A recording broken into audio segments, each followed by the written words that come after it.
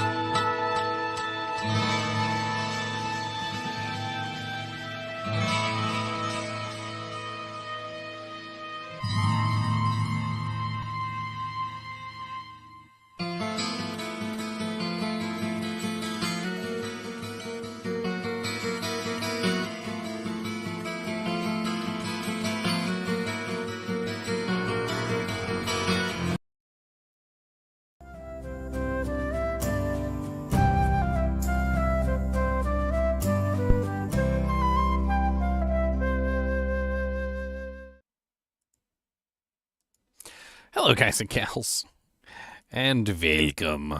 So we're going to continue our live stream from last night with the Sorceress. We got some new Runewords. There's going to be more.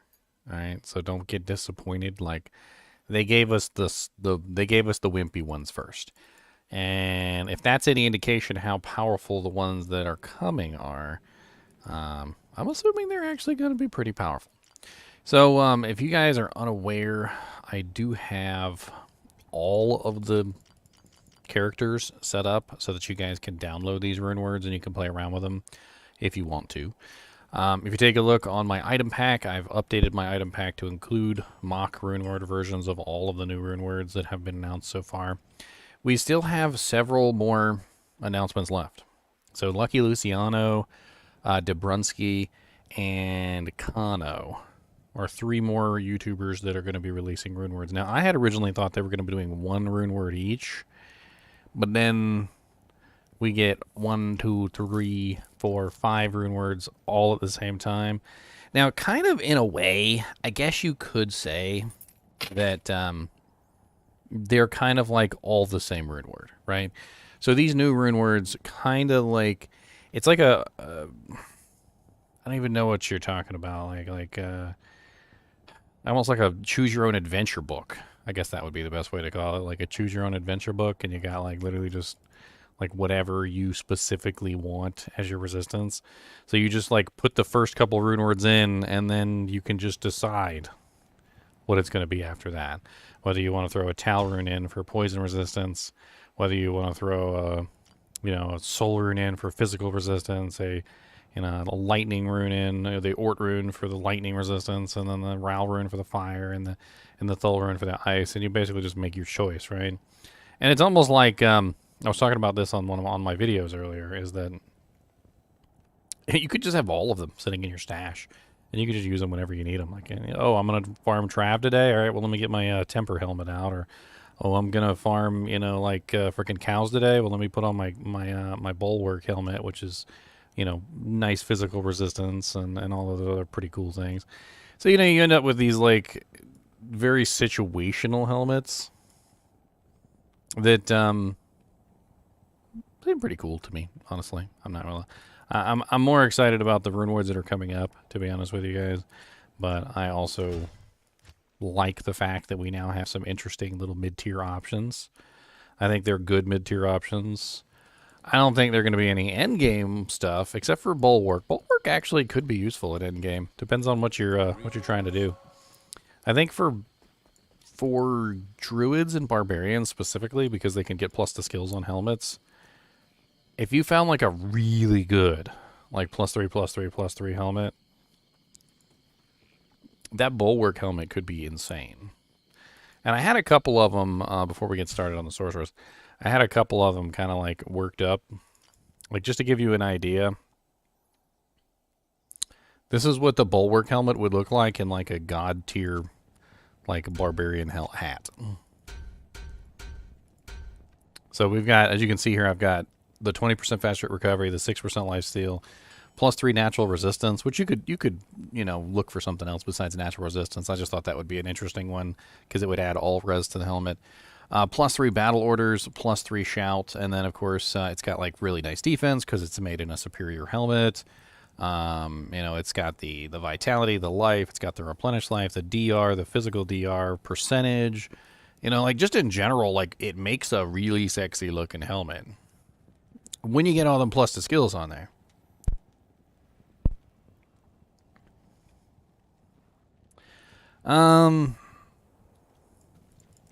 I kind of wonder, like, I know I'm running a solo self-found character, and I shouldn't technically do this, but I'm really interested to see how it performs.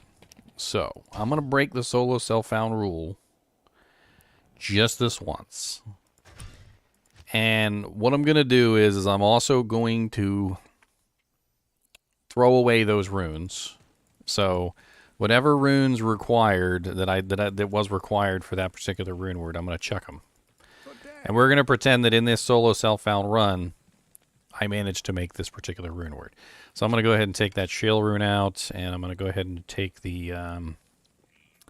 actually, I don't have a soul rune, and I don't have an IO. Okay, so what we're going to do then is the first IO that I find, I'm going to throw away. And the first soul rune that I find, I'm going to throw away. That's the only way that I can reliably make this work. I feel like if I don't do it that way, at least, we're just going to go ahead and sell this shale rune. That's going to represent the shale in the helmet. And then as soon as I find an IO and a soul, I'm going to take those and sell those too.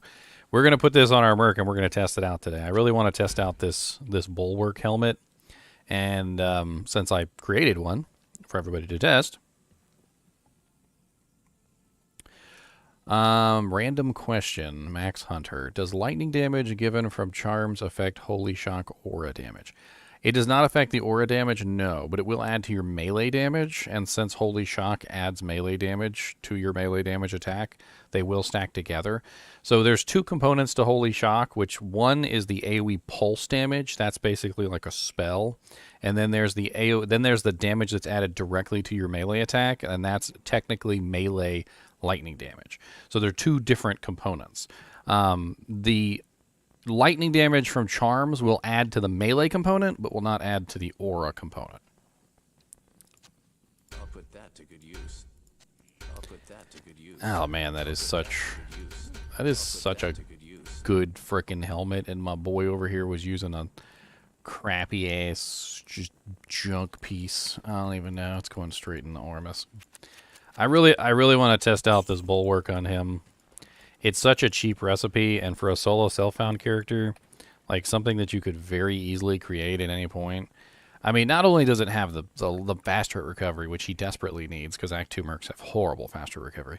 It's got the life leech, it's got good defense, it's got freaking the increased maximum life 5%. Unfortunately, the vitality and the replenished life do not work on him, but the DR and the physical DR do. Which means he's going to be a hell of a lot better with that piece of equipment on. Like, that's just like a... Honestly, it's like an early Vamp Gaze, and in some ways it's actually better than Vamp Gaze. It really depends on what you need specifically as a character. That Replenish Life 30 is kind of insane. Now, granted, it doesn't work on him, but if I were to use that on a melee character, like a Barbarian, a Paladin, a Druid, that Replenish Life 30 is going to be nuts. I wonder, like, how much specifically, like, life-wise I would get. So, like, I have 620 life right now. And putting on this helmet that I have on doesn't have any life on it. So if I take this and I put this on, I go from 620 to 668.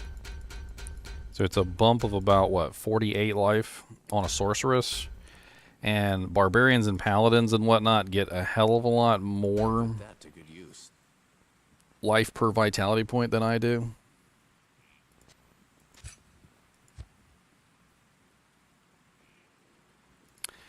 Really sure.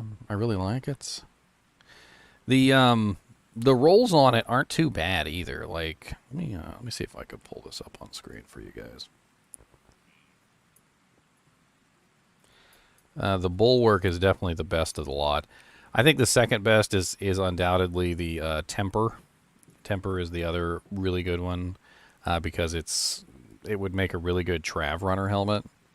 This one would be a lot better for cows. Like if you're a cow runner, like maybe you're a Javazon or something like that, or you're just running the cows and you would like your mercenary to stop dying from the physical damage that they're outputting. The physical DR combined with the DR7 and the replenish life, well, replenish life doesn't work on him, but on you at least. All the life and the life steal and all the other effects are definitely going to help keep your merc alive or you alive in the cows. This is a cow helmet. That's what this is. This is literally like the cow level helmet. I'll be right back. I need to go do something real quick. I think I left the door kind of like slightly unlocked. Like, you know, not closed all the way. I hear it.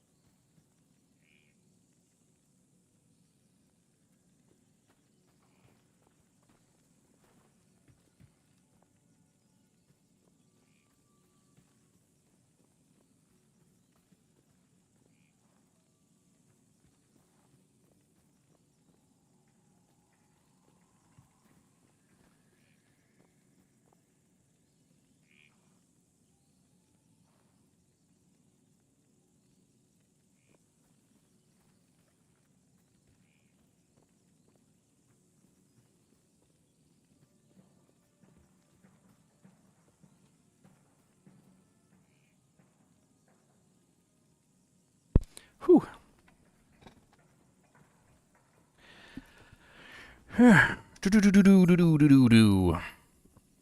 Do-do. So this one really is a really good one. I think it's the best one of the helmet rune words so far. We still have a bunch more coming, though. So I think it's important to temper our expectations. These were the baby rune words. Okay, so they released these first as like an upcoming attraction, right? They're actually pretty promising when you look at them from that point of view, that these aren't actually like the main rune words. I also saw a post by Dobrunsky on Twitter. They were talking about the rune words, and I think Extimus had tagged Dobrunsky and was like, hopefully these aren't the only rune words. Like, these are kind of, you know, pathetic if these are the only rune words. And Dobrunsky said, what did he say? He said, to be fair, the bulk war one was pretty nice for a merc helmet, pretty cheap source of life leech, but yes, these are not god tier end game. And he said, please tell me they're going to have you reveal the god tier Runewords. And Dobrunsky said tomorrow morning. So tomorrow morning we can expect some more Runewords to come out. Who knows? Maybe they'll be pretty amazing. Maybe they'll be poopy. Maybe we'll get mad and we'll riot and we'll storm Blizzard headquarters. But, you know, one way or another, like, we'll find out. And I'll be there. Trust me. I will be there. Whether the rain is thick and the mud is garbage. I'm just kidding. All right, so when we left off with this girl, we were in Nightmare Act 4. So this is going to be a little painful. Nightmare Act 4 is where things get painful for Fire Storks. We're going to have fun with that. Speaking of, like, all the pain involved in the Sunder Charms, it does kind of seem like these are made to counter out the Sunder Charms, doesn't it? I think this one's going to be the new Trav Helm. I think without a doubt this is going to be the new Trav Runner Helm. Like, whenever you got your Merc and you're running Trav and you'd like to keep him alive, like, this is going to be the helmet that you throw on him to help keep him alive through all the stupid hydras and the firewalls and the fireballs and the meteors and crap that always end up killing the Merc. For some reason, fire ends up doing the most damage to them, and in Trav specifically, it's the combination of all of the, you know, all of the freaking hydras on him at a given time that tend to get him killed. So this one actually might be a really solid one for Trav running. Whether you're wearing it yourself for Trav running or whether you're just putting it on your Merc so he doesn't die while you're running Trav. One way or the other. I did also think that this one would make a really cheap and easy to obtain Gloam helmet. And you guys know what I mean, right? So, like, when you have, you know, Gloams and you're trying to get through dang, like, Worldstone Keep level 2, and there's just, like, a sea of Gloams between you and your goal post, you know, sometimes having something like this in your stash is certainly not a bad thing. You might not wear it every single day. Like, it's not your everyday wear helmet, your easy breezy, beautiful everyday wear helmet, but it is kind of nice to have as, like, a tool in your arsenal, like, to be able to whip out at any given time. I also think that this could potentially be a budget runner item for Ubers. Because, you know, Uber Mephisto, he has some really nasty lightning. And combined with the Conviction and the stupid little charge bolts and the ball lightning that he does and then the lightning and everything else, like, he's really lightning-based. And, you know, Conviction plus evil lightning usually equals dead person. And this could be a very interesting just budget, like, Uber Mephisto helmet. Like, you just put it on when you kill Uber Mephisto, and then you could even take it off when you're done and throw something else on when you kill Uber Baal and Uber Diablo. But, like, I could totally see this being a budget Uber Mephisto helmet.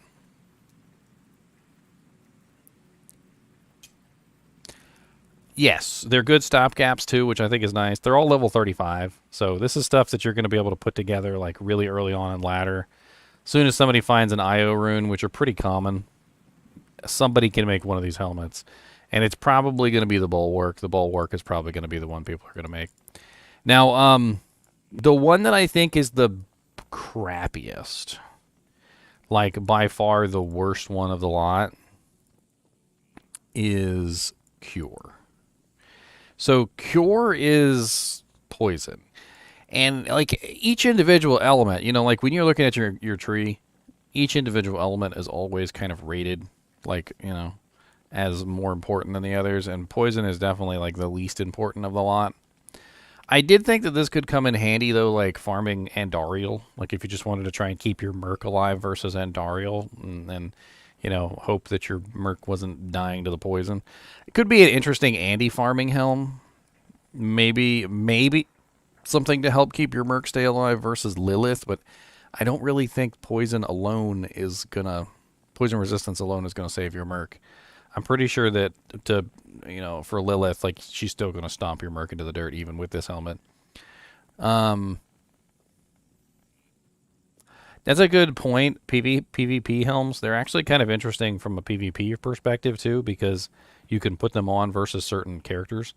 So, like, if you're a barbarian or a paladin or something, and you're running around and you're doing PvP, and an ice sorceress shows up, you could throw for instance, the ice one on, and you could gain a pretty huge bump in resistance to that particular element, along with an absorption, which might actually help you survive some of the horrible pain and death that she's about to bring you. And I feel like that's one good thing there, is that you can customize the elements. I mean, it's basically all I'm talking about here. It's just like, you wouldn't wear most of these as a regular helmet, but you would pull them out when you need them at particular points. And they're cheap enough, honestly, that you could probably keep all of them in the stash. Just have them ready so that anytime you needed them, you could just whip them out. The rolls on them aren't so bad either that you couldn't re-roll them a couple times. I mean, Shale Io Thull or Shale Io Ral or Shale Io Soul or Shale Io Thull, they're all cheap recipes. Very cheap. I mean, IO is the most expensive one, and quite honestly, IOs aren't even really that rare, like, at all. I feel like IOs are about as common as Duel runes, and I usually have like 1,000,000 Duel runes.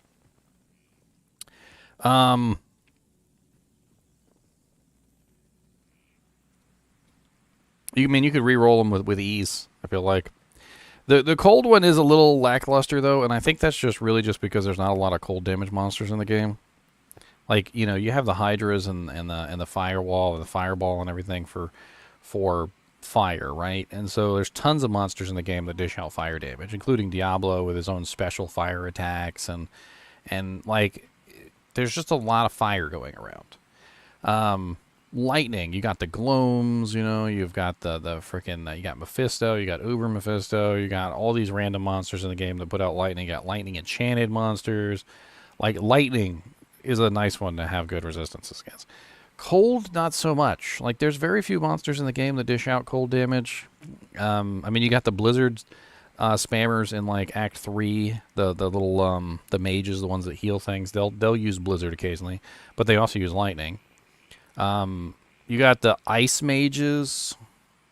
The summoner can use glacial spike. Like, Neelithak uses Arctic Blast, but, like, for the most part, there's not like a super large amount of cold damage that floats around the game like fire and lightning. So a little bit lackluster there. I do feel like they could do something a little bit more for the elemental ones. Bulwark is so good, and the other ones are just kind of like, meh, I mean, I guess. Like, one thing I would do right off the bat, and this is just me, is I would add that life leech that's on the Bulwark to all of them, right? So that instead of it being a choice between life leech and not life leech, it's more of just a choice of what resistance you're trying to get. If you threw 4 to 6% life leech on all of the elemental damage ones, that would potentially bring them up to par with the physical damage one, because it would allow you to actually utilize those on the mercenaries and things without having to worry about life leech on other items. I also feel like if they really wanted to, they could add a chance to cast effect. So I think, like, a chance to cast effect on each of these would be really cool. It doesn't have to be, like, super amazing, but it does have to be useful. So, like, for the poison one, there's a couple different options, right? You could potentially put, like, a venom proc on it, so that when you're wearing it, you get a venom proc. You got to think, like, in terms of the same theme. They've got a theme going on here. This is the poison theme, right? So like, for this one specifically, I would even say maybe throw in some open wounds. Like, this is a well, actually, it's all about curing, right? So the theme is curing. Replenish life would go a long way on this one. I think replenish life would be a good one. Maybe even a % chance to cast Holy Bolt, since it's curing, right? So give it a proc chance for Holy Bolt. That would be pretty cool, and I can add that into my Godzilla build. For the fire one, I think it's really obvious enchant. Like, that's like a no-brainer there. Like if you throw enchant on the fire one, that would be great. I mean, you could also potentially throw some MDR on there. I feel like MDR wouldn't be too terrible either. A little bit of MDR on the resistance ones would go a long way, I feel like. I mean, they went so far as to put, you know, physical damage reduction on the physical damage one. A little bit of MDR would be nice as well. It doesn't have to be much. Just like 7 MDR on the elemental ones, I feel like would go a long way. The lightning one. So the lightning one could be a myriad of things. Like you could have static field, like Rub My Weasel's talking about, but I'm not rubbing your weasel, by the way. You could also potentially have something else like T-Storm, like maybe just have it like proc T-Storm on you just for fun. So you have like a constant little lightning bolt coming down striking things. I mean, it might not do a lot of damage, but it could be fun, like just to see T-Storm on your character. What are some other options?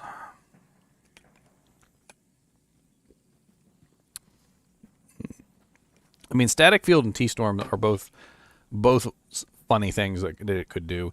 It doesn't have to be an insanely high Static Field, and it could be a relatively low level of Static Field. So you have to imagine, Static Field gains range with its levels, right? So even if it was only level 1 Static Field, and even if it only hit the monster directly next to you, it would still be useful. It would be more useful than nothing. It doesn't have to be like level 20 Static Field and hit the entire screen, but you know, they could you know, micromanage it and figure out exactly how far is far enough so that it's useful but not overpowered. Because if it's only like level 1 Static Field, it will still be useful, but it won't be insane. If it's like level 20 Static Field, it'll be insane, right? I'm a bit torn on the ice one. So I was thinking about this one, and I was like, it'd be nice if it had some kind of freezing effect on it, like if it had Frost Nova or if it had whatever. But all I can really think of is that people wouldn't use it then because it freezes monsters and breaks their corpses, and so many people are so concerned about things that freeze their corpses. So you know what I was thinking instead? What if it had Shiver Armor, which I think is the one that's the ranged attack one. I think it's Shiver. Or is it Chilling? I think it might be Chilling. What if it had a low proc of Chilling Armor? That would be an interesting effect that could make it interesting. And yes, Cannot Be Frozen would also work very good here. I feel like they kind of missed the boat there. Because if you're talking about cold absorption, and cold resistance and all that other stuff, like, I don't understand why they didn't put cold Cannot Be Frozen on there. That's a good catch, Kai. Because quite honestly, that's the entire theme of the item. The entire theme of the item is literally like protecting you from the cold, right?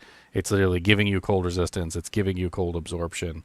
And why wouldn't it at least give you, even if not Cannot Be Frozen, why doesn't it at least give you half freeze duration, right? At least half freeze duration would be something useful.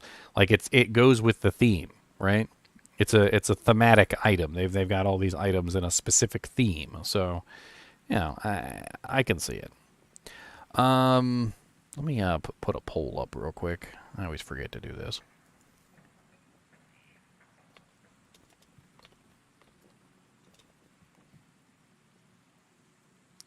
I'm going to do a poll for all these items, and we're going to leave the poison one out. And I'm going to put all these in the list here so that you guys can vote on them. I'm pretty sure Bulwark is going to win, but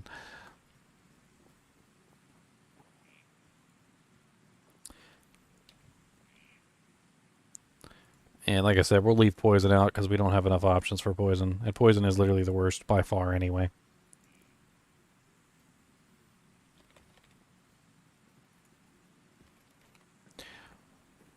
Boop. There we go. All of the Runewords have not been released yet, Fraser. So we're still in the process of getting them. They're slowly releasing them bit by bit. So we still have 3 more streamers, Dobrunsky, Lucky Luciano, and Kano, which are going to be releasing Runewords probably tomorrow sometime.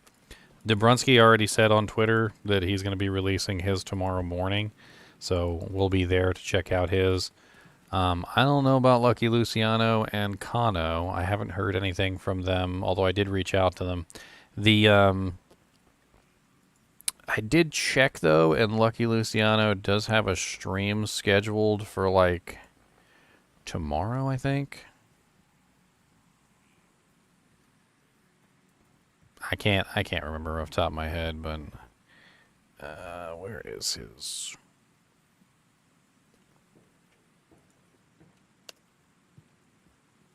I was checking earlier because I wanted to see if I could find him on with the new Runewords. But I think what they're doing is they're probably going to do like that one today, and then I think they're going to do like a couple more tomorrow, and then they'll probably finish it up with a couple on Sunday. I don't know. We shall see.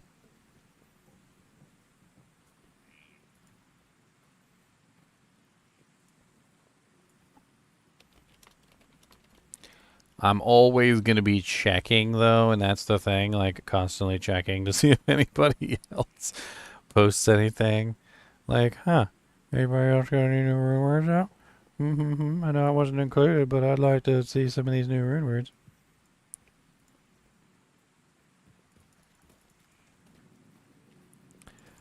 I mean, there's a lot of runes that could definitely use more Runewords. All right, let's start off this Sorceress run with a little bit of farming. I want to do a little bit of we'll do a little bit of Mephi farming real quick.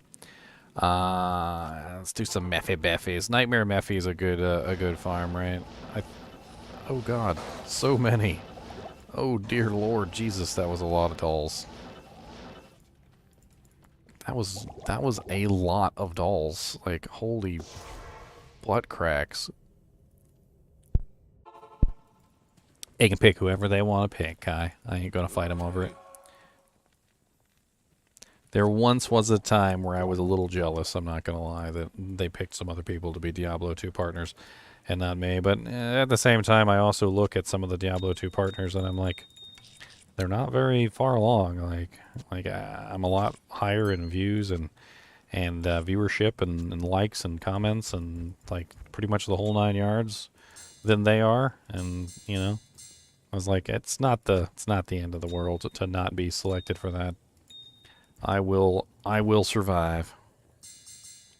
And one day maybe they will have no choice but to say hello.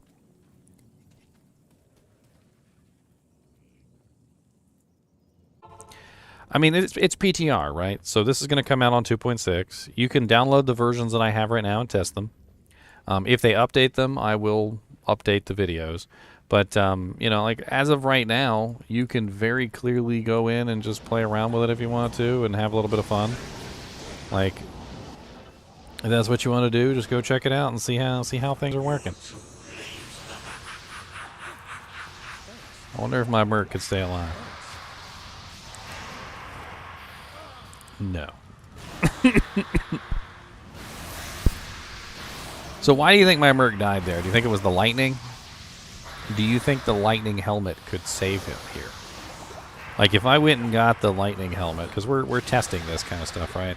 If I went and grabbed the lightning helmet, do you think it would save him from Mephisto? We can test this stuff. I mean, I'm perfectly fine with using this character to test out these Runewords. She's a particularly low-level character, you know. She's only level 60.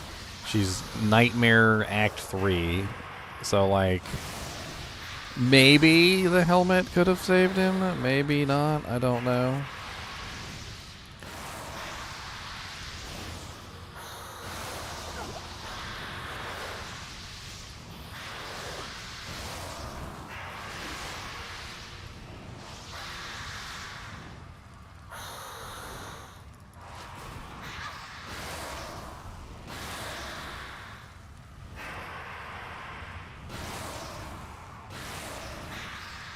I mean, if he does get murked, he does get murked. We're gonna do some testing though. I'm gonna go grab the lightning helmet.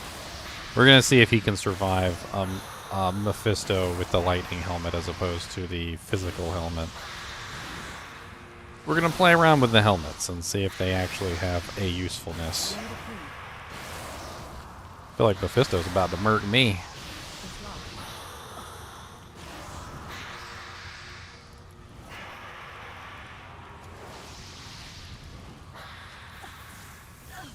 Oh, he blizzarded me. I forgot Mephisto can blizzard. He rarely ever blizzards, so like I don't expect it when it happens. But like occasionally he does blizzard, and it's actually kind of powerful when he does. Bunch of junk. All right, let's go get this helmet. I want to see. I just want to see. All right, so let's grab the ground helmet. I'll even grab an Eth version, so he's got a little bit more defense. And there it is right there. All right, so let's go ahead and grab this Eth death mask.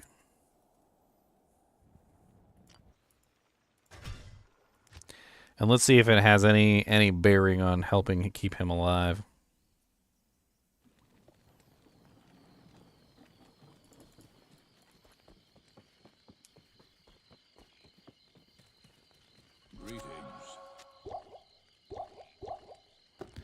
Nice little rattle cage, which has the nice crushing blow on it. Kind of tempted to just throw that on the Merc. Not gonna lie. This is an exception, Charles. We got new Runewords, and we have a very good way of testing these out on a brand new character that is struggling. And so testing these out on this character, I think, is honestly the best way to get some good feedback on how good these items are and whether they need to be improved or not. So we're going to be testing them out on these characters. So we're going to test out the lightning version on Mephisto to see if the lightning version has any effect on his survivability. Should be interesting to see.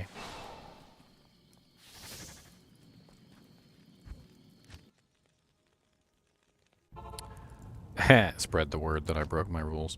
Actually, I'm going to be throwing away several Shales, IOs, and the corresponding rune. So, for instance, in this case, it would be the Ort rune.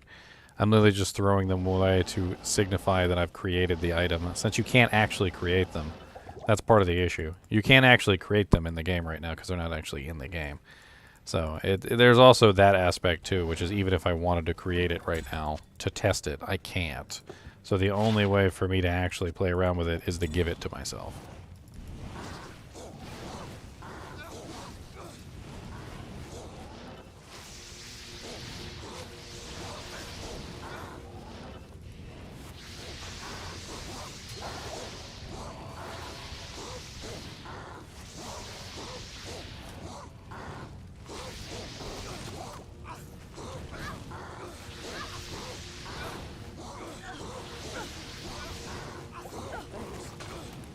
Man, all that freaking fire damage, though.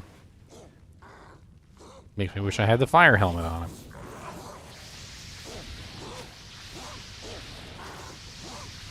Whoa, whoa, whoa, whoa. How do you know?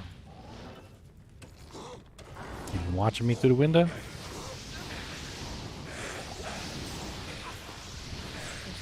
I mean, there's a lot of windows.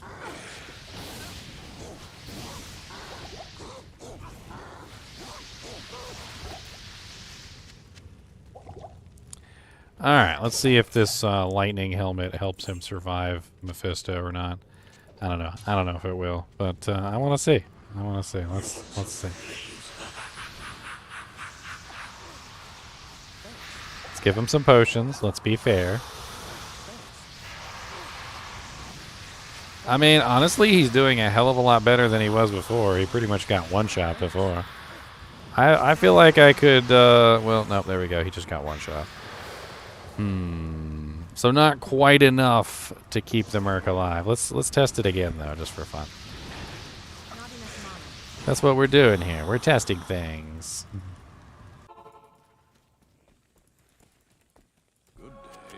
Paparazzi, he's the Nazi.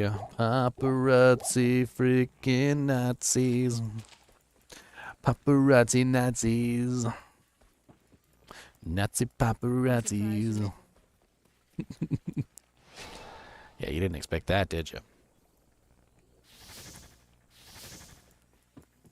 Alright, we got him enchanted. He's got 75% lightning res, and he's running 74% all other resistances.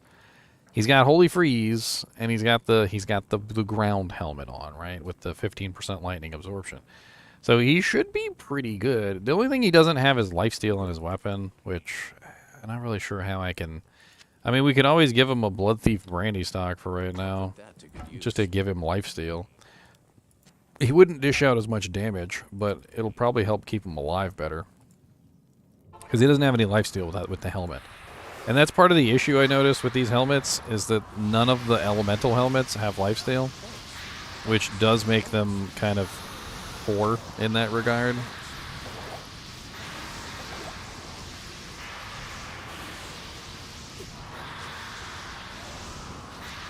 I mean, even with a crappy Blood Thief brandy stock, which doesn't even really do that much damage, it definitely seems like he's having a much easier time staying alive. He's also poisoned, though, because Mephisto does, like, every element in damage. I don't know. I gotta say, that was a lot more impressive than without the helmet. We need to test out the fire one, too, on Trav, I feel like.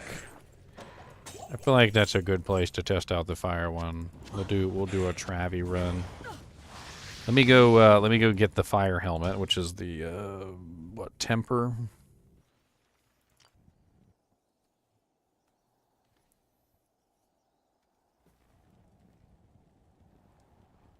Heh, red flames on a skull.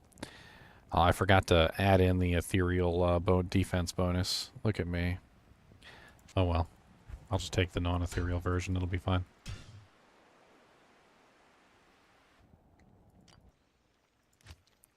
Let's see how he does versus all the, all the hydras and the firewalls and all the other stupid stuff that comes out of the council. Be interesting to see, like, kind of like as a Swiss Army knife approach, that literally we could potentially, this is what I'm thinking that these helmets are good for, by the way. I'm thinking that, like, as a Swiss Army knife kind of effect, you would, like, put all these helmets in here.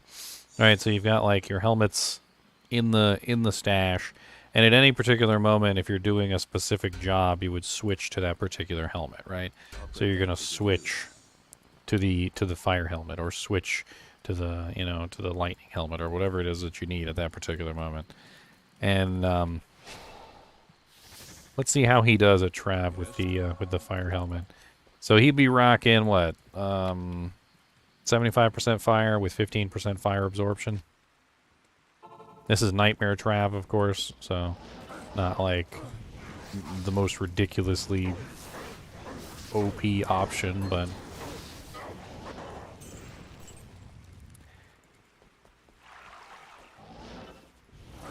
I do think the lack of lifesteal on the helmets does kind of pose an issue for the mercs.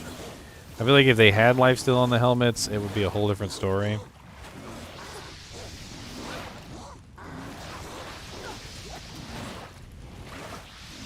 Mercs over here just fighting snakes.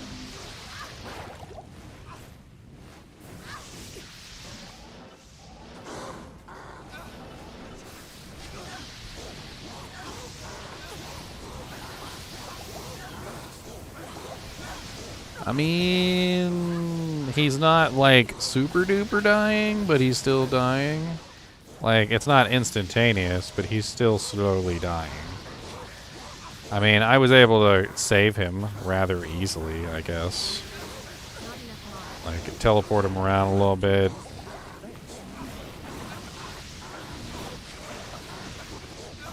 Like, it's definitely helped. I'll say that. It's definitely helping. It's definitely helping, like, sustain him. Whereas before, because I think I took him here a couple times before, he would, like, almost instant die to the hydras. Ooh, a ring.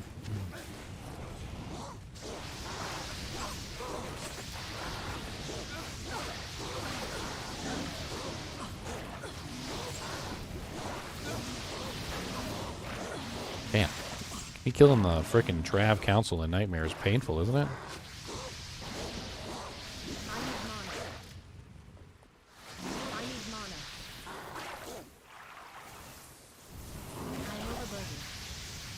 Yeah, I feel like max resist on the elemental helms would go a long way too.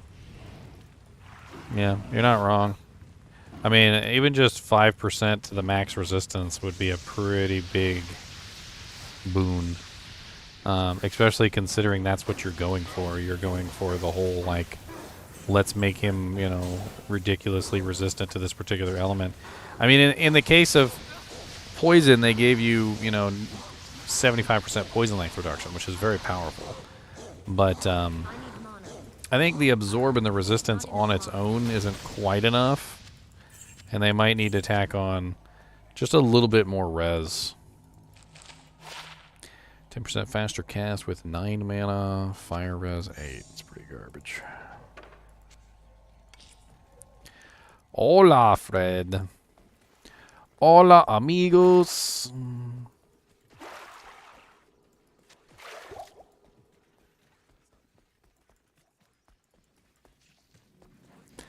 What's going on in here? Why are you guys all in here hiding? What's up with this?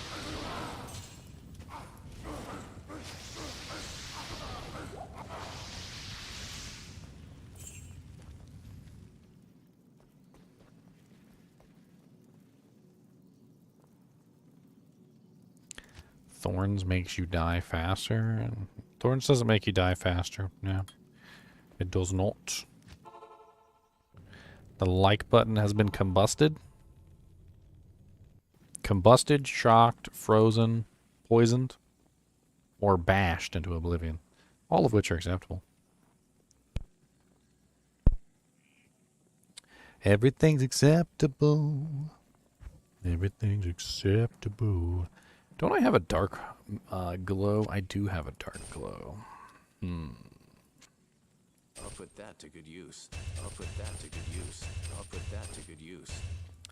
So, in combination with a dark glow, which is a relatively low level item too, I mean, you get a nice 5% max all, and then you do get the all res 10, combined with whatever it is, right? So maybe just the 5 max. Let's test it out with the 5 max, and let's see if just having that 5 more max is that enough. Like, is that enough to make him survive, right? So let's go do Mephi again, and I'll switch him back to the lightning helmet, because I think the lightning helmet is the one that's the most important for Mephisto.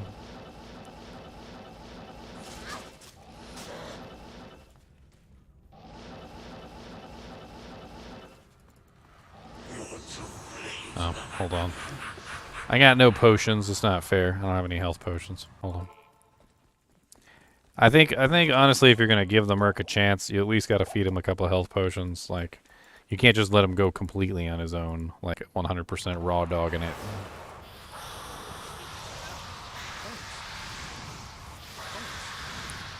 He is not surviving. So just the resistance on its own isn't quite enough.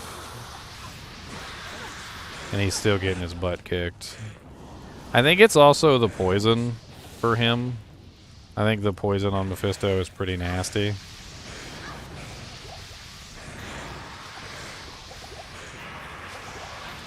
I mean, he's not immediately dying. I mean, there's that. Like, he's surviving a little bit. He's just not staying alive to the point where I could just sit there and let him tank, unfortunately. Why am I just a floating head? Why not be just a floating head, Felipe? What's wrong with being a floating head? Do you have something against floating heads? Is that what it is?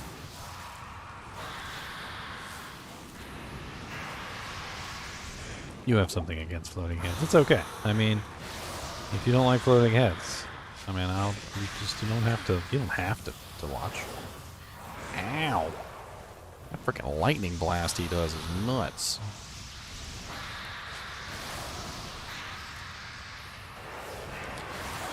Meanwhile, I'm just like slowly dying to his poison. You were gifted a membership yesterday, Fred. Yes? There was actually 2 people that gifted memberships yesterday.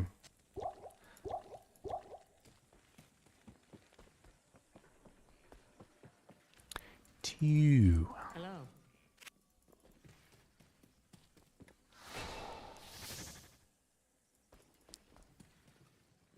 So just as a test, and I don't think this is really the case, but just as a test, let's see if the poison is what is, like, getting him killed. I don't think it's the poison, but I do have an armor in here that could effectively remove that.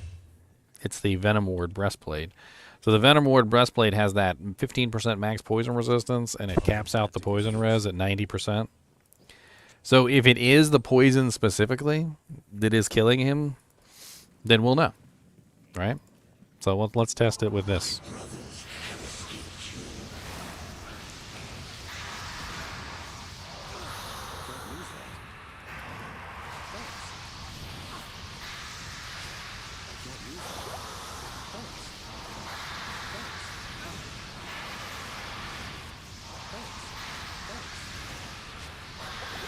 And I've used up all my potions, and he's still not quite surviving. Although it does feel like he's tankier. He definitely is tankier now than he was before. If he can survive till I kill Mephisto, I mean, I call that a win. Yeah, he survived till I killed Mephisto. So maybe it is the poison with Mephisto. I think the poison with Mephisto is what's causing his death. That definitely makes sense. It's not just the lightning, it's the poison as well. Because he was very much so able to stay alive versus Mephisto with the Venom Ward on versus without.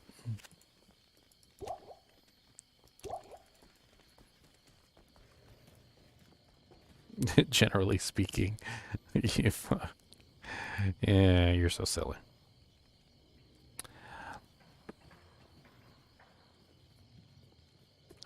Let's try the... I think here. We'll try the fire one again. Or actually, you know what? Let's try the physical one in Trav. I'm curious. I'll put that to good use. Let's put the physical one back on him. And then let's also take the Venom Ward off. And we'll throw the...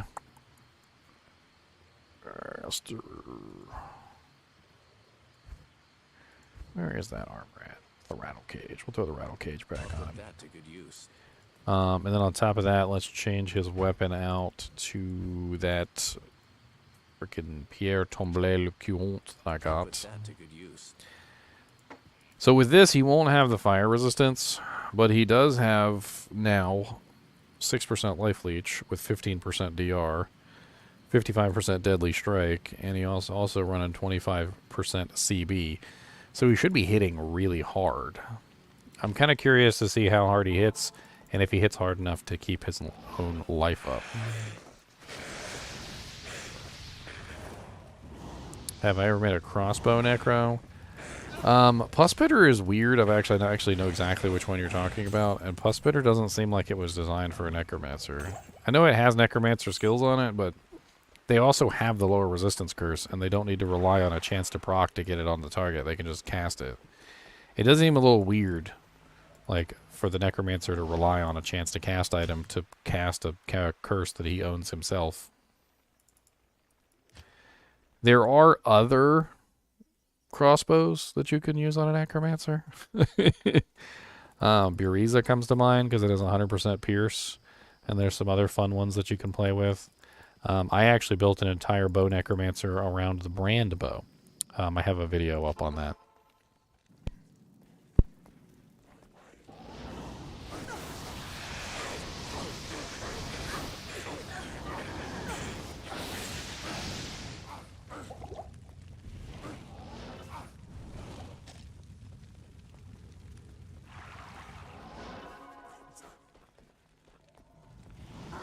Oh god, conviction. That's a bad combination. You know, if you're ever trying to test and see how good your merc is, and when they have conviction, it doesn't really help the test. It doesn't really help the test.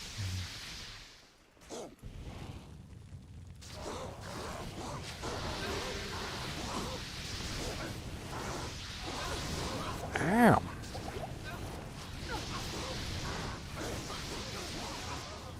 And Merc's dead. So without the helmet, he definitely dies really easily. The helmet does keep him alive. It's pretty straightforward. So, I mean, the saying that this is a Trav helmet is definitely 100% true. Like, that fire absorption from the Trav helmet works really well. So if you're going to be fighting Trav, you put that on your Merc, and it will definitely make him a lot harder to kill. If you're farming, you know, like Mephisto, it did seem like the lightning one helped out a lot, although there was a lot of poison damage coming in too, so unfortunately the poison might override everything. I'm not really sure you can get away with using the poison one because the lightning damage is more direct. And it seemed like the lightning damage would immediately kill him. And with the lightning helmet, Mephisto wasn't able to immediately kill him, but he would still kill him over time by using the poison. It's Merc Cruelty? Oh yes, we are totally using him for testing purposes. There's no...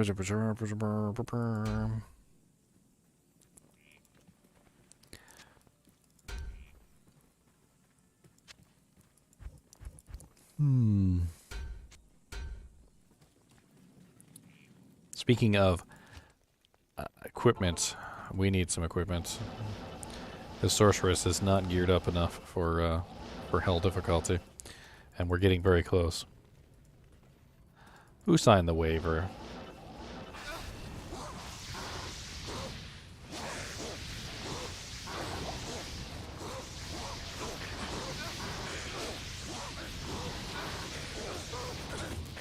Hey, a soul rune. Unfortunately, we have to throw it away. It's very sad. Ow. What the hell's going on? Boy. Freaking, why's everybody got conviction this run? Like, everybody and their mom's got conviction. Alright, freaking plague spawn. Your mom's a plague spawn. How about that? Rude.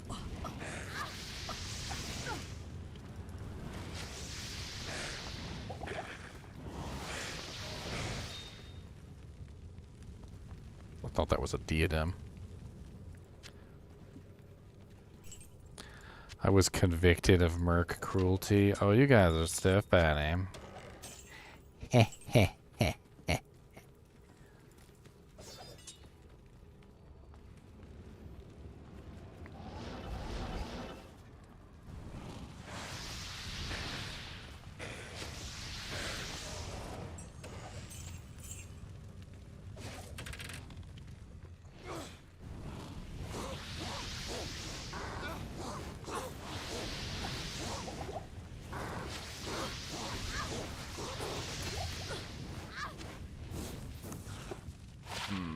Oh, look, 2 sockets.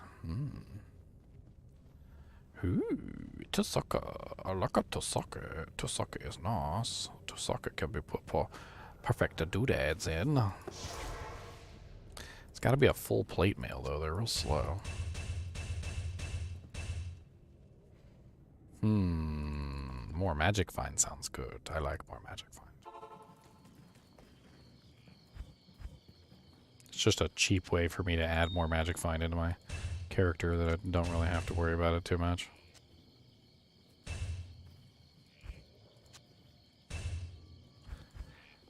I don't have another topaz. Oh, I got another topaz. There we go. 48% MF now. Now I'm up to 110, and then I also have the Blade of Alibaba, which is on the other hand, which brings me up to 171. Wow, that's actually not terrible at all.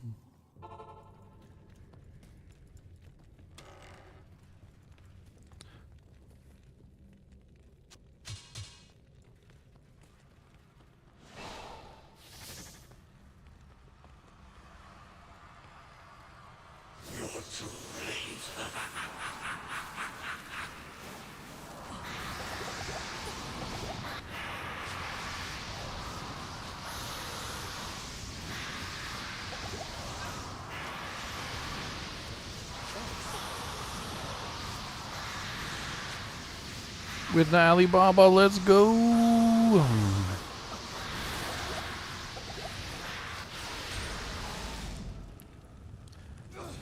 It's Sander Superstition. a really crappy crowbill, a double axe, a giant conch, which might be okay. No, it's also worth 35,000 gold. A sparking mail, and a balanced axe. I mean, granted, our magic find worked. We got lots of cool stuff. It's just not what we wanted. None of it's really worth taking back to town and selling, except maybe the chainmail. That's about it. Yes. And the giant conch, which is expensive, as you can see, 30,000. 30,000 gold in the bank. 30k in the bank. 30k in the bank. 30k in the bank. 30k in the bank. 30k in the bank. 30k in the bank. 30k in the bank. 30k in the tank. 30k in the bank. 30k in the tank. Let's go check out Andy real quick, shall we?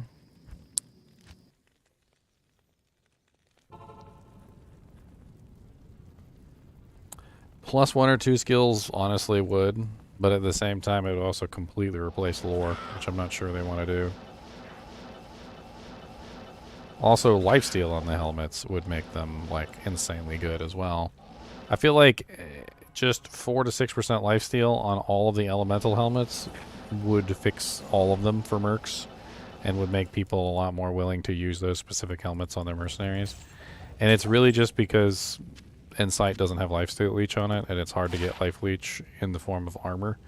So you usually end up getting life leech in the form of your helmet.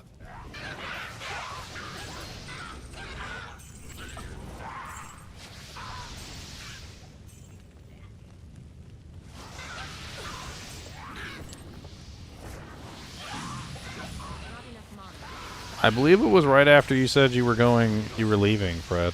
I think I remember you saying you were leaving, and then they gifted the membership like right after you said you were left. But you weren't actually gone.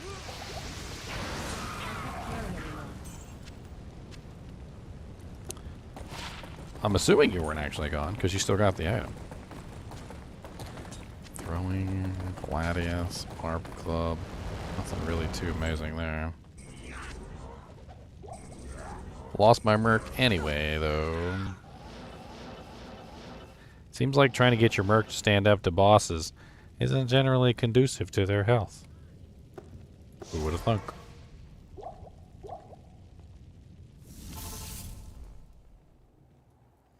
Ah, Fred with the $5 donation.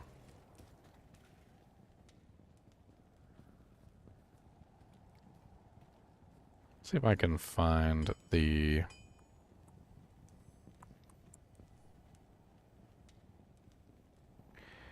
It's probably in the list here. Hold on.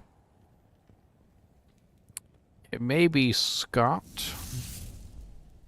Because I believe Scott gave out some memberships. And I think Magnus Torgerson also gave out some memberships. I can't remember which one it was, though.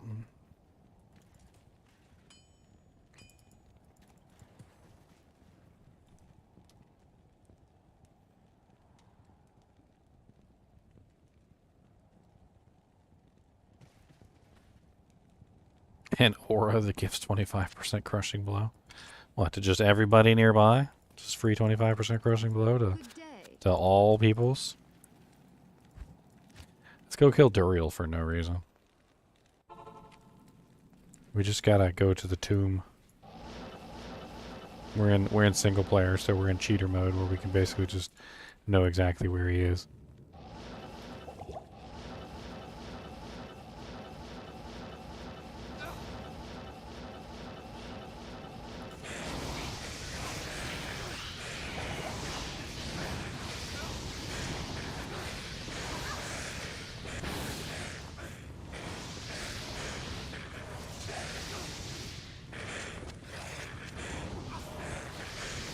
See how we can do against Duriel.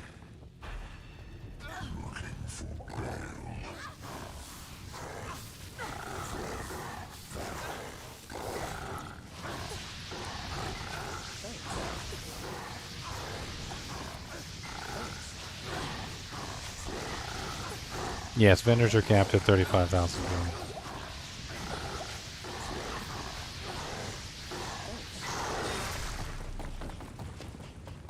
Hey, he didn't give me all junk.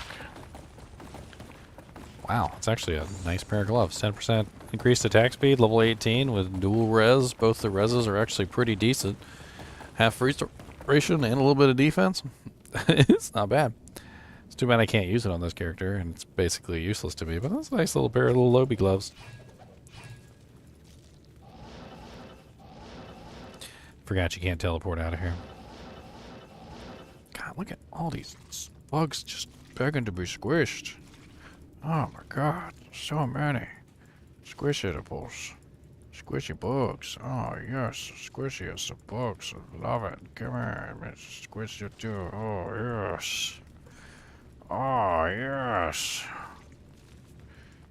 So many bugs. Why are there so many bugs we're squishing?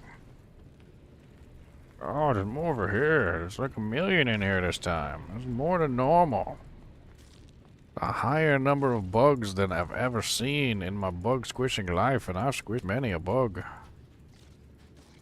I don't know what kind of bugs these are, but they make a good squish when you squish them. They're very squishable. It's a very solid... Oh, there's a scorpion here. He makes a good crunch.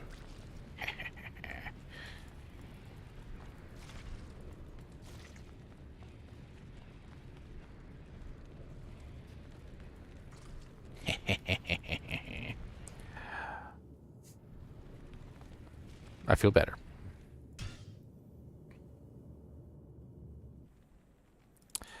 Pew. Is there a reason for the cap? I think it's because items are ridiculously valuable. I think there are some items in the game that are so ridiculously valuable that it could break the game if there wasn't a cap. If you take a look at some of the staff vendors and you look at the prices that they charge for some of these ridiculous staves, like some of them can be like in excess of ridiculous proportions. Like this is a 368,800 gold staff, and it's not even like the most valuable staff that you'll find. Like you'll find staves that are like in the millions of gold cost. Like it's kind of nuts. It depends on those skills. So the level 30 skills are more valuable than anything else, whereas the lower level skills are not. So when you have a staff or a wand or something like that that has like 3 level 30 skills and they're +3 each, so a 333. Some of those 333 wands and stuff like that can be worth, like I said, in excess of millions of gold each. And I think somewhere along the line they just decided that, you know, like these high value items, they probably didn't want us to get like the full value for them. Because if we did, it would just fill up our entire inventory in one item. Greetings. I think that's the reason anyway. I think so.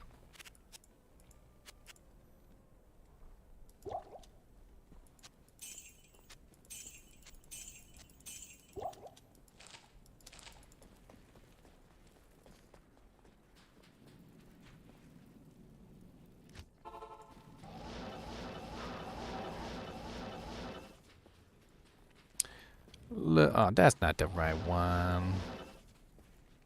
That's the right one. That's the right one. That's the right one.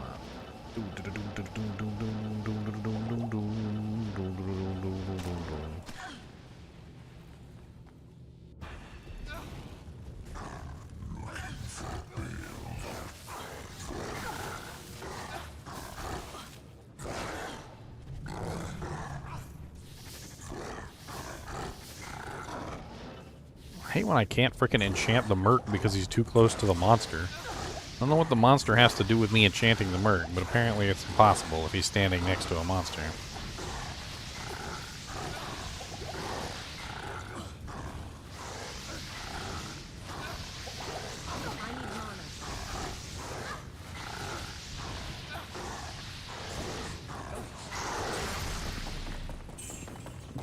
I don't even know why I killed Duriel.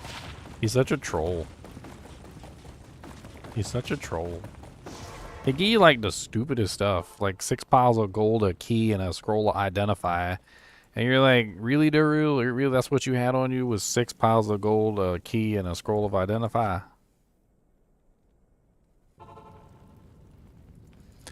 That would be hilarious if you could enchant the monster by accident. You're like, don't. Watch out, guys. I accidentally enchanted the monster. Well, the barbarian in our kinship the other day was telling me that you used to be able to battle orders and battle shout and whatnot the monsters if they were converted. And so like he said several times he accidentally like BO'd. He like gave them the full Monty, like the monsters while they were converted, and then they converted back and they ended up freaking wrecking everybody.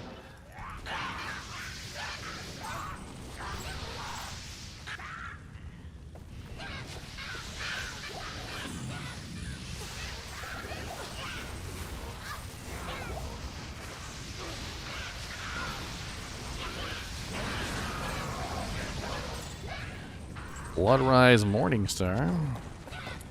And a lightning skill, fireball, shiver armor, orb. Brandy stock probably sucks. Wrist price probably sucks. Bloodrise Morningstar I don't need.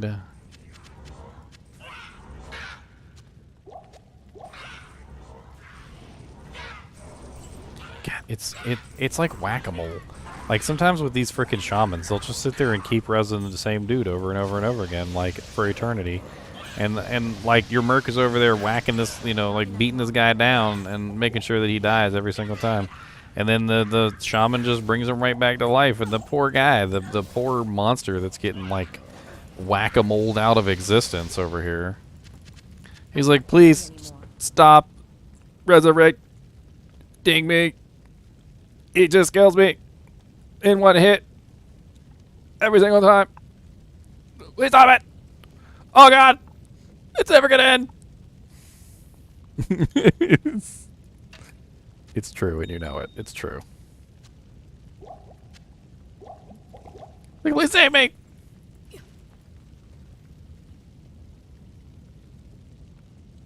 I see plenty of use cases for the new helmet runewords. They're mid-tier, easy to create runewords that will work really well on a multitude of scenarios. Trav runs, Cal runs, all sorts of stuff. The Bulwark helmet by itself is honestly the best one. But the fire one is definitely good for Trav. We were just testing out in Trav, and it definitely did make a huge difference in his survivability.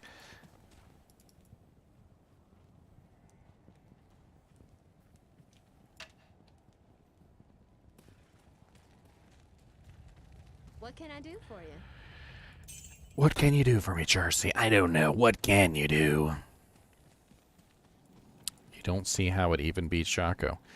It beats Shaco hand down. It, like, hands down beats Shaco. You know why? Because Shaco is, like, level 70-something, and these are level 35. You can't compare a level 35 item to a level frickin' 70-plus item, and that's not how it works. These are mid-tier items for low-level characters. You can't use a Shaco on a level 35 character.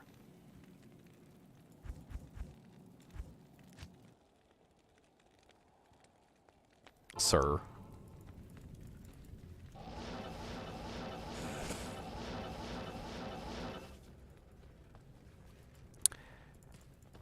I don't even care what level Shaco is. I was just making up a number. My point is that this is a level 35 rune word versus, and you're versing it like versus one of the highest level items in the game that people use on their end game characters. That has +2 to all skills, physical DR, life, mana, frickin' magic find, and you can throw a socket in there and get even more magic find.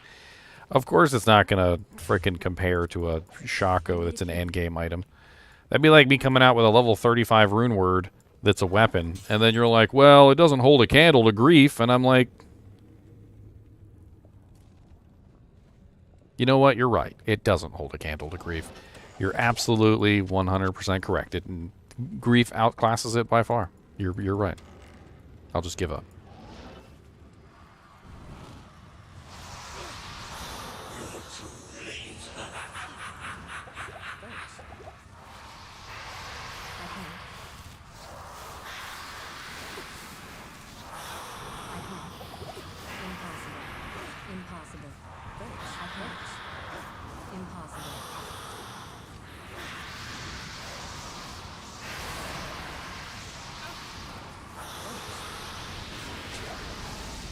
Oof. Terrible drops.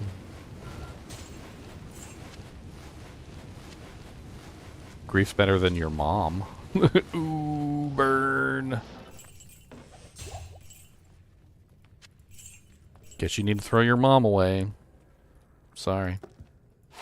I don't know why anybody has a mom. Obviously, grief is better than your mom, so throw it away. It's locked. Get a grief instead. I'm sorry, Mom. Grief is better than you. I had to upgrade.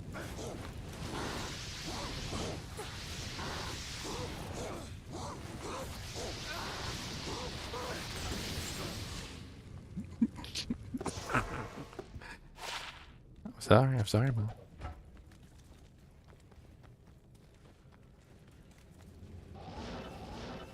You know, I gotta follow the meta. Alright? I gotta follow the meta, Mom. It's important. If I don't follow the meta, I'm gonna get left behind. If I get left behind, the other kids are gonna laugh at me.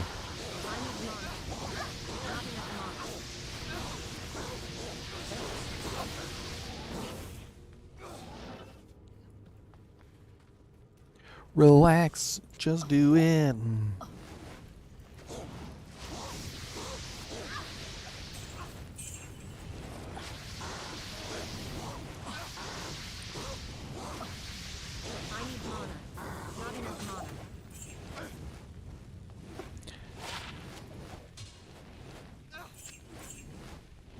Ah, holy freeze. You got lightning enchantment? Not enough mana. Ow.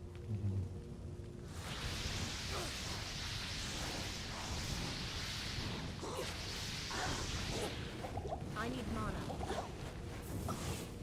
What is he, mana steel too?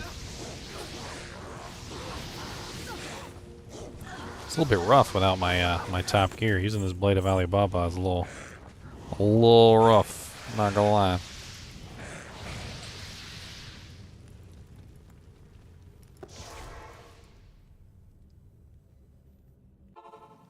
Because some people actually like to play the game, that's why. Because ladder is a thing where you actually are forced to play the game all the way through. At the very least, they're going to be useful on your ladder climb upward.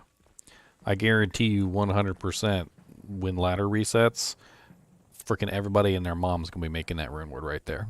That rune word right there is going to be the new, like, merc rune word that everybody puts on their mercenary during their ladder climb.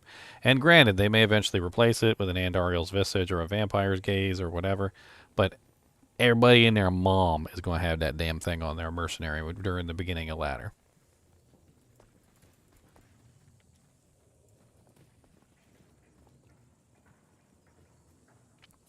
I have tried hardcore before, Sean.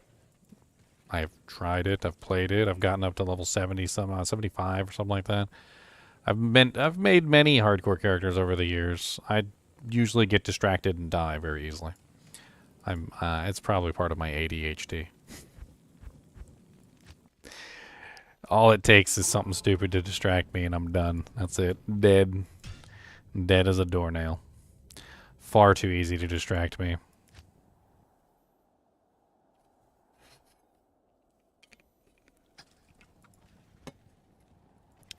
I'd be fine if it was my own fault. I'm always fine with my own fault. I'm not fine with somebody else's fault.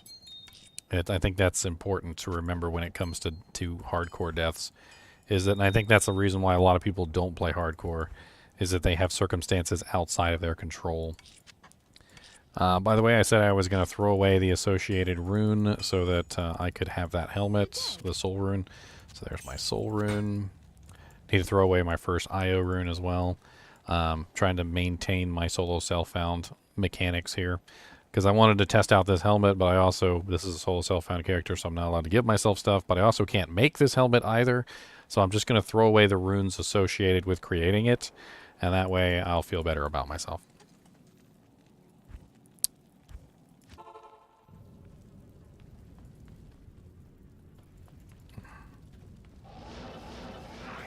There's nothing worse, in my opinion, than playing a hardcore character and dying to something stupid that you can't control. Like, that's the real reason why I don't and never probably will play hardcore is just I cannot, like, in my mind, I cannot let my character die to a way that is considered out of my control. You know, like if you let me play a basketball game or something, and I lose the basketball game of my own accord. I suck, I'm not very skilled, or maybe the other guy on the other team is more skilled than I am. Whatever the reason is, as long as it was something that was within my control and I felt like I was the one that was responsible for the reason why I lost, totally fine with it. Like, absolutely fine.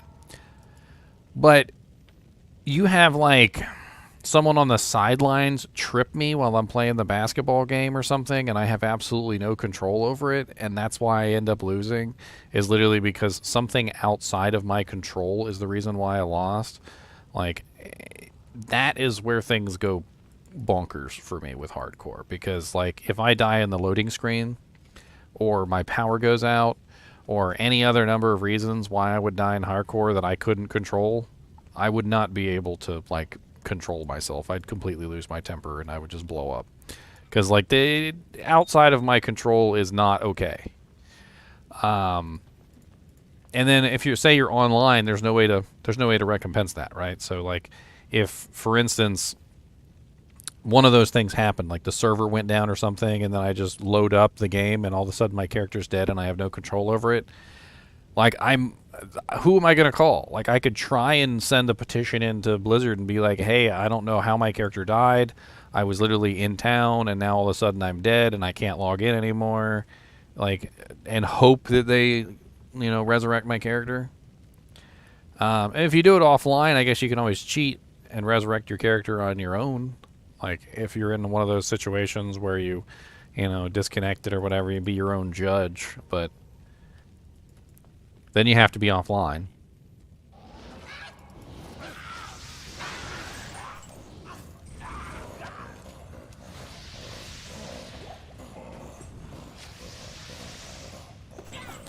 I got a smash hammy of 11 life. I'll hang on to that for right now. My life is kind of low.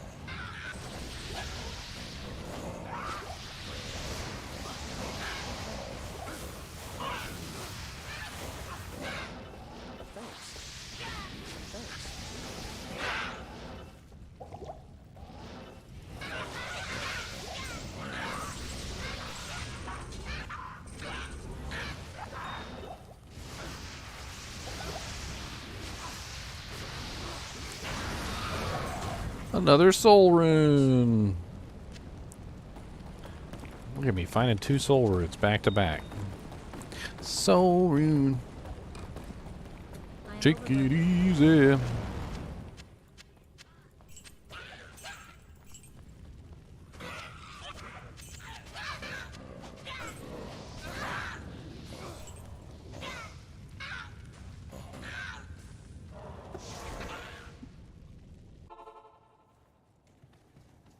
Number 7 Druid on PSN.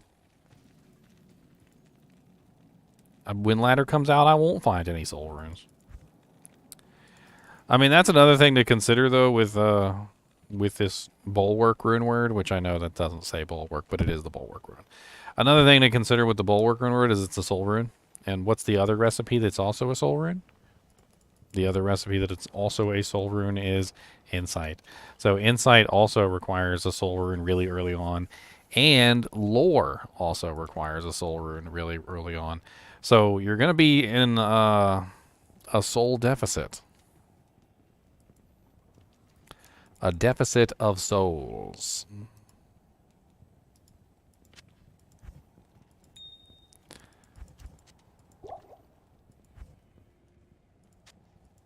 Speaking of Insight, now that I've found another soul rune after I threw away the first soul rune, let's go ahead and make ourselves a Raltier Tal soul. Raltier, a Raltier soul, a Raltier Tal soul.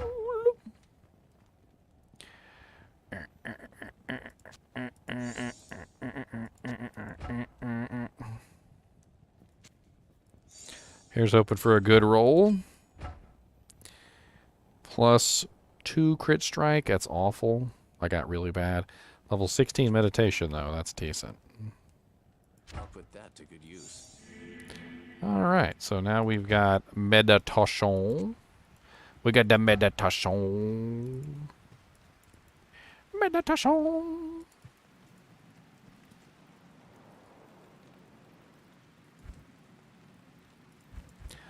Let's go kill Buttface real quick. Well, now that we've got meditation, I don't think we need to worry about mana anymore. Between my warmth and frickin' meditation, I don't even think I'm gonna have an issue. I'm more concerned about dying.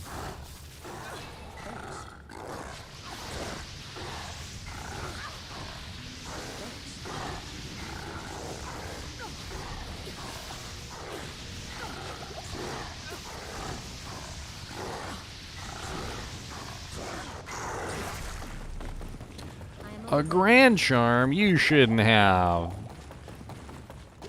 No, you really shouldn't. No, you really shouldn't have. Watch it be crap.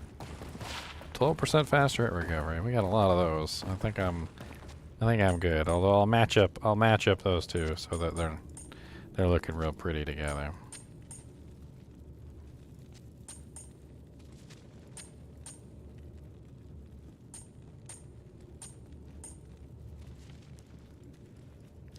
Duriel always trolls. Like, I don't even know why I come kill him, but maybe I hope sometimes he won't troll me, but he always does anyway. There has been 5 Runewords announced so far, Color Stereo. I have Runeword videos up on all of them if you want to check them out.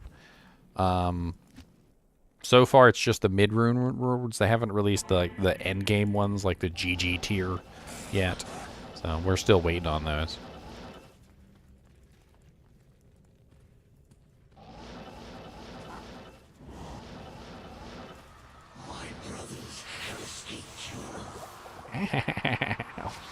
Stop being so rude to me, Mephisto.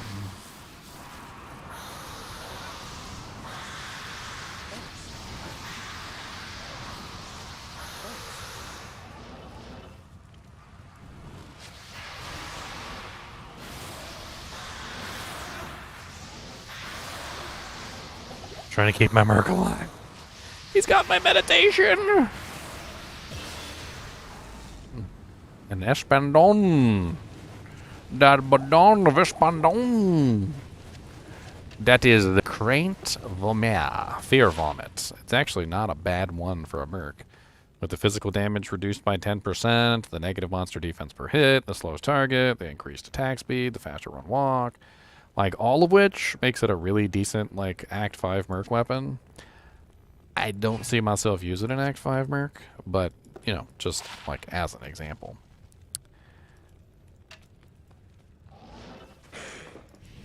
I need a key.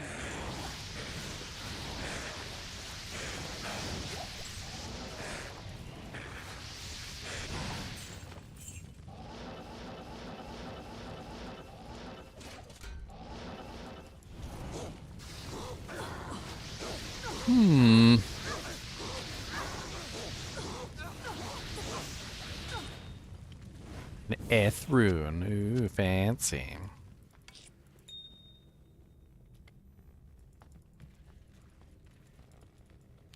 Yes, the names in the poll are actually the new Runewords. The 5th is Cure, which sucks. It's the poison one, and nobody likes poison resistance anyway. It needs something else. It needs a little sprinkle of something, like a little. Needs a little salt. Needs a little salt on it. A little bit of salt. Good day. I do like Craint Vomir, but for this particular character, this solo self-found character, I just can't see myself using a Barb Merc. And I have no use for it as a Sorceress, so unfortunately it goes into garbage. But if I was going to use a Barb Merc, that's actually a really solid low-level sword.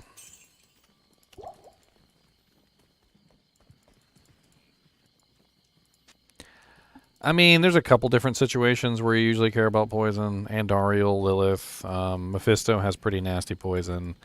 There's also some like ridiculously rantankerous poison from the Act 2 wave of Baal, and then also various nasty poison sources like Act 2 Worldstone Keep with the poison mages, Halls of Pain with the poison mages.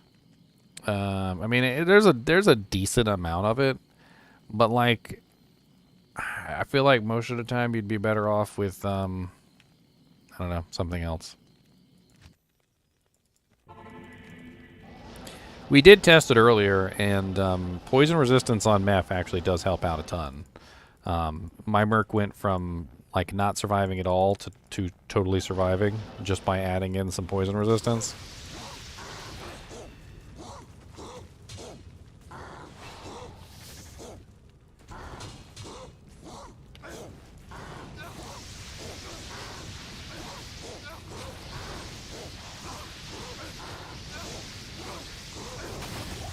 Physical damage reduction does work in PvP, yes. I don't see why Bulwark's physical damage reduction wouldn't work in PvP. Is there some specific reason why it wouldn't?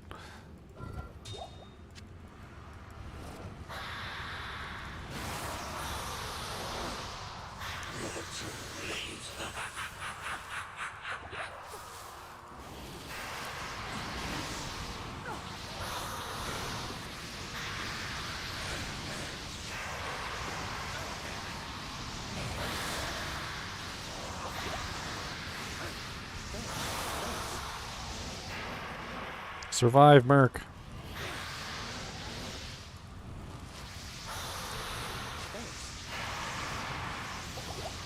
No.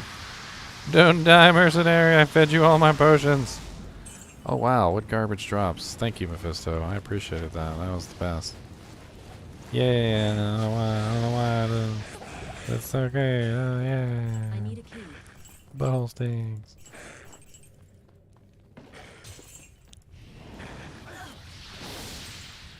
I'm gonna go get some keys. I ain't. Y'all hit me up with them damn keys. I'm gonna go on popping them all them chests.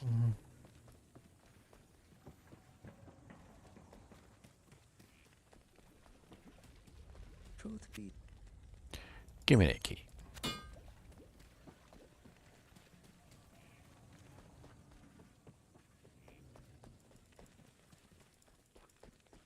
yes.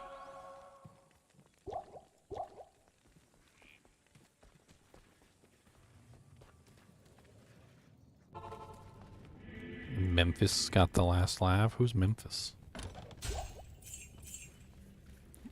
Memphis. It's funny when you look up Mephisto, it always autocorrects to Mephistopheles. Apparently Mephistopheles or Mephistopheles is like the legitimate name, and they changed it. Always makes me laugh a little bit when I see Mephistopheles. I'm like, wait, what was his name? Mephistopheles Apostles? Mephistopheles Apostolostales? What? Mephisto posta posta lasta lasta pilesta pilasta pilastas.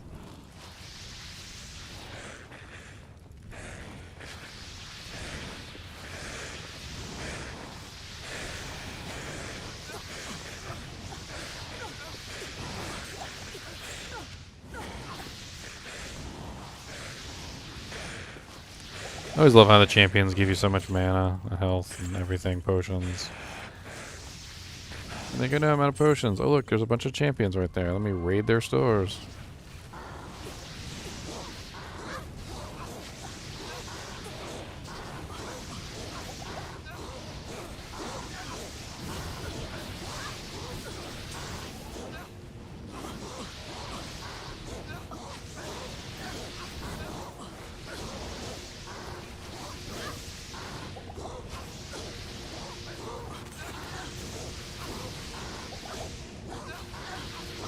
Come on, Brem, give me something good. Nothing good?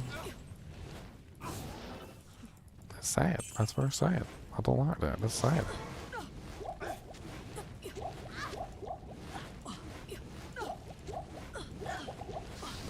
Oh, you're still alive? Okay.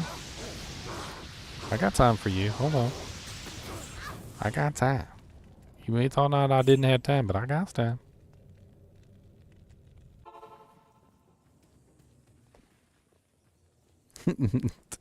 Trying to source a chinchilla-sized top hat and monocle. Well, you let me know if you get them. I will totally put them on the chinchilla. I'll take a picture and everything. Hello.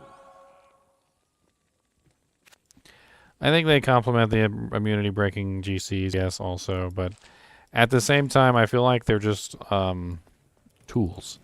I feel like that's the best way to think of them, is they're like tools. You wouldn't necessarily, you know, utilize every tool in your arsenal at all times. You know, you have a Phillips head screwdriver, a flathead, so forth and so on. You don't necessarily... you don't necessarily use all those tools at the same time, nor do you need all those tools at the same time, but there are always situations where you do need those specific tools, and that's why you keep them around, right? You keep them around specifically for those scenarios where you need them. I feel like that's what these helmets are. They're like very easy, very useful tools that you can keep in your arsenal that when you need them, you whip them out at the appropriate time, and bam, you've got something. But, like, you don't necessarily need to have them on all the time, and you don't need to have them even on your character, you know, on your merc all the time. You just keep them in your inventory and pull them out when you need them. And they're so cheap, honestly, that, I mean, they're cheap enough that you could literally just make it, use it, and then when you don't need it anymore, throw it away. And then potentially later on maybe make another one, you know, when you do need one. Like, you don't necessarily have to go through the process of hanging on to them, because they're inexpensive enough that you could potentially just make one whenever you need it.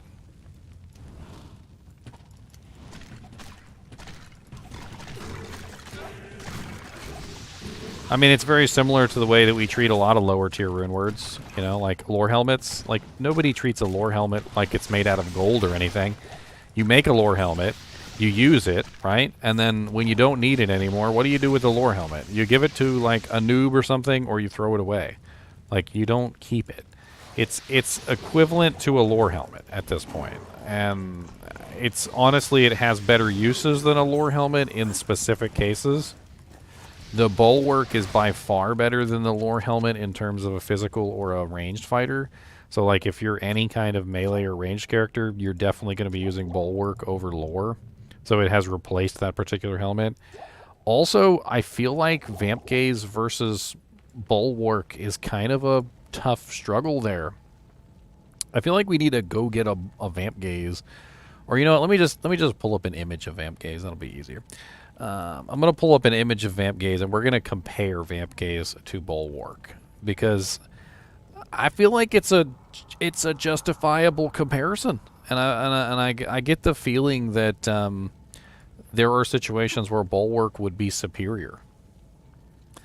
Okay, so here's a decent one. Yes, that's an F. This is an F Vamp Gaze, so this is like of the highest order, right? Vamp Gaze. And then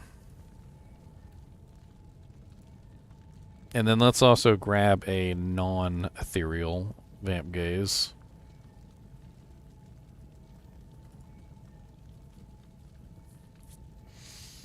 I always gotta make sure I don't accidentally pull these from PD2. PD2 pisses me off.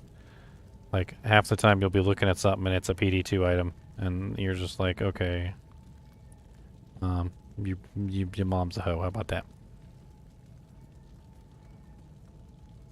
Hey, look, it's my image. I literally was searching for an image and I found my image.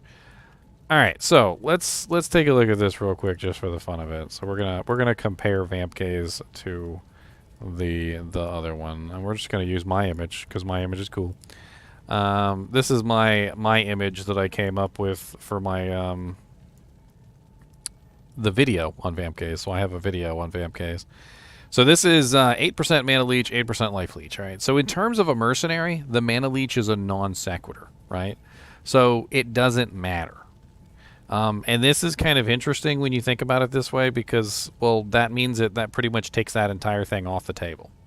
The defense on Vamp Gaze is pretty good at 252, so it is a pretty high defense piece, but it's also 100% enhanced. And 100% enhanced is still about the same amount as our beautiful Bulwark here. So we've got the same amount of enhanced defense pretty much on both. We got 2% more life leech on Vamp Gaze, so Vamp Gaze is a little better in terms of its life leech potential. My guys are getting out of here. I'm trying to talk, you little punks. I ain't got time for none of y'all shenanigans. Where the hell you came from? Did the Merc go over there and aggro you guys? Chill out, Merc. We ain't got time. So, you know, we only got 2% more life leech on Vamp Gaze. All right, same defense, pretty much. It's going to be the equivalent defense, and in fact, if it's an ethereal item, it's probably going to be the same amount of defense no matter what. We got 10 vitality, which doesn't affect the mercenary. So in the same way that the Mana Steel doesn't affect the mercenary on Vamp Gaze, the vitality doesn't affect the mercenary on the Death Mask, right? On top of this, we've got the increased maximum life of 5%, which is very good for the mercenary. So that's a nice little buff in HP that the mercenary is going to have. And it's going to stack with whatever other forms of life plus life you have. The replenish life doesn't work on the Merc, which is unfortunate. But the DR, the physical DR, 7 does, just like the magic reduced by 20 on the Vamp Gaze does. So those two are actually pretty solid in terms of like their damage reduction. Obviously the Vamp Gaze is much higher with the 20 MDR. And they have the same physical damage reduced by 15%. Now, where the Bulwark fails is that it can't have a socket. So there is a kind of a bad thing here in terms of between the Vamp Gaze and the Bulwark is that you have no socket, so you can't customize it. So you can add 15% IAS to the Vamp Gaze. You can add a Burr Rune if you wanted to be bougie, and you could bring up the DR. But the Vamp Gaze also has cold damage on it. So if you're any kind of character who's relying on corpses, you know, like a barbarian, for instance, who's doing item find, or you know, or you're maybe a necromancer who doesn't want to put a cold damage item because he's trying to do his corpse explosions, or whatever the case may be, whatever the reason why you don't want your corpses destroyed, Vamp Gaze is going to destroy corpses because it has 6 to 22 cold damage. So he's going to be destroying corpses a lot. Yes, you could also Cham Vamp Gaze. But as far as like expense goes, I can make this Bulwark really easy. That Vamp Gaze, I might get it, I might not. I might go an entire ladder raid without finding one, and I have before. Or I might go an entire ladder raid and get like 2 or 3 of them. It's kind of a catch-22 on either side. And then we look at it from the perspective of a non-mercenary, right? So from the perspective of a non-mercenary, we've got some interesting things going on here. There's a lot of life with the 10 Vite and the increased life. There is very nice replenished life of 30. Oh, and I forgot to talk about the faster hit recovery. So Vamp Gaze doesn't have faster hit recovery on it. And faster hit recovery is huge for mercenaries. Especially the Act 2 mercenary. It has a huge effect on their survivability because they have such bad frames. Terrible frames. The Act 2 mercenary has like the worst faster hit recovery frames like known to man. And even just 20% faster hit recovery is huge in terms of their survivability. So Bulwark might actually edge out over Vampire Gaze in survivability because it has the DR, it has the physical damage reduction, it has the lifesteal, but it also has the increased maximum life and the faster hit recovery, which the Vampire Gaze is missing. Now you could add the faster hit recovery to the Vampire Gaze with a Shale Rune, but that's going to cost you a socket quest. And this is also kind of like circular logic here, right? So if I'm a brand new character, I don't want to waste my socket quests on stuff that I might not necessarily use at endgame.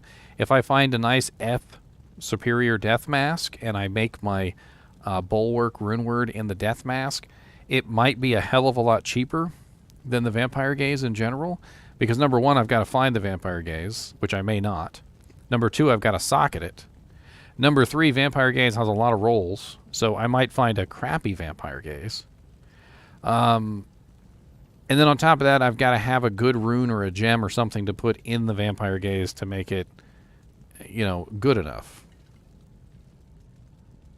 No, it doesn't have reduced magic damage by 15%.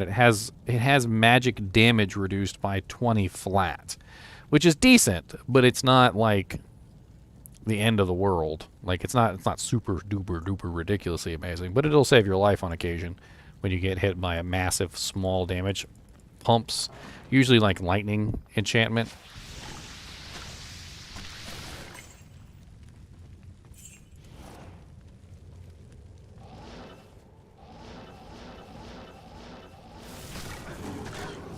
Where the hell is Fire Eye? Did I already kill him? I guess I must have already killed him.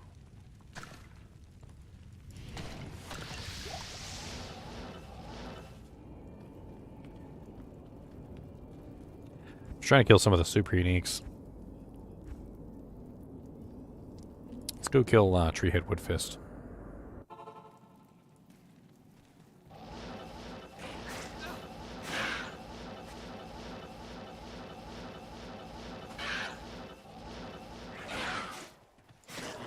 Shouldn't the tree be on the map?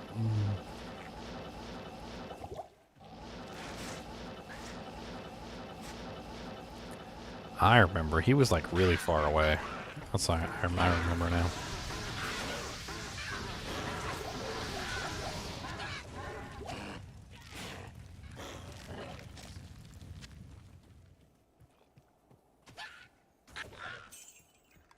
I mean, they already told us they weren't doing unique item reworks, Juka. They said that during one of the developer conferences. I've quoted that on many occasions. They specifically said they were not touching unique items. Now, directly, that is true. Like when they say they're not touching unique items, directly, that is true, because they have not touched any unique item directly. However, they have touched unique items incidentally, which is where they change a skill, and then by changing the skill, because that unique item is tied to the skill, the unique item has seen changes. So, like, incidentally, they're willing to change a unique item, but they're not willing to do it deliberately. And they made that very clear during one of the conferences. Like, it wasn't even just like, no, we're probably not going to do that. No. Llama asked the question, and they literally just went, no. Like, the voice changed and everything, and it was just like, no.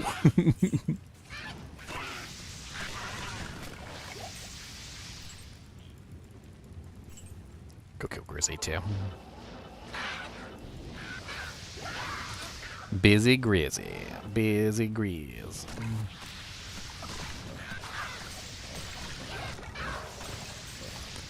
I got my Magic Find gear on, so hopefully we'll get something.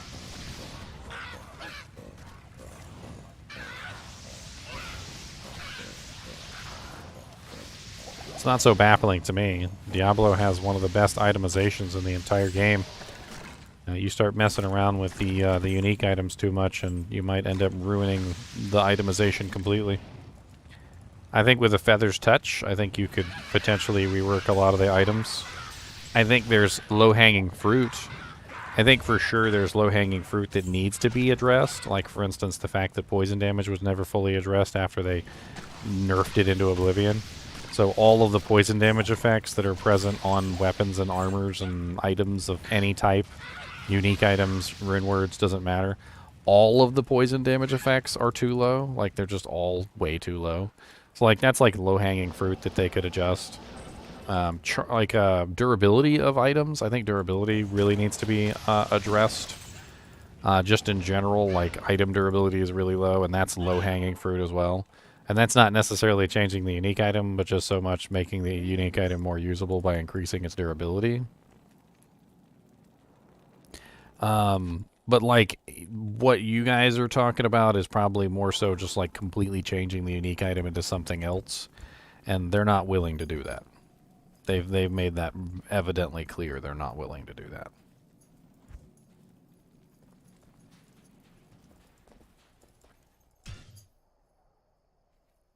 I think a durability rework is like the bare minimum. Like, they need to do a durability rework. We've needed a durability rework for a long time.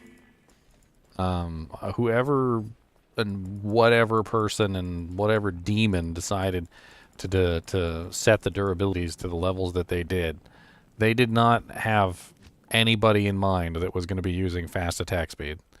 Like, anybody who's a Zealer or a Frenzy Barb or a Double Swing Barb or any of those, like, characters that attack quickly, like a Fury Druid, like, we all know, like, durability is just way too low.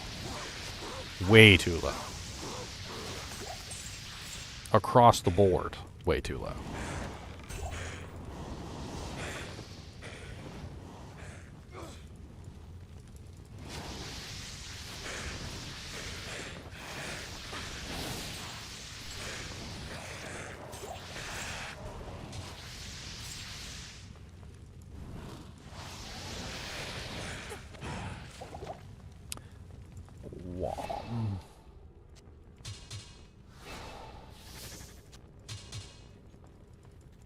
Mana recharge.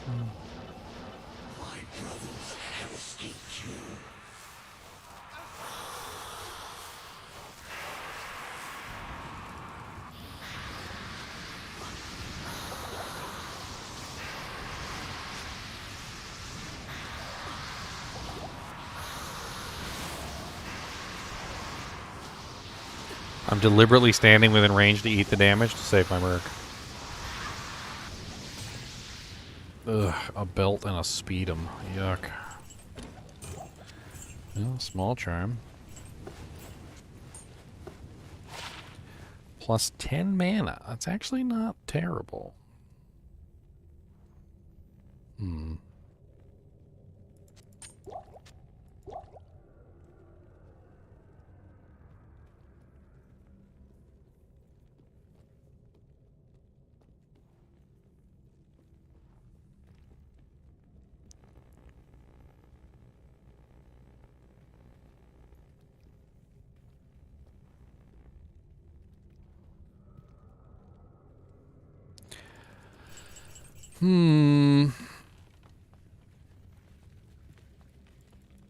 Yeah, Vamp Gaze also doesn't drop usually on level. Like, it's kind of hard to find a Vamp Gaze at level 42. You'd be like really far into the game before you end up with a Vamp Gaze a lot of the times. I think that's also kind of a consideration here, is that not only is this item lower level than Vamp Gaze, it's also pretty darn useful. If you don't make it in an ethereal base, you know, if you don't make it in an ethereal base, you could potentially give it to your friend when you're finished using it. If you do make it in an ethereal base, well, guess what? Ethereal 3-socket bases are not that hard to come by, right? Like, they're not ridiculously difficult to find. You can find F masks and F items all the time. So, like, that's another point in Bulwark's favor, I think, is that just in its sheer, like, findability, finding an F Vamp Gaze is going to be a hell of a lot harder than finding a regular Vamp Gaze, for instance. So, finding an F mask, like an F Death Mask or an F Demon Head, isn't going to be anywhere near as difficult as finding an F Vamp Gaze. So you just grab any F item, roll it for sockets. If you get 3, throw your Shale IO Soul in there, and bam, you've got yourself a pseudo Vamp Gaze. Which, even if you want to say that Vamp Gaze is still better than Bulwark, it doesn't matter, because Bulwark is far easier to obtain, like, by miles.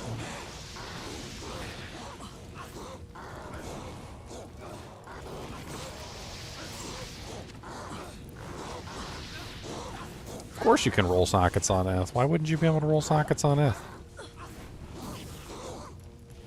Everybody rolls sockets on F. Whenever you find like an F Thresher or an F, like, like a Man Catcher, or, just like Ethereal Archon Plate, people are always rolling them things for sockets. You can't roll superiors. Superiors can't be rolled. You can only take superiors to the Larzik. Superiors are a different story entirely, but usually you want to find a superior with the right number of sockets. That way you don't have to go for the extra Larzik quest. I mean, your general idea is to find something like this. So it would be 15% enhanced. Get your 3 sockets in there, F, like a 15% F, 3 socket, whatever. And it would probably be like your best bet. And you, theoretically, if you got the right 15% F, 3 socket with good defense, you would have some crazy defense on that Bulwark. Let's run some numbers real quick, shall we? So what's the highest defense helmet? The highest defense helmet is what? The Spired Helm?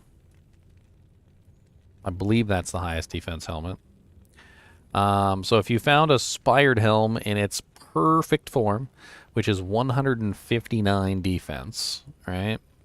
Then we gotta take our ethereal modifier and we gotta add the ethereal miter to the 159. So we take our 159 and we go plus 50%, which gets us 238.5, okay? The Bulwark can roll a maximum of 100% enhanced, and you can find a 15% enhanced Spired Helm, which means we've got plus 115% enhanced, which means that we're looking at a total, if you have a perfect Bulwark, a total of 512.75 defense. 512.75 defense on that helmet. That's actually pretty darn good. 500 defense is already really good, and 512, which might round up to 513, by the way. 513 is really good defense. That is actually really nice. Hail to you, champion. All right. Let's go ahead and run this Act 4. I've been meandering enough. I think I've got everything I need for the most part. Let's put our real equipment back on. I don't necessarily need all this Magic Find hoopla slowing me down. Act 4 is going to be painful enough without all the Magic Find equipment on. Good day. Go ahead and grab our Frosties.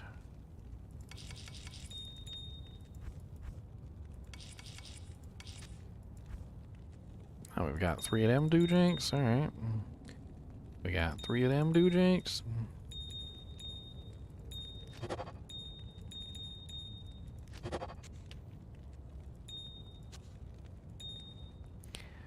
We need 3 of any more doojinks.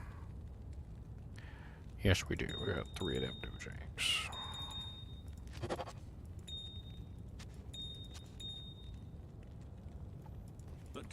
The time has come to destroy Mephisto Soulstone.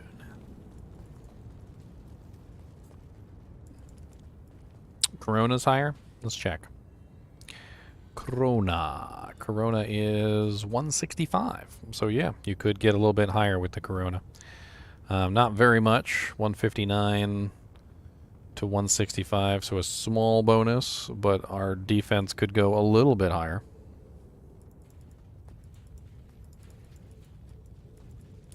I don't know, that Replenish Life 30 is really sexy, though. Like, you could totally make a Replenish Life build with that. I'm actually kind of interested to see how that would work on a Replenish Life character. I actually built one a little while ago. His name was Badgerine of the Starmen. I don't know if you ever saw my Badgerine of the Starmen video, but my goal with that video was to literally make a character that had maximum Replenish Life to the nth degree. Because I wanted to see if he could just, like, regenerate all harm. And believe it or not, it was surprisingly tanky. Like, he could just sit there and regenerate everything. I think my biggest accomplishment with him that really made me realize that his Replenish Life was a success was I think I went and fought Lilith and during the video. And, like, I'm literally standing there and Lilith is trying to kill me and she can't. Like, my regeneration is just barely able to keep up with Lilith trying to murder me, which was pretty impressive.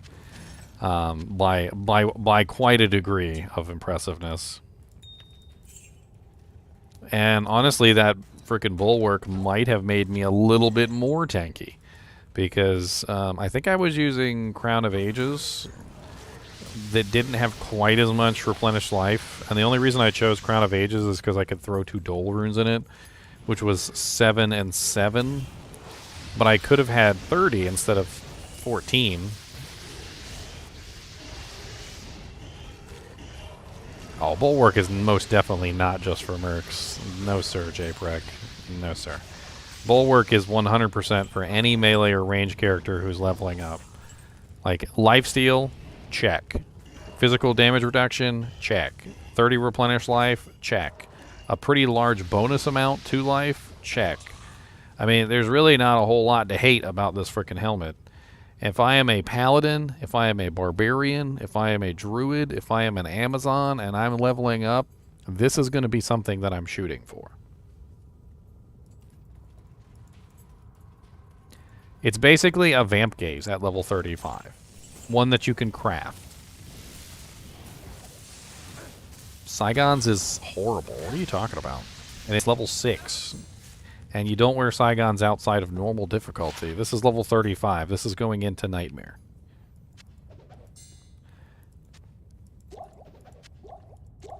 Why has everybody got such a hard-on for that frickin' set? Like, yeah, the Saigon set is decent at level 6 when you wear it, and in normal difficulty it's okay, but as soon as you hit Nightmare difficulty, it's got no resistances, and you just end up dying all the time. You can piecemeal Saigons. You can put like a couple different pieces of Saigons on at the same time. Like, if you want to have some AR, you could go with Sorceress boots and belt instead and get the AR. You can also use the angelic bonus for the AR. There's 100 different ways you can grab the AR. You don't necessarily have to go with the Saigon's helmet.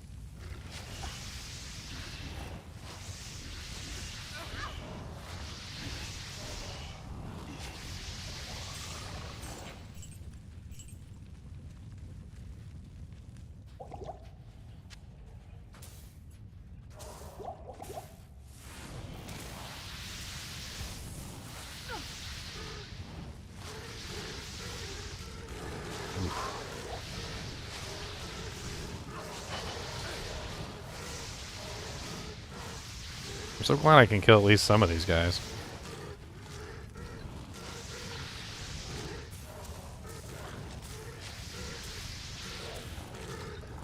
Ugh. And then we're back to the durability issue. I can't stand black. It has no durability.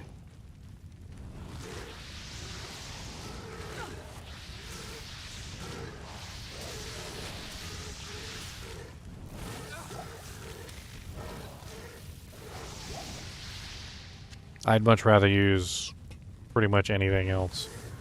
Flesh Ripper, Fanged Knife. I mean, there's 100 different crushing blow options that you can use besides black that have way more durability.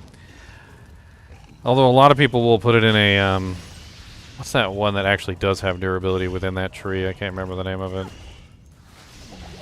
What is it, like the legendary mallet? That actually does have durability.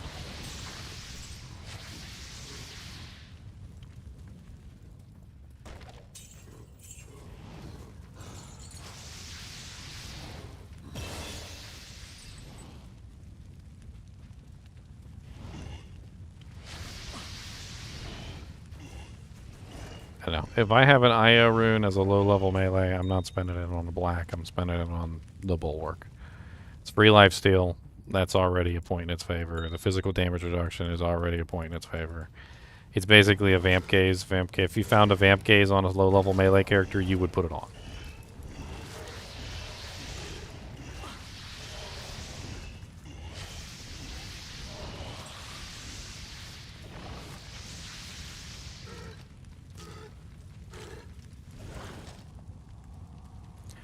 More frozen orb, I say.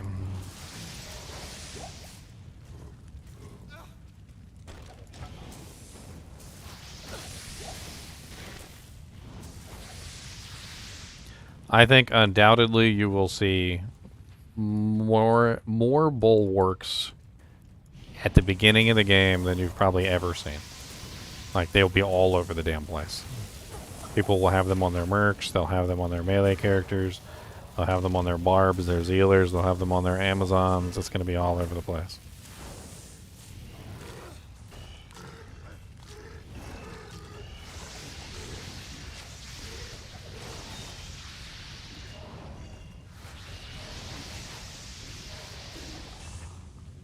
5% is usually enough, yeah. But it's 6% cap, so you get 6% on the Bulwark total. In Hell difficulty, 6% might not be enough. You might want to combine it with some other sources, but because of all the penalties.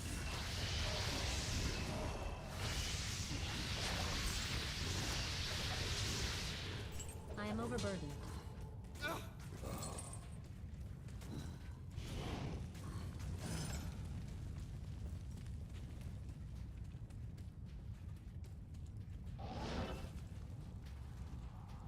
Honestly, none of the runes are needed in general. Like, I mean, if we're talking about like brand new starter characters, yeah. I mean, when everybody's scraping for runes and nobody has anything, at that point, you know, you're always going to be a little bit stingy about what you spend your runes on. But shale runes are not rare. None of the subsequent runes required at the end are rare. And I'm going to be quite honest with you, IOs are not rare either. Like, they're not even close to rare. Like, right now on my live character, I probably have about 30 IOs that are just sitting there doing nothing. To the point where I had to off-mule them onto other characters because I had too many, and they were filling up my inventory. And so, like, being stingy with your IOs isn't even, like, a thought in my head because they drop so often.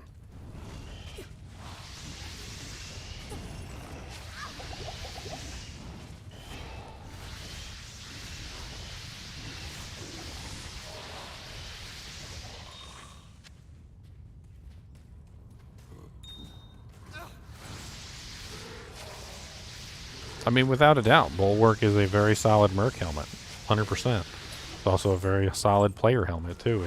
It's both. But you're not going to make it for a sorceress, obviously, because sorceresses don't need lifesteal. They don't need all that. You'd make it for a melee character or a ranged character. Skulls. Unfortunately, most of the time you don't make melee and ranged characters as starter characters. If you're making a physical melee or a physical ranged character as a starter character, you're already kind of handicapped because you need a really good weapon. And without a good weapon, you're not going to do very well. So they tend not to be starter characters anyway, which usually means that you end up having probably plenty of IO runes laying around by the time you end up playing your first melee or ranged character on ladder.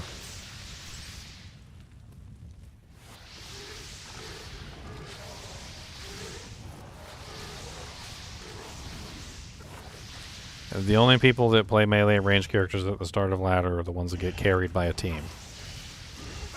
If you're getting carried by a team, that's a whole other story. And in that case, you probably got plenty of IO runes to go around as well.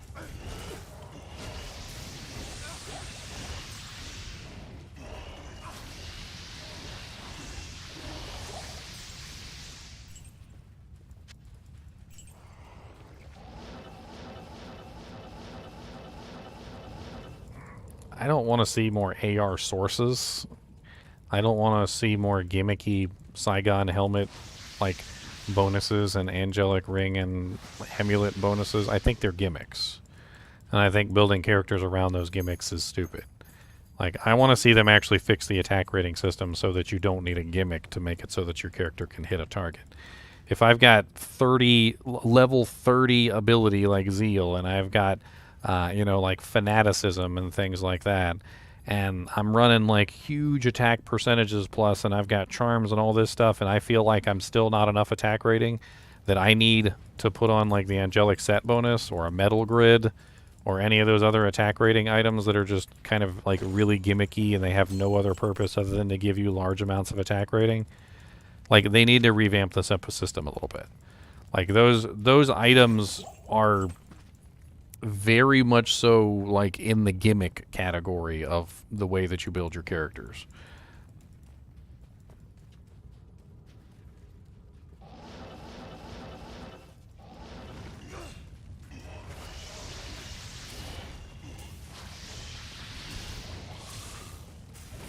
And honestly, it's been my experience in building AR, and I actually have a video coming up on AR soon. But It's been my experience with AR that you're much better off with negative targets defense or negative targets defense per hit from a outside source, essentially, than attack rating itself. Because bringing down the defense of the monster has a much greater effect on your 2-hit rate than simply just increasing your attack rating. You can have like 30,000 attack rating on a barbarian, and another barbarian might only have like 7,500 with negative 50% targets defense per hit, and he's going to be hitting the monsters a hell of a lot more often than you are.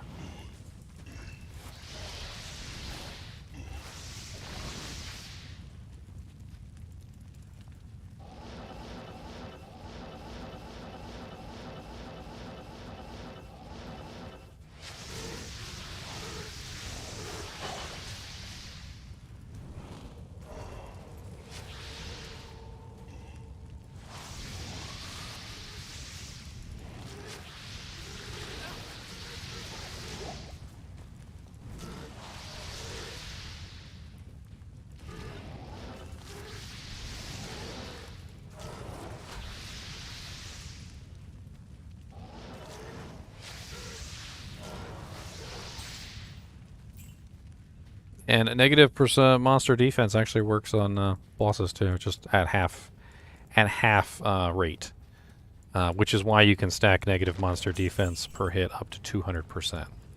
So if you're at 200 negative 200% monster defense percentage, the monster, even bosses, will be at 0, which is actually really cool. And the negative monster defense per hit, which is a flat amount, stacks with negative monster defense percentage. And maybe that's what they need to do. Maybe if they just added that to the abilities. So instead of going down the road of increasing attack rating and trying to make it so that there's more attack rating on items and everything, what if they just took Zeal and the obvious melee abilities, and as you leveled them up, gave it like a small percentage of negative monster defense per hit, or a small percentage of negative monster defense percentage. Like it wouldn't even have to be too much, like 0.25% per level or something, just to counteract the fact that the attack rating is just so poor. And it would only help the melee classes. It wouldn't help the non-melee classes.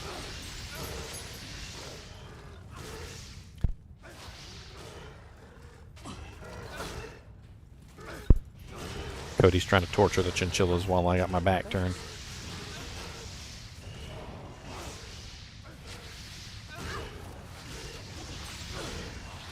The other thing is level difference with AR. Level difference needs to go away.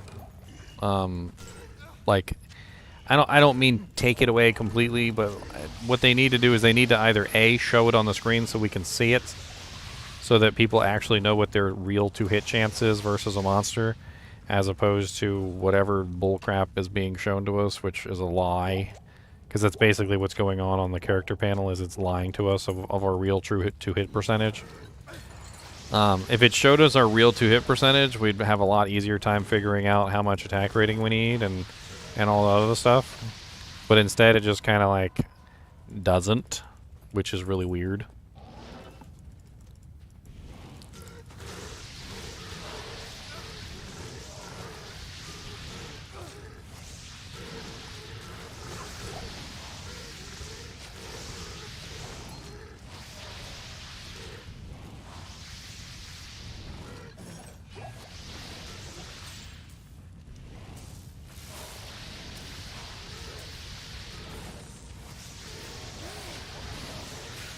I'm really curious what these other Runewords are, though.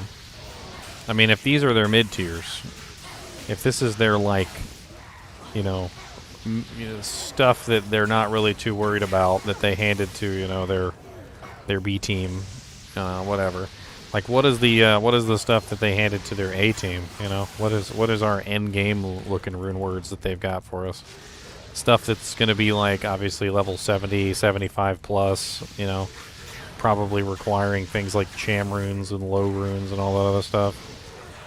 I mean, Sir runes definitely need more recipes. We might see some requiring Sur runes, who knows.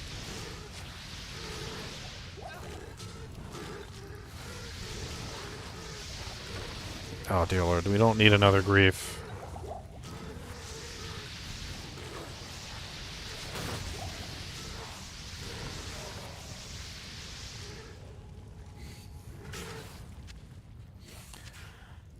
I'm the anti-grief guy. You won't find anybody who is more anti-grief weapon than me. My opinion is the exact opposite. I want to see all the items be useful, not one item be useful over everything else. I think the addition of grief was a mistake. It was a band-aid fix for a boo-boo that they should never have done. They should have taken the time to fix the weapons, not add something that replaces them all.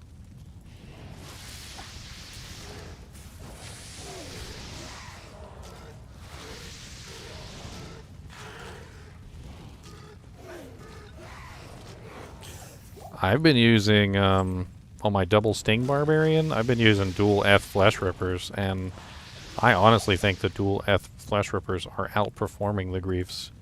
I think it has to do with the negative 50% target's defense. The fact that they have crushing blow, open wounds, freaking slows target, like literally every single modifier in the world on them, and they also have pretty decent damage. They're also negative 20 bases, so they're not that much slower than grief in its final form. And I was just obliterating targets with those stupid things. The speed at which they hit and the fact that they almost like never miss, even with relatively low attack rating, means that you don't have to use gimmicks like angelic rings and Saigon helmets and stupid stuff like that to hit the actual attack rating limits that you need. And they're fast enough that they can hit the attack speed breakpoints without too much trouble either. So you end up utilizing some pretty good equipment to back them up.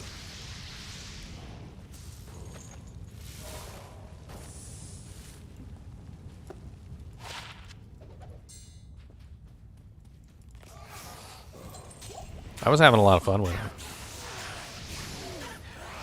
Plus, it's so easy to build frickin' Crushing Blow when you have Crushing Blow on your weapon that Grief doesn't have. So I was sitting at like 75% Crushing Blow, 100% open wound.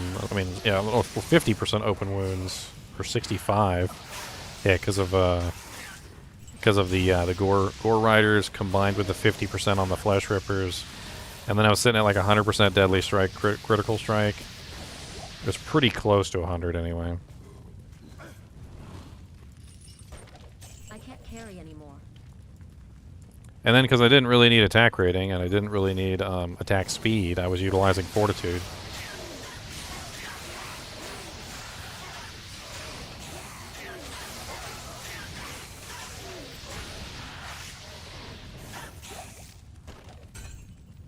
Even threw in Grim Totem for fun. Or Grim Ward.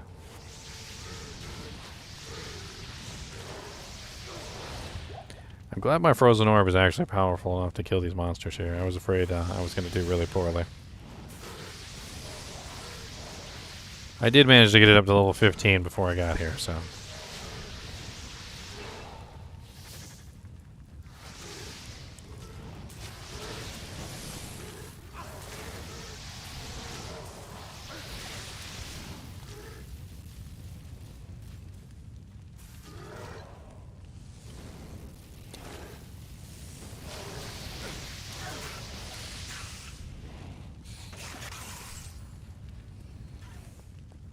I mean, Zodded F Flesh Rippers are certainly a gear chase. I mean, you got to find the Zod rune or trade for it.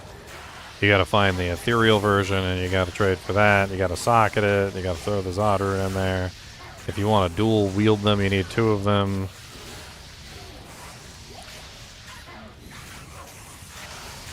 What I really found is that the one range was the key. It wasn't necessarily the weapon itself, but it was the one range.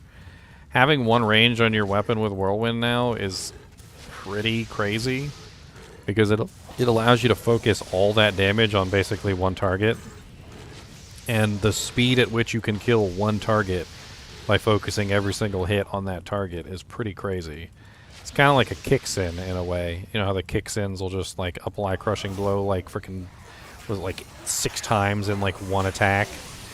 Like you whirlwind through a target with the flesh rippers and you got 75% CB and all that open wounds and deadly strike, and you literally just roll over a target and it hits that one target with like every single attack.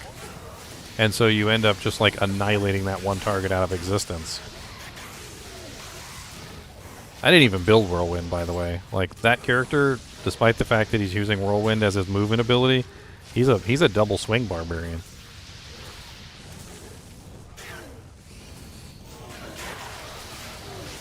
It used to be range was better.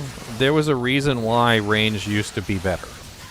So this is kind of an odd thing that you have to discover with the way that they have the new calculations, is that Whirlwind no longer gives you the double hit like it used to properly with the two-handed weapons, like the big monsters, and it actually gives you an extra hit also with the dual wielding now, with the if you have 2 weapons, because it actually counts both weapons now instead of just the one. So the dual wielded weapons are getting 2 free hits, whereas the two-handed weapons are only getting 1 free hit. And then on top of that, now that the slower weapons are not hitting the highest breakpoint, which is also a problem with the two-handed weapons, is they don't hit their highest breakpoint anymore.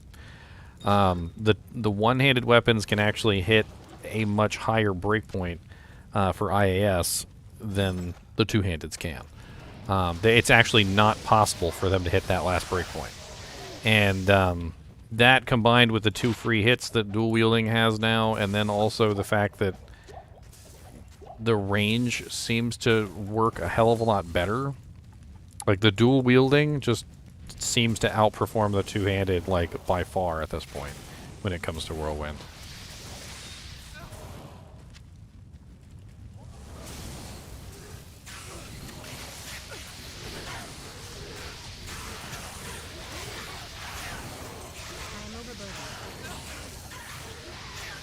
I mean, it really is, because there's so many two-handed weapons, and the Barbarian is primarily one of the 2 classes in the game that utilizes those two-handed weapons, like, the most. And we're basically just saying, okay, well, they're not using them because they're not the best weapon. Freaking F. Where is my boy frickin' Iswal? Like, I've been searching Plains of Despair like this entire time I've been talking. Still have not found my boy Iswal. So I'm trying to do some teleporting and see if we can find him. There he is.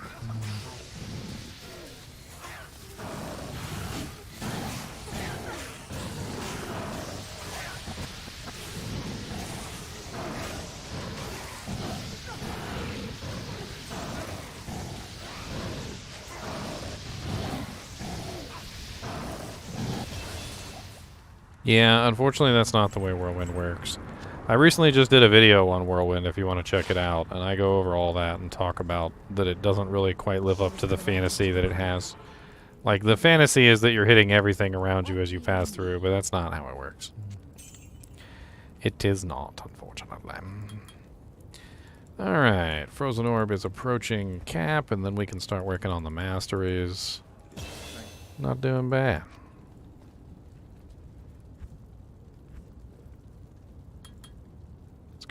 Dump points into Frozen Orb for right now. We're gonna need it. When we get to Hell difficulty, we're definitely gonna need it. And if it's not up to spec, we're gonna fall.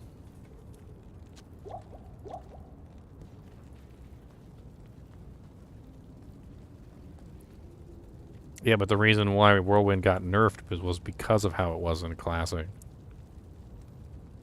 It was insane in Classic. You kidding me? That's the reason why it got nerfed in the first place.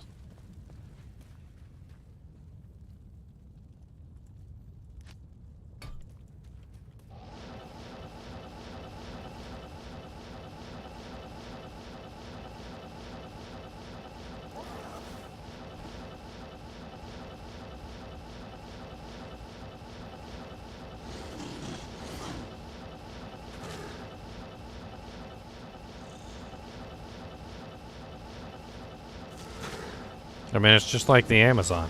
I was there when the Amazon was overpowered. I was there, Gandalf, 3,000 years ago, okay? I remember.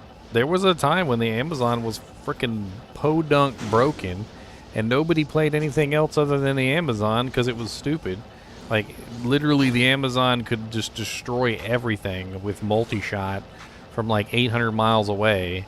Like, the guided arrow was absolutely insane broken. Like, you could just single solo bosses with the damn thing, and it would just keep piercing over and over and over again for eternity. Like, I mean, in general, like, there's a reason why those characters got nerfed, and I can't rightly in my mind go, okay, well, you know, well, they should bring that back, because I remember how frickin' stupid it was. It was stupid.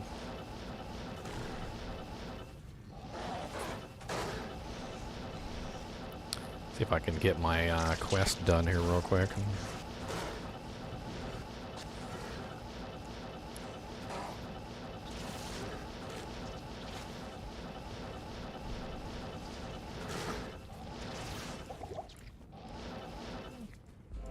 My general idea was to not suffer by going through here with all the fire moons, but I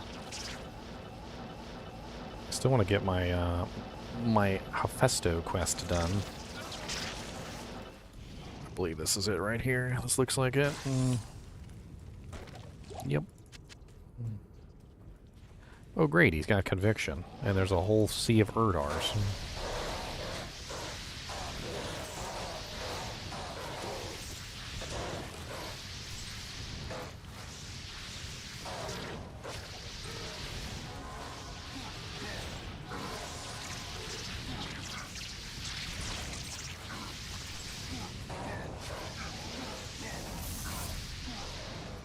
Yeah, thank you for the follow, Peepo.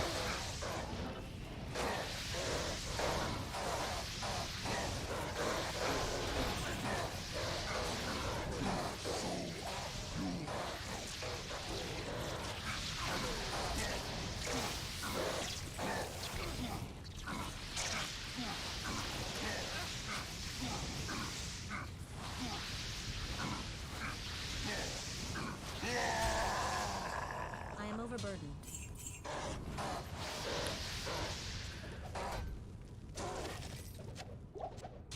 I remember lots of things, my friends. I remember lots. Like, I remember when the freaking Rune would make it so you could hit anybody in PvP. Didn't need attack rating. All you needed to do was put an Rune in your weapon. Ooh, a Lummy Rune. That's a good find on my solo self-found journey. That is a decent find indeed. Let's go back to town and see if I can transmute up some of these gems. The Sea of Erdars. It is a freaking Sea of Erdars down there. It is. It's not even an exaggeration.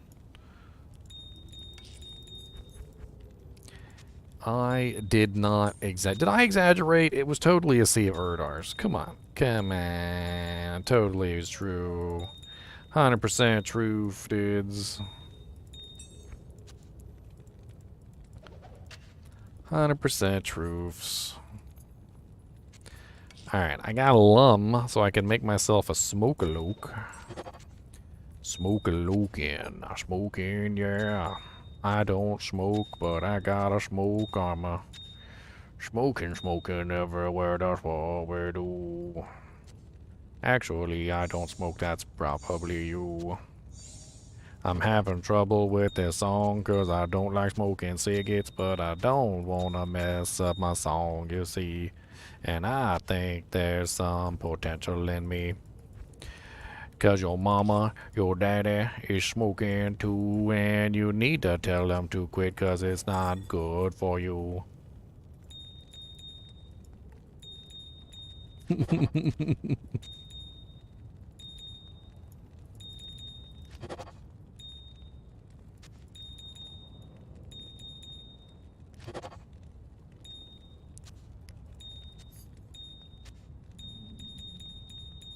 I think we're getting rid of these floods. Held on to the floods for too long.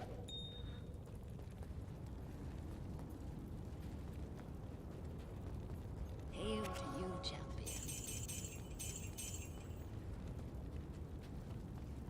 Drop the lum, don't smoke it. Oh no. The cheesy pun. That pun was so cheesy. You just don't know. I tasted the Velveeta as if it were snow.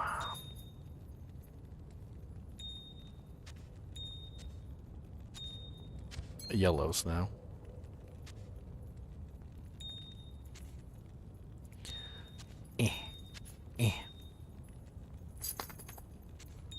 Mr. Kubus, what's the matter with you, buddy? What's the matter with you, Quobus? Crobus?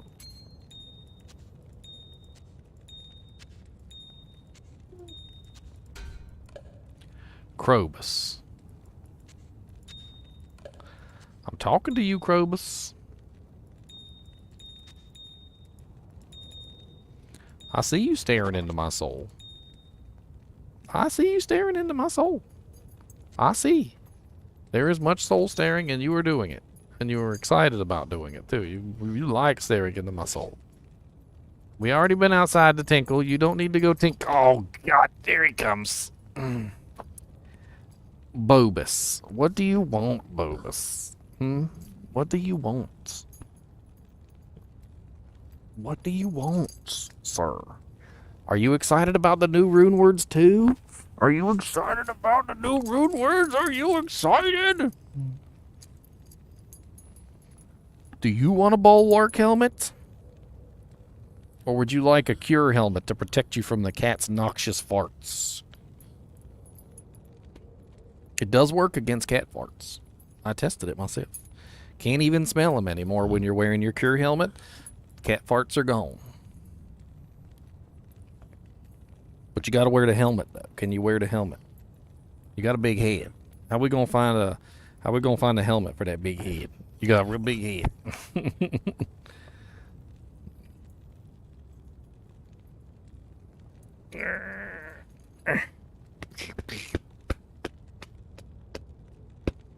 Big old monster dog. Monster dog. Monster.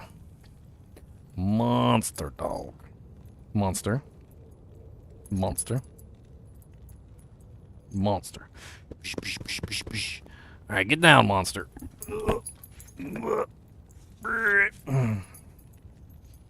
Good lord.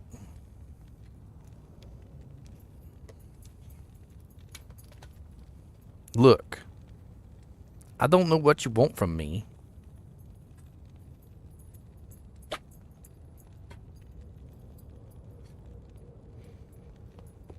Why are you sneezing? You allergic to Daniel?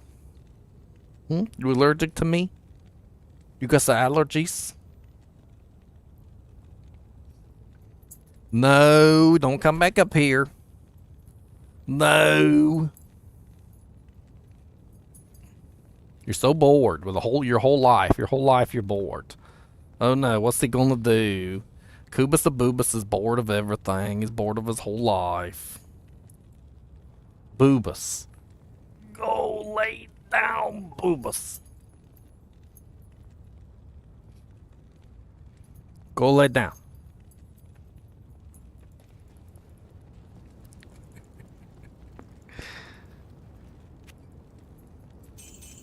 He's mad at me.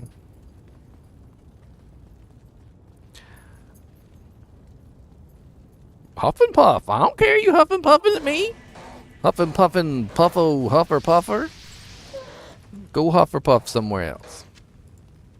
Just a huffing and a puffing and a huffing and a puffing and a puffing and a huffing and a huff huff puff.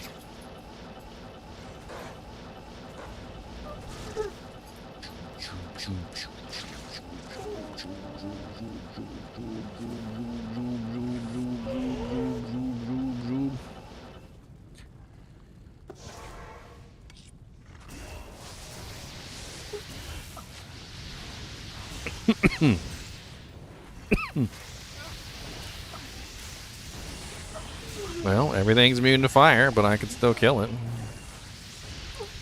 One day he probably will knock me out of my... He keeps growing. A couple months he's going to be big as an elephant. He's talking up a storm. I don't know if you guys can hear him, but it's hilarious. He's so upset, too. I literally just let him out and go to the bathroom earlier, too, so I know that's not it. I might let him out for another little do-jank, though. We'll see. Let me kill Diablo first.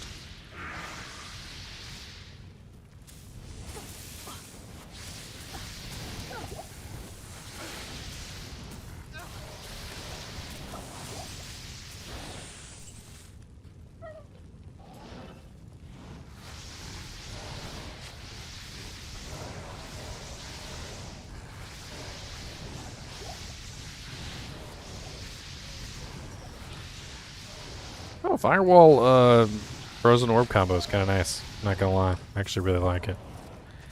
He's kind of whining. No, he's whining. He wants my attention really bad. I'm gonna take him out here in a minute, and we'll go let him run around for a little while.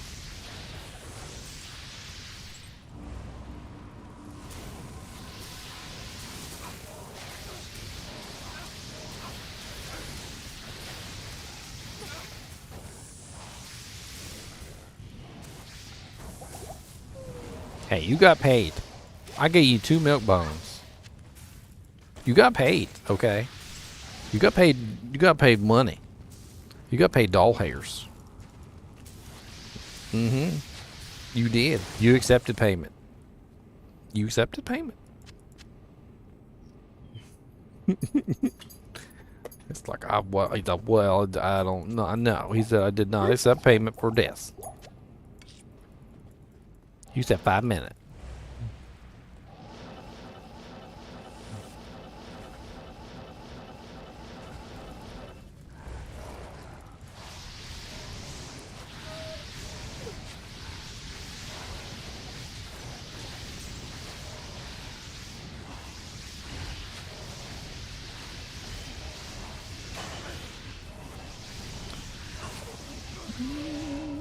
My kill speed is not tremendous or anything, but, I mean, I can kill stuff, so that's nice.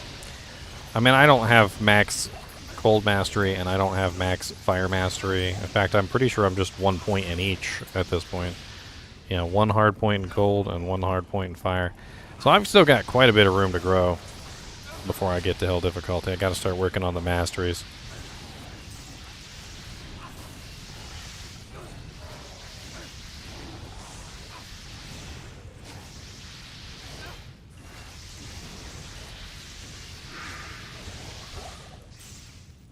Ecte Corbin.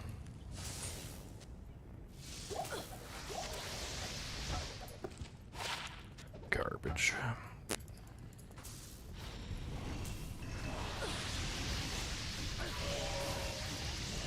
I'll let you out in just a minute.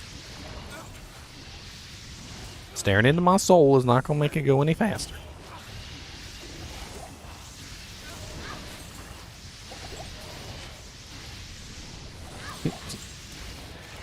Bargaining with the devil.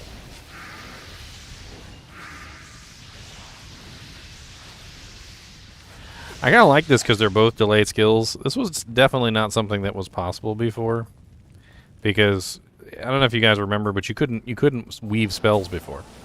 So like this is something that's only possible now, that they allowed for the weaving of spells, so that you can do the crazy stuff like this, where you can spam Frozen Orb and Firewall together, back and back and back and back.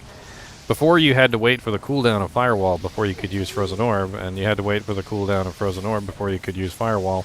So it didn't really work out very well. It was kind of not good.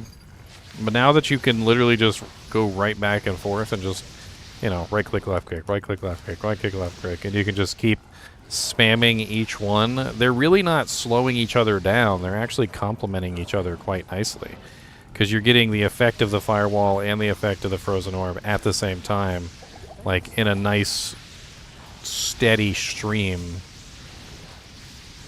It's pretty nice. A lot better experience, I think, than I had back in the day when I tried this build, and I noticed it was not anywhere near as good. Let's see if my boy can utilize this helmet to his advantage, or if he gets his butt kicked by a Nightmare Diablo. I mean, he's running 75 all res. He's got a rattle cage. He's got the Bulwark helmet, and he's got an Insight polearm. which honestly is a pretty solid setup. So let's see how he does.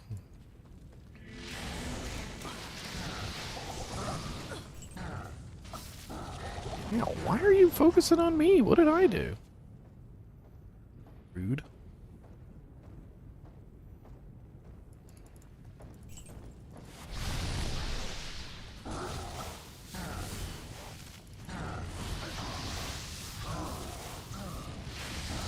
Ow, ow, ow, ow, ow, ow, ow.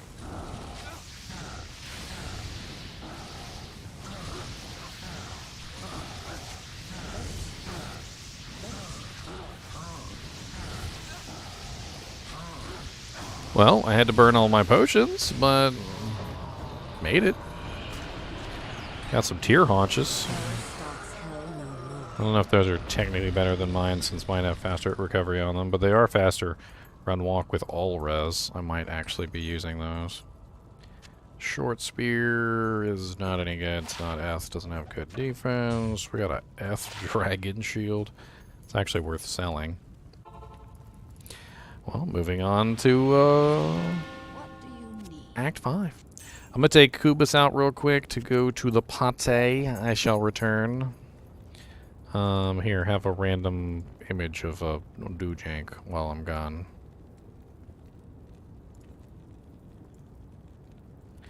And you got that? I thought that was all? No. And here's some music.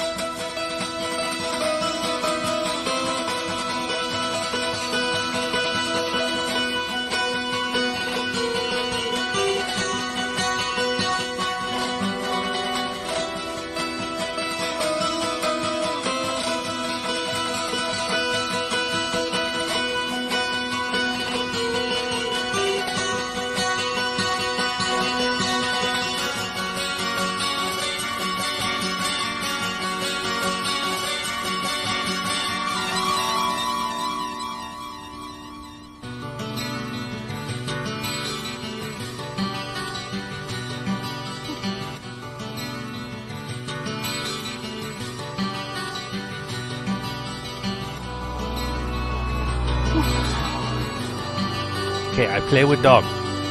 I play with dog. He's gonna have a attack.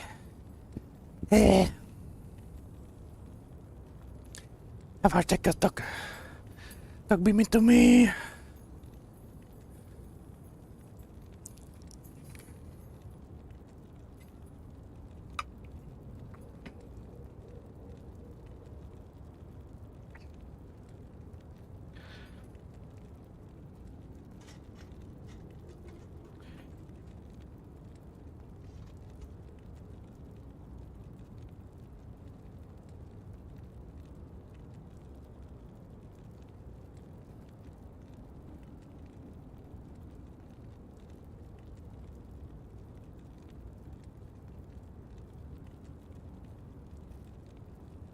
Alright.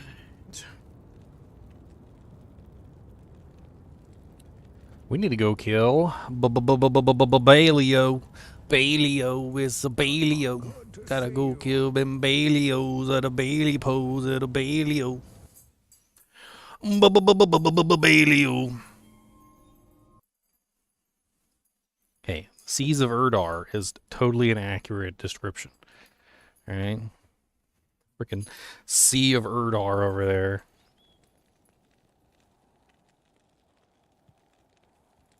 Ain't nothing wrong with that. 100% accurate.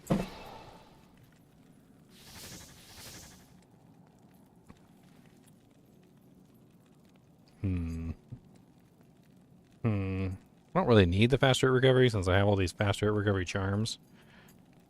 I feel like I'll be alright. And then I got the fast rate recovery on the sword now too. So I feel like these all-res tier haunches are probably a better bet than the my little MF booties. My little MF booties.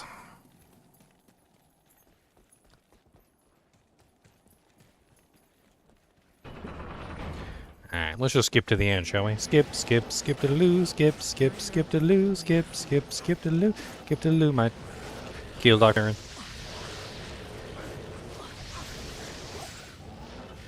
This is the rope, by the way. The rope. This is the rope. The rope. Give me this rope! Give it to me! Give me this rope! He always fights me.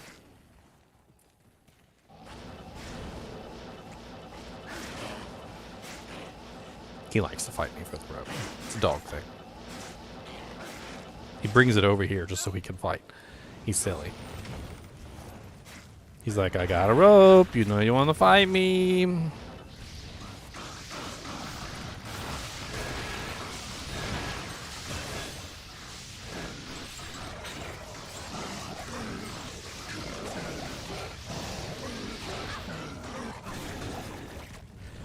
I got a rope, we'll fight.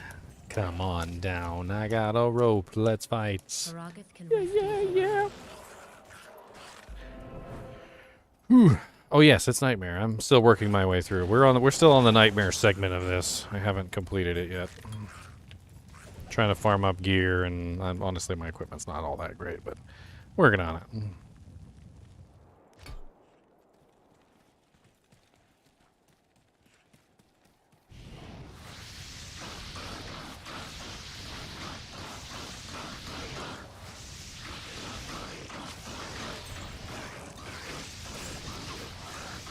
Yeah.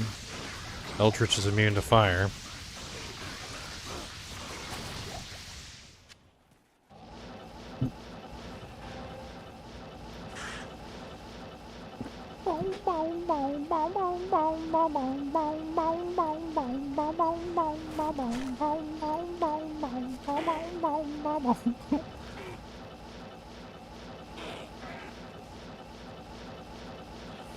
This is what the sorceresses do.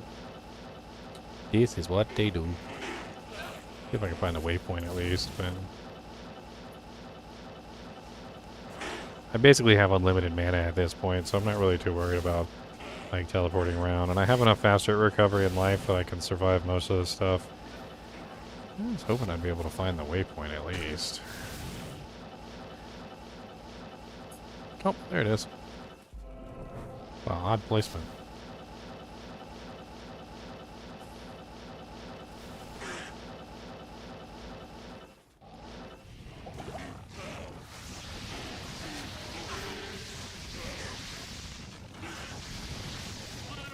Sorceress just has it so easy with teleport. You play other classes that don't have teleport, and you just realize just how freaking just easy the Sorceress has. I don't even want to say that the other characters have it hard. No, no. The Sorceress has it easy. That's what. She has it really easy. Ooh, God. Except for when stuff like that happens.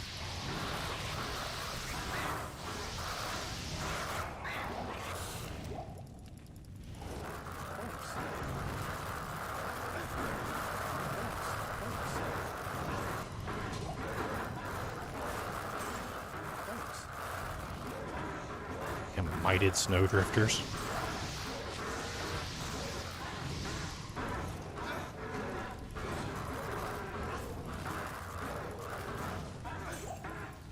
Dragon Cloud the Grim over here.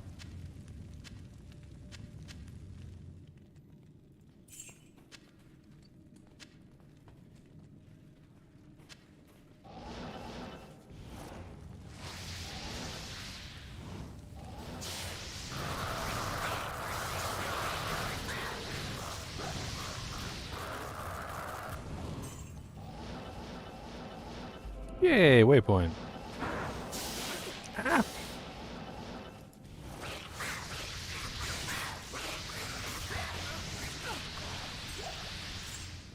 Nice. Quick tip for all you guys and gals out there. Just a little tip, okay? Might change your life. Alright? Might absolutely change your life. Don't pick up the potion and then drink the potion. Drink the potion and then pick up the potion.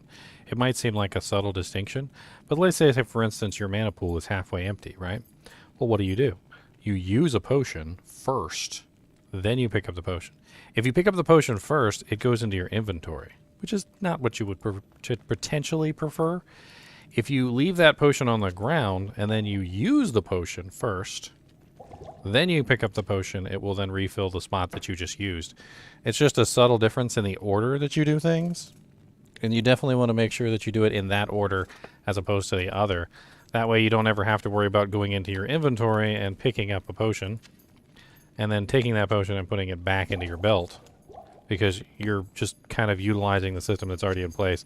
It's a neat little hack to be able to not have to worry about organizing your belt all the damn time. And if you get into a habit of it, you won't have to organize your belt hardly at all.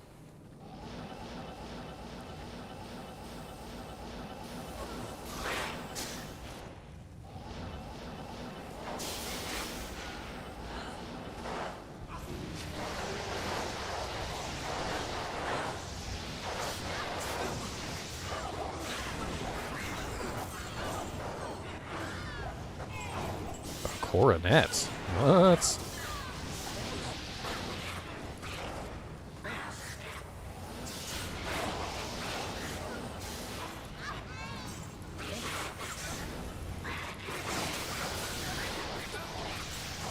You're just hoping for plus sorceress skills.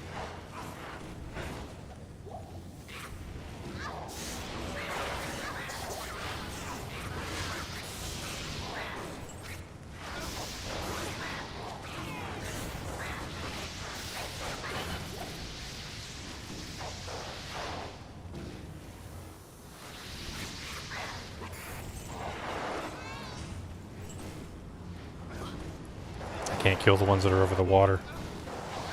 I don't have a ranged fire ability.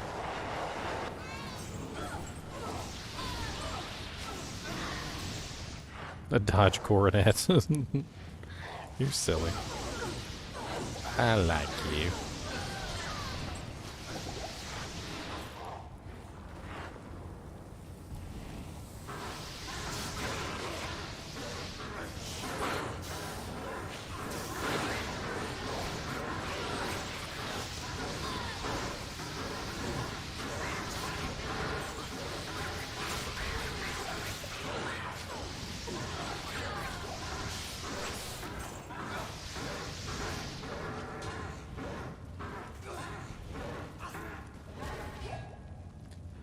right, not bad.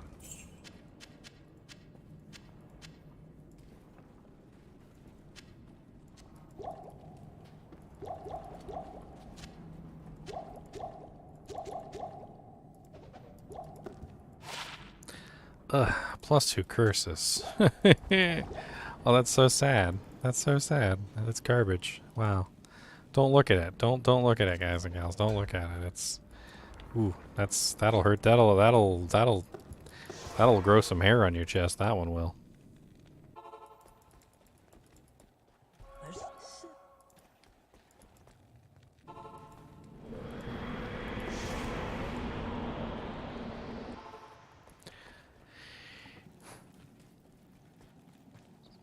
It doesn't take very much to tuck her out, Kubus.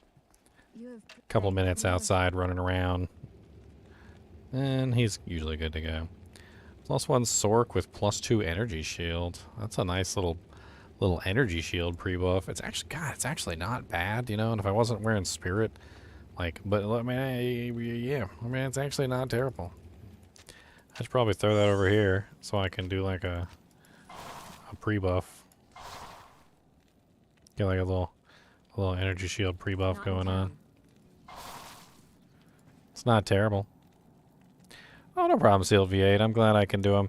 I'll be looking forward to some more coming up soon. There's definitely going to be a lot more videos. I wouldn't worry about it. There's going to be more Runewords coming out tomorrow, most definitely, and then we're also going to get some really good ones from Dobrunsky. I think Dobrunsky probably has the really nice ones, right?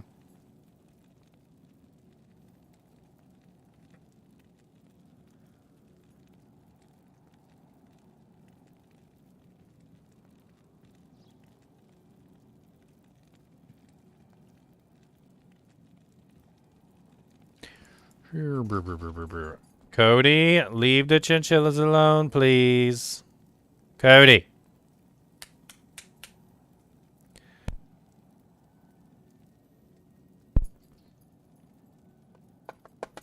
Leave the chinchillas alone.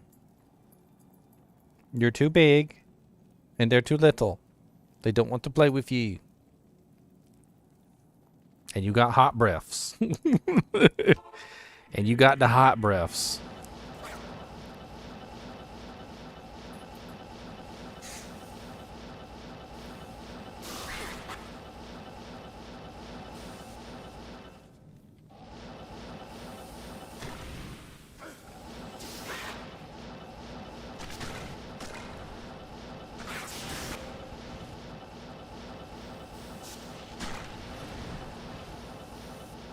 Nice waypoint.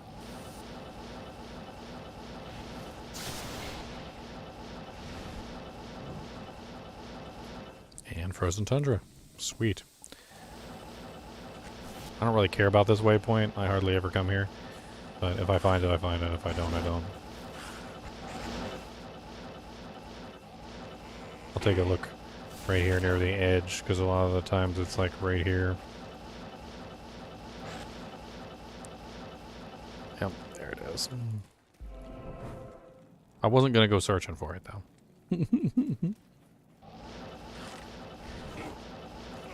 It wasn't there.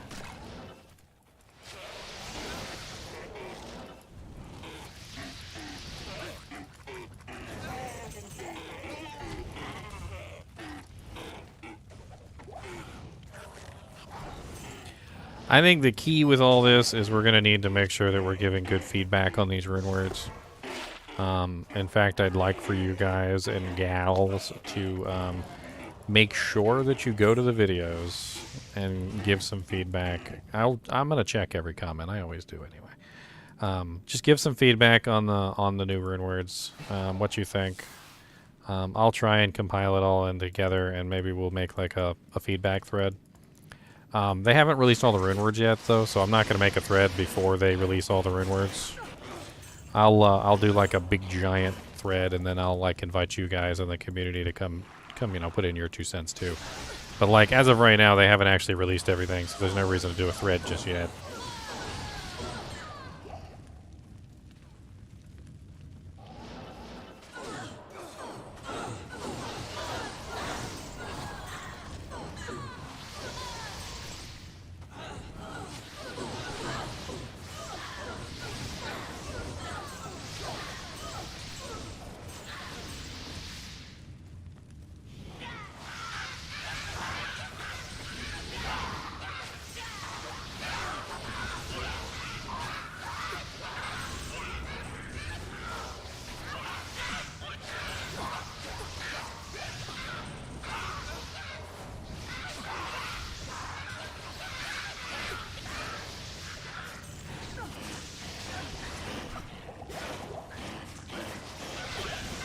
Frickin' poison. I hate fighting these little carvers. Like, I'm just gonna go. I don't even know why I'm fighting these carvers. Alright, there's the way up. We want the waypoint, though.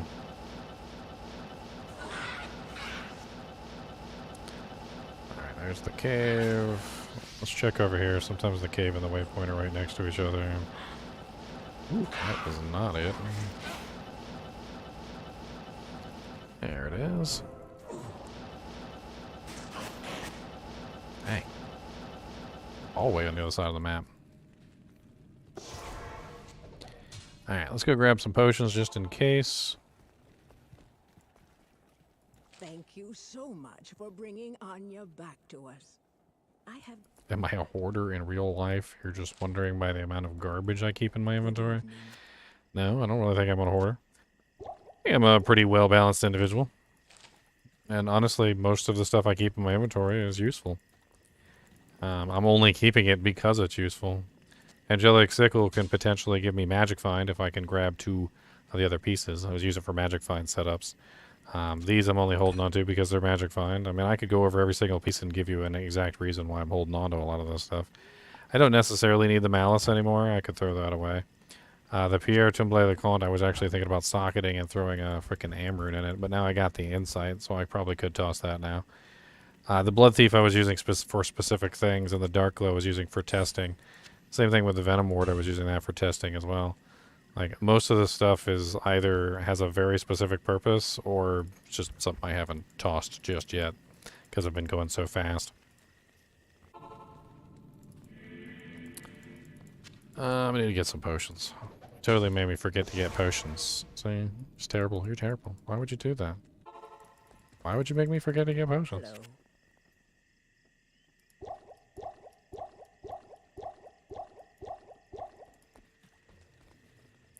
Yeah, I've got potions. The ancient...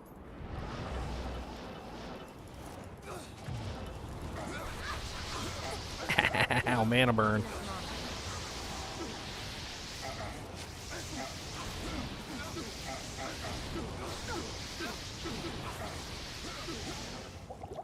Thanks.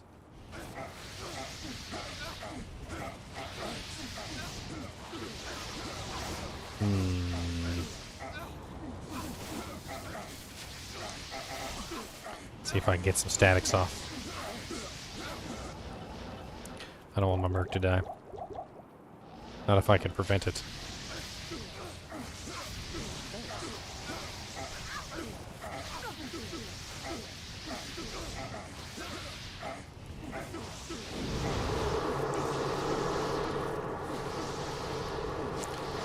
I don't know where the other dude went. He just decided he didn't want to fight no more, apparently.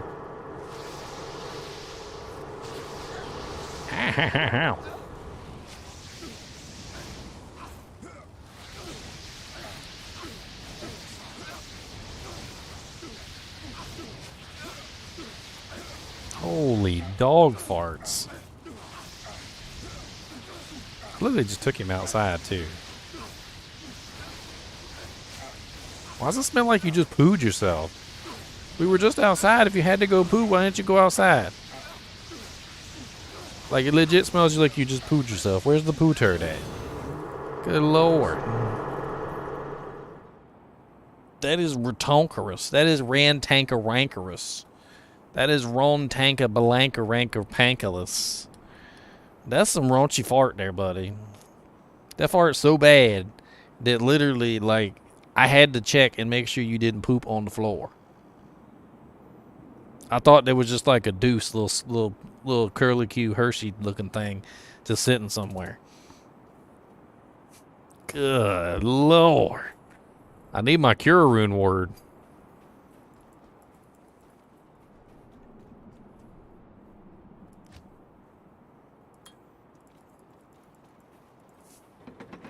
Oh, trust me, there is a distinct odor that is only capable of dog farts. You know it's a dog fart. Like, you just know. Like, it's... Having been presented with that trauma before once in your life, you know, you remember forever afterward. It's like, oh man, not this again.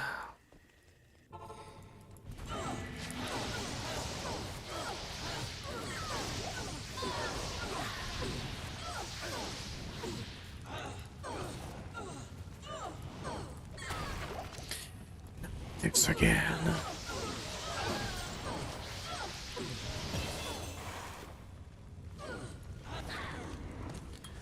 We almost finished with Frozen Orb.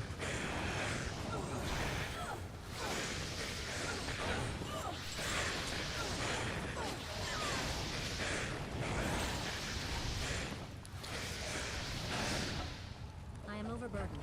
Loch bar. A locker bar axe. Locker bar.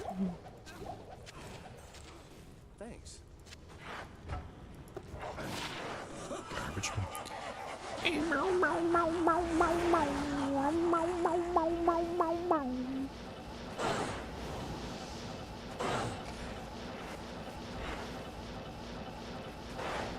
Snaking through the land. Snaking through the land.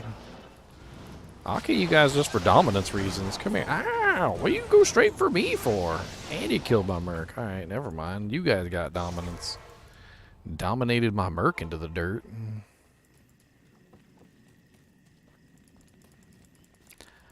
Crowd kick. Please resurrect my mercenary. Thank you. Appreciate it. Such a good fame. Such nice. So very nice to me. He's so very nice to me. Alright, let's find. Oh god. So much poison. Why is there so many beetles and poison everywhere? Dear Lord Jesus.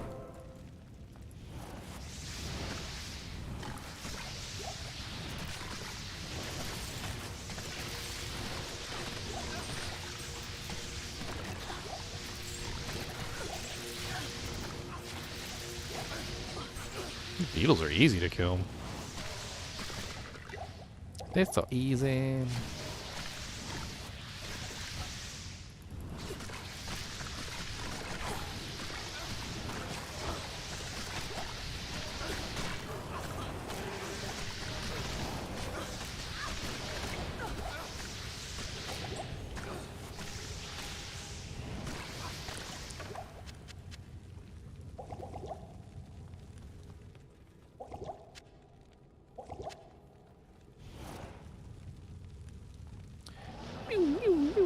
I don't want to fight all these stupid poison things. All I want to do is poison me, and that seems rude. I don't like it.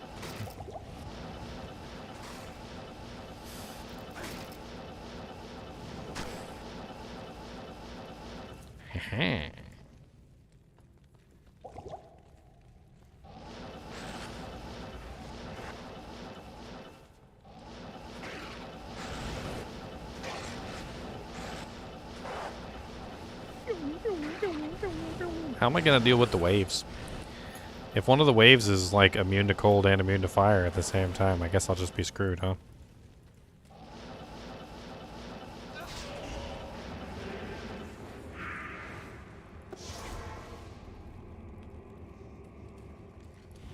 I could always use the cheater speedrunner trick. Where you basically just run away.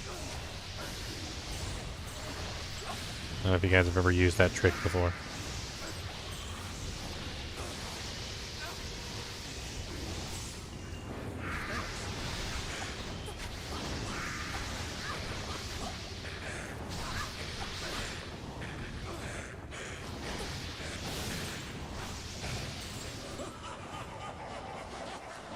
All right.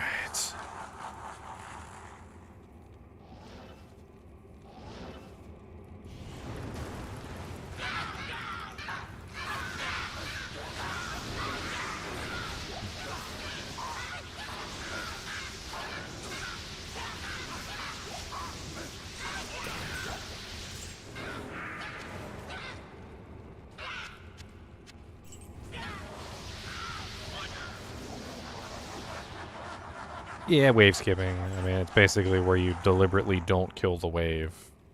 drag them away and trick Baal into thinking that you killed the wave. Cheatery speed runner trick.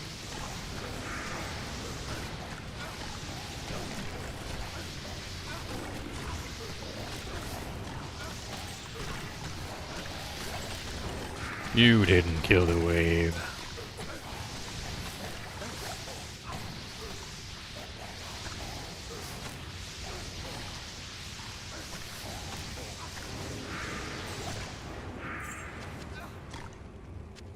I can't carry anymore. You didn't kill the wave. Oh, this wave is probably going to kill my merc. Let's back this up a little bit away from the decrepify, shall we?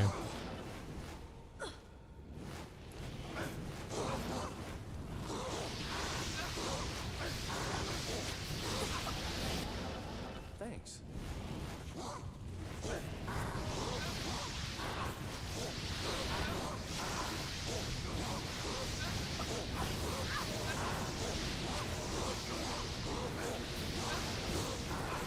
Doesn't work on all the waves either, though, does it? I mean, some of the waves won't follow you. Only certain waves will actually follow you. The Pit Lords will follow you. The Listerine Tormentor, Listerine the Tormentor will follow you, but like some waves won't follow you at all. It's the brave Sir Robin tactic.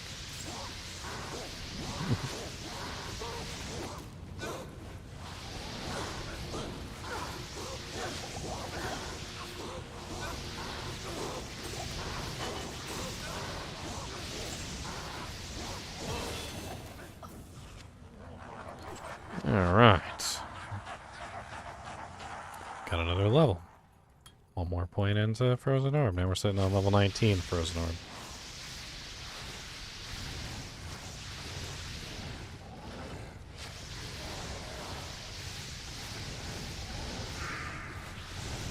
I'm trying to get him to a choke point here. The entire purpose of choosing this location over the other location is specifically for the choke point.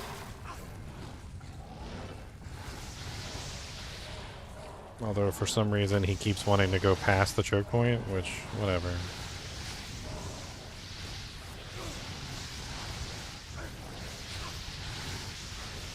It just helps tremendously to have him on the choke point, because that way you don't have to worry about him constantly getting attacked by everything at the same time. It really is for Listerine. Listerine's the worst, but it can be a pain in the butt with the Venom Lords too.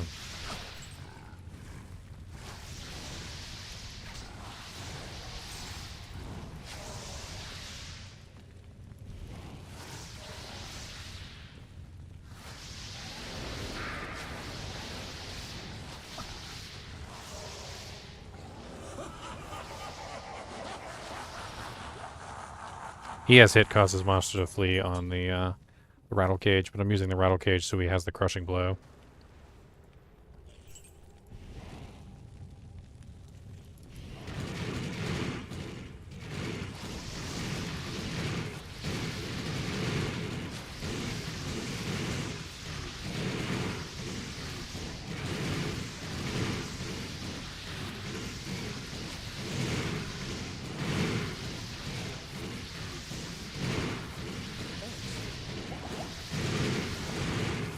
Come on, buddy, we can do this. I'm guessing these guys must have some sort of a spectral hit or something on the boss. Cold enchanted, of course. Makes sense. I should probably just focus on fire then.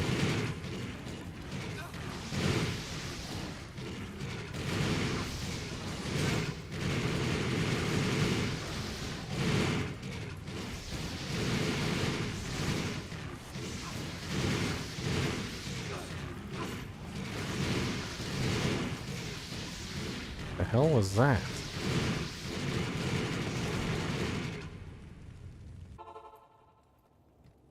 Cody, what are you doing? She's doing really weird stuff over there. Like, all of a sudden, it looked like he was squatting, like he had to go to the bathroom. I literally just took him out. So I know he doesn't have to go to the bathroom. But then he started eating the blanket. Like, I don't even know what the hell's going on. Apparently he likes blankets. Blankets are delicious.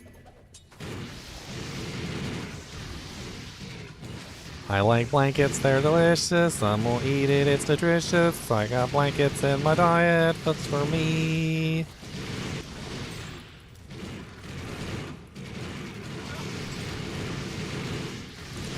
Lister is kind of like a super boss. I've noticed that about him. He does have certain tendencies about him that are considered to be like things only that certain bosses have. So like, yeah, like there's certain things that you can't do to like monsters that are considered like Diablo class bosses. You know, like if a monster is a Diablo class boss, then he's a higher level boss than just a regular elite. And it does seem like Lister seems to be classified as more than just a regular boss.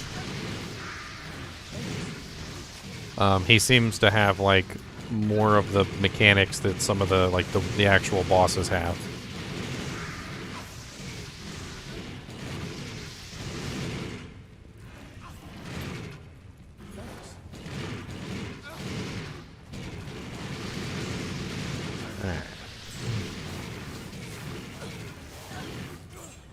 Ow.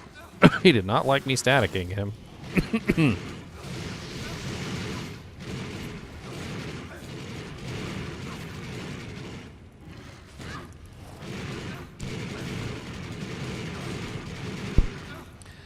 Little known trick is if you stand behind your merc at just the right spot, or he goes up against the wall, he can't be knocked back.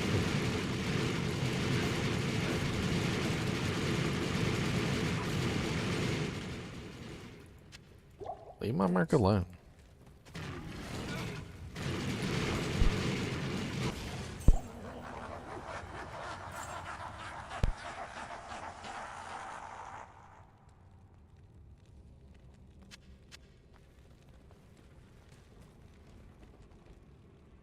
Alright, what are we going to get from Baal?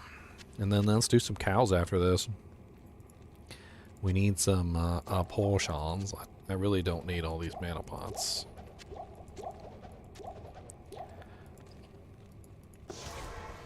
We gotta remember to swap out our Alibaba right at the end before we kill Baal so we get our extra magic fine.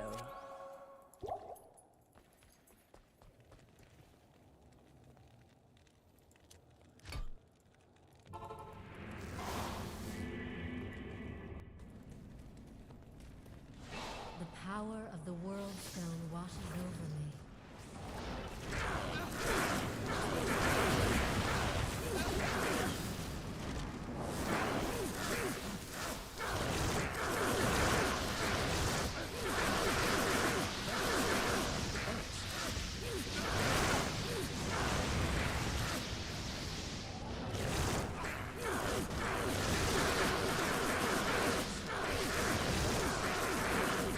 Yeah, we got the merc.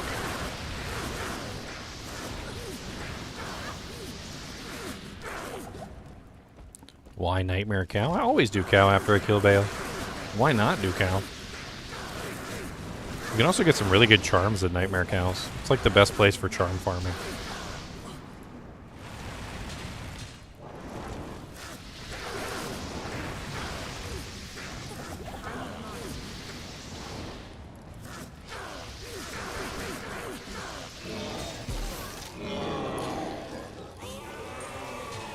Well, that's just pathetic. The last of the three has fallen. He didn't give me one unique. He didn't give me one set item. He didn't give me one nothing. He gave me a whole bunch of blues and that was it, and a little bit of gold. That was rude. That was just very rude. That's heckin' rude. That's what that is. There's a video by one of my kinship members. He did a like a whole thing where he did like 1,000 runs or some bullcrap, and he like did Nightmare and Hell difficulty, and he tested them all. And then yes, like Nightmare difficulty could give you pretty much all the same charms. Obviously, you can't get like plus 145s, but plus 145s are like ridiculously hard to come by anyway. And it was much faster to farm Nightmare, and you got literally almost all the same charms. Like a lot of the really good GG charms can still drop in Nightmare Cows. and it's not bad actually at all. I can't try to remember where his videos are, but it was really just kind of like a speed versus like quality thing. And yes, you do lose a little bit of quality for going to Nightmare Cows as far as the charms are concerned. But here's the thing. You don't need Magic Find for charms. Charms does not affect, you know, it doesn't matter, right? So you can go full DPS and you can just murder the Nightmare Cows with extreme proficiency to the point of absolute absurdity. So you're literally just walking over the cows. You could even go into P8 runs and you could do cows, like P8 cows. Like if you can find like a group, you know, like that's running...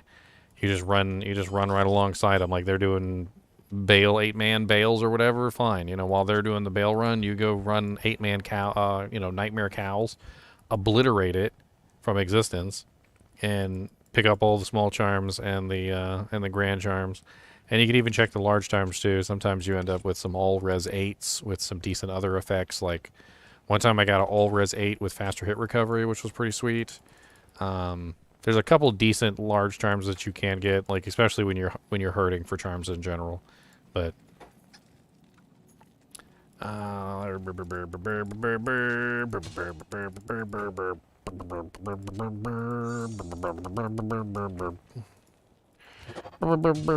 into the cows. Yes, we go into the cows. Good day.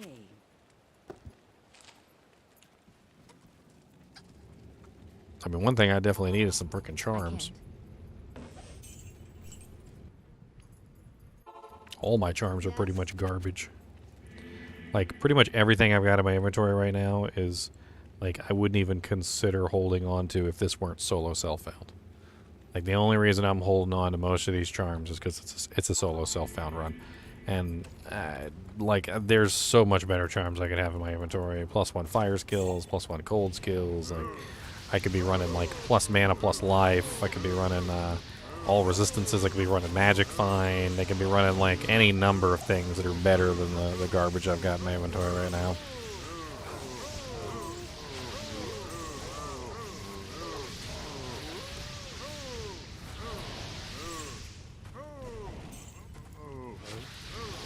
Hey, Mr. Cow King. What's up, buddy?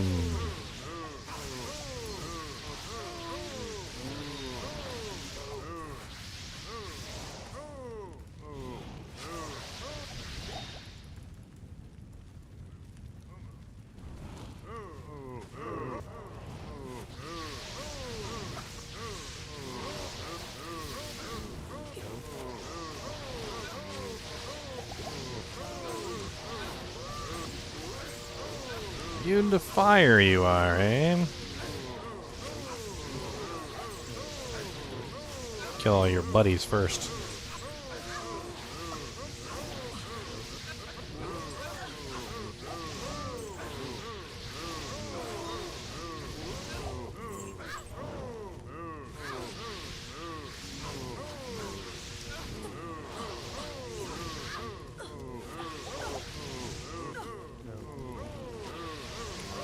Freaking immune to fire, immune to lightning, Cow King.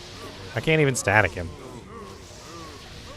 Can't firewall him, can't static him. The only thing I can do is frozen orb him to death.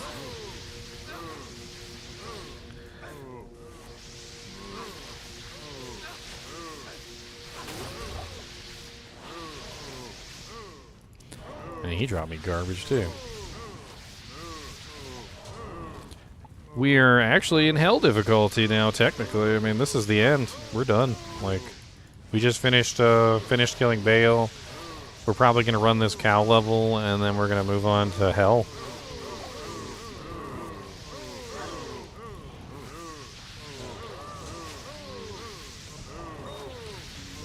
I mean, we could do a little bit of farming in Nightmare.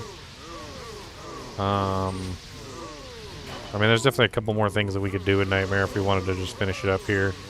Like, a couple more Mephi runs, maybe try and get ourselves something like a Skin of the Viper Magi, or anything better than the crap that we're wearing, which a lot of our equipment is literally garbage. I've been really hoping for any kind of upgrades, and nothing. They're not letting me have it. They're like, nope, you get a chipped diamond. And I'm like, you know, I could really use, like, anything that's good. And they're like, well, I do have a surplus of keys and thawing potions. If those would help you out, like, no, the keys and the thawing potions do not help me out, okay? If you could just find it in your heart to give me, like, anything else besides garbage. Besides garbage.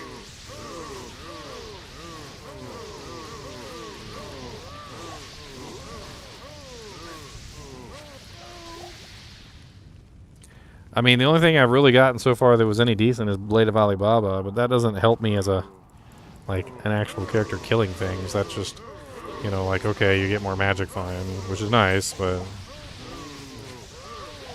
I need the kill speed. Character's just not set up yet to be running Alibaba.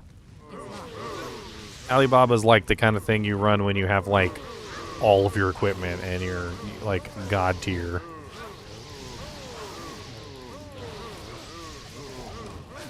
I mean, granted, I could go back to, like, normal difficulty.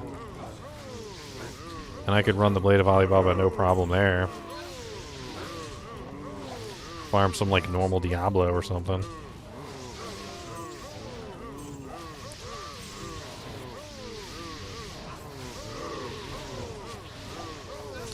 That's not stamina potions, David Vera. That is not stamina potions. I'm letting you know right now, sir, that is not a stamina potion. He is a male cow, okay? He is a male cow, and that is not stamina potion. I'm sorry. 22% wisdom draw. It's absolutely terrible. He is the king, not the queen, alright? If it was the queen, I'd be like, alright, milk. But no, it's not, okay? It's not. Don't drink it. It doesn't give you wings.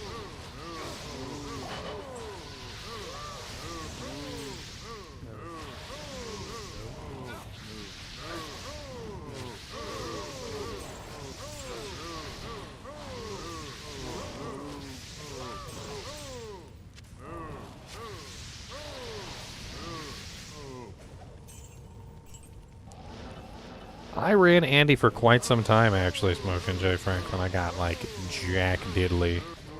What did Andy give me? She gave me, like, one item that was halfway decent, like, the entire time I farmed her. What was it that she gave me? I think it was... No, Frost... No, I think Frosties came from, I think it was Frosties, actually, yeah. Yeah, I think Frosties came from her. That was, like, the only item she gave me that was any good. I got some freaking Frosties. I mean, I guess it's alright. I guess.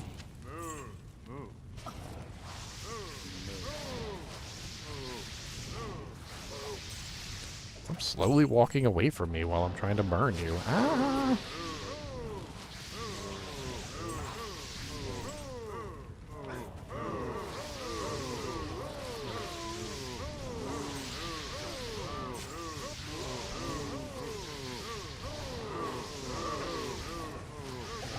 Frozen Orb does so poorly in, like, big groups.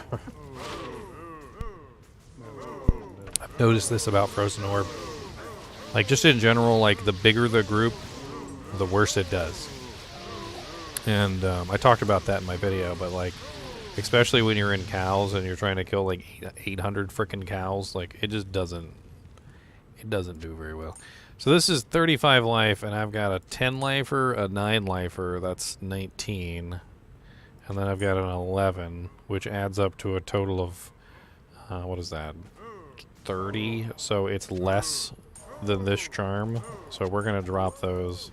Tired of hold on to these little tiny stupid things that don't do anything. 35 is better than 3, like, really bad lifer charms, and I'm going to take the 35.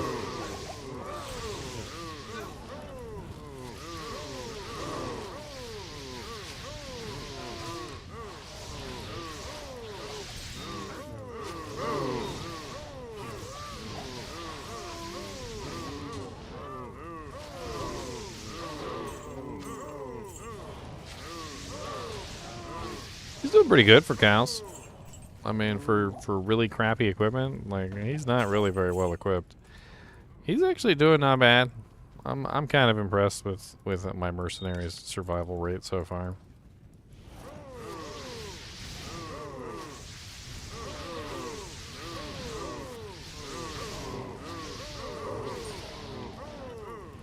Another small champion. 2 more small champions.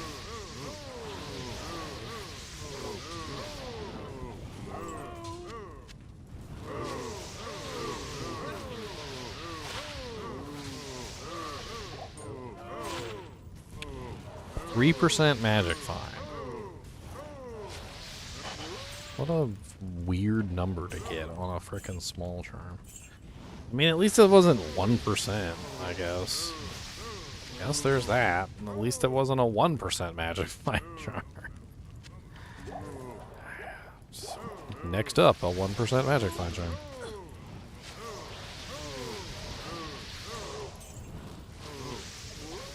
I'm kind of having fun with the cows. It's fun burning them and freezing them at the same time. There's something cathartic about watching them all turn blue and then cooking them at fire and heating them back up until they're warm and then freezing them again. Yes, excellent. Burn, Mr. Cow. And then giving them freezer burn on top of their burn, so they have a double burn. Double bubble, toil and trouble. 3 to fire mastery, 2 to lightning. That is worth 35k. That is 35k in the bank. Of course, we're still in nightmare, so it's only 30k in the bank. 35k in the bank. It is ethereal, so it's half value, but it should still be 30k. 35k in the bank. It's because fire mastery is a level 30 skill. It's all the way down at the bottom. And so it just has lots of value because it's a level 30 skill.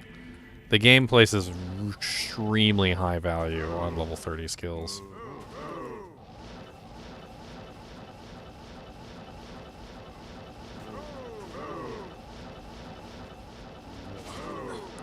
Woo, pain.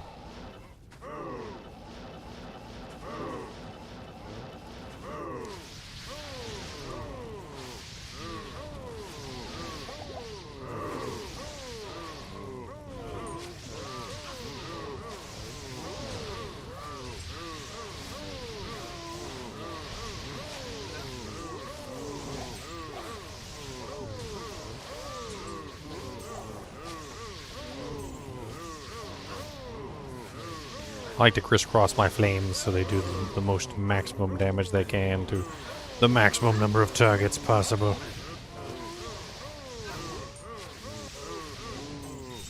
Small champion, large champion, flawless ruby. Small champion, ooh, 13 life. That one's not bad. 4 strength, it's Garbo. Yeah, I got one in here that's only 10 life. I could replace that with the 13. So any upgrade is a good upgrade. Sadly. Guess that's how this character is right now. She's like, oh look, that piece of crap's better than my piece of crap. I'm gonna take that piece of crap and I'm gonna put that piece of crap on, and I'm gonna take this piece of crap and I'm gonna throw it on the ground because that piece of crap is like way better. I was like, but it's a piece of crap. Yeah, but it's better than my piece of crap, and that's all that matters. In the grand scheme of pieces of crap, that piece of crap ranks higher than mine. Mine's a D rank piece of crap, and that one is an S rank piece of crap.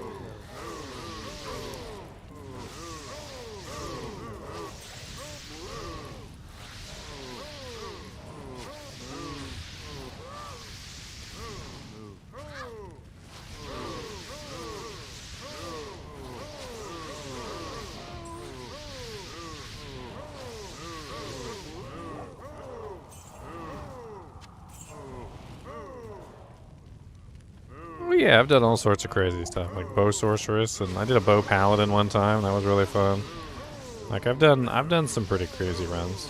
I did an enchantress, you know, I enchant a demon machine, like Ravenclaw kind of stuff. I mean, there's a lot of fun ways that you can play the game that are not meta. And I very much so do enjoy playing off-meta builds.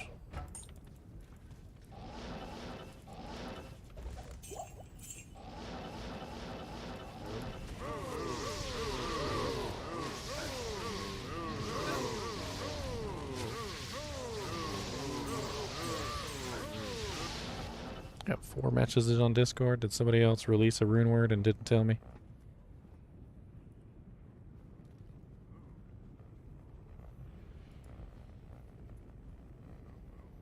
Some sort of spam.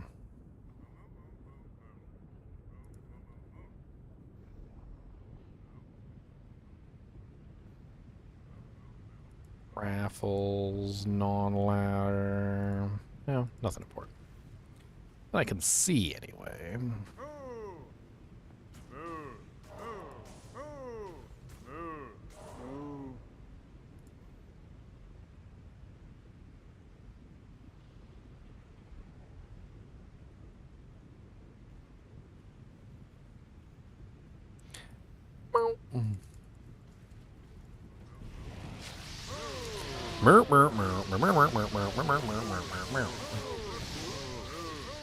I gotta keep my eyes open on all the rune words. Like, there's gonna be new ones coming out like all week, and I gotta make sure that you guys are getting access to those, or rather that I have access to them as soon as possible, so I can create them for you.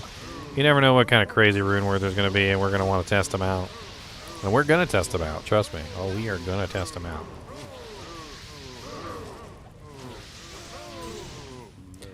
Has Sanic ever been a throw proc barb?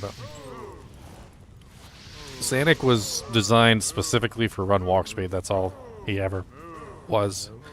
Nothing. There's no other purpose in life for him except for run walk speed. He doesn't even worry about killing things. Like, all he's worried about is just how fast can I run? And the answer to that question is yes. Yes.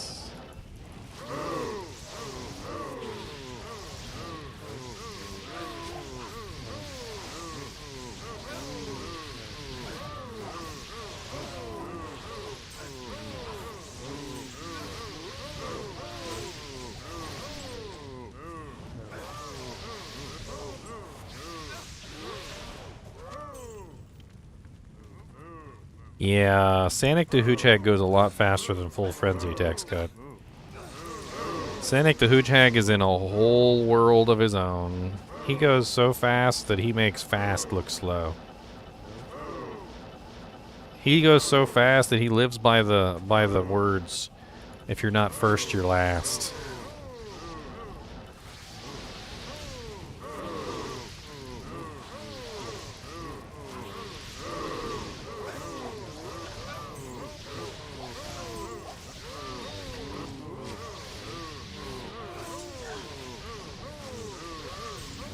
Sanic the Hoochhag is a monstrosity of men and elves. He knows not life or love or heart. All he knows is fast and go. Fast and go. And go fast. In that order, but also in the other order. Either fast and go or go and fast. He's not particular. Go fast. He also says it with inflection. Fast go. Go fast. Fast go. Go fast. That's about his whole vocabulary. Sanic doesn't do much thinking. I need a key. But he does go fast. It's locked.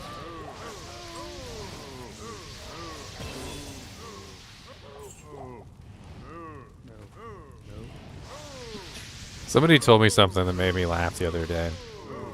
So this guy was talking about his meme that he made. So he made this meme, right? All right. So it's his meme. And in the process, apparently he made this meme, and it didn't really become popular when he made it. But it had become popular after he made it, right? So he was kind of upset because he didn't get any credit for it, apparently. This is what was going on. And somebody was like, a meme is like a joke that somebody else tells better than you. He's like, you came up with the joke, but somebody else told it better and then spread it all over the internet. Kind of cracked me up.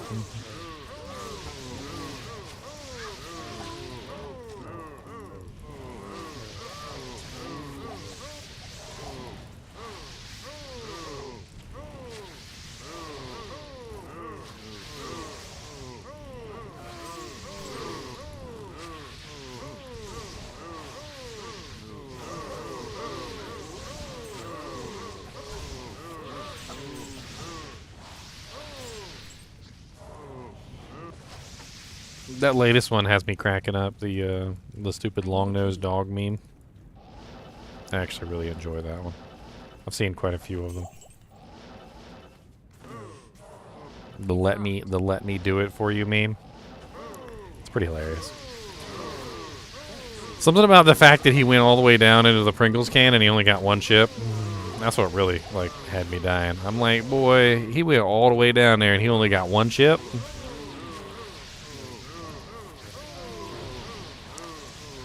Like, hold up a second. One chip? That's it? I need you to get more than one chip at the bottom of the Pringle can, alright?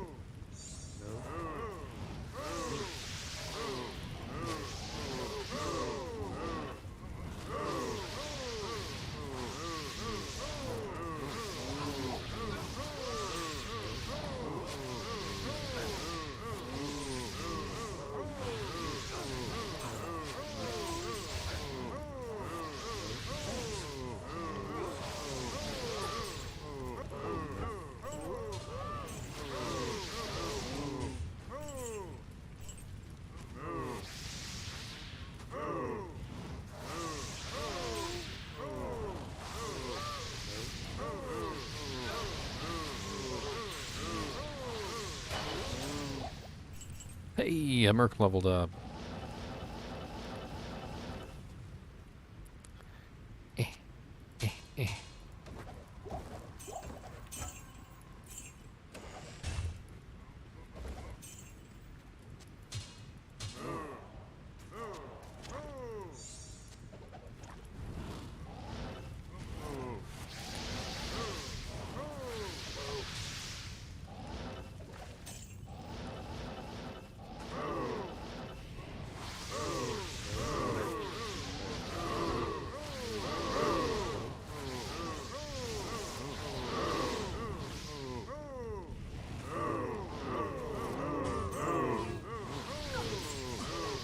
That's right, the angry moo.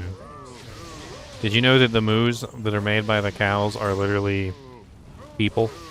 Like, they basically brought all the developers into the studio one day and they were just like, alright, we need your best moo.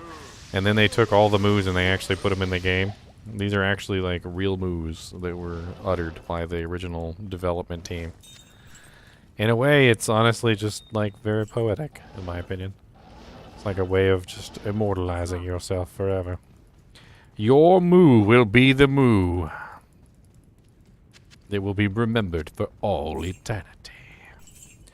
Even apparently Rockanishu's sneeze, or Rockanishu's name is apparently a sneeze that somebody had in the studio when they were like publishing the game or developing the game. Apparently it was like the sound that that person made when they sneezed. Like it was like Rockanish! Rockanish!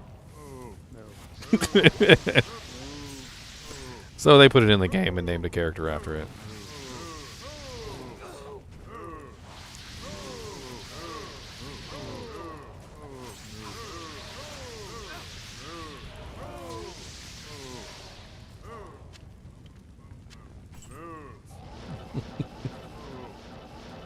Oh, look, more cows. I tell you, I'm not winning any speed contests.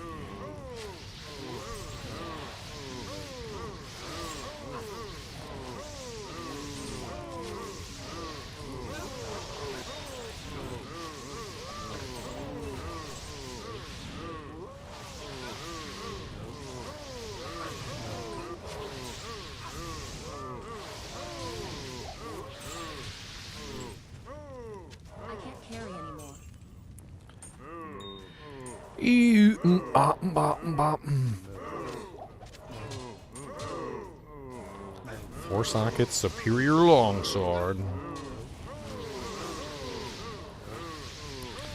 I got you, buddy. Can't leave my merc hanging.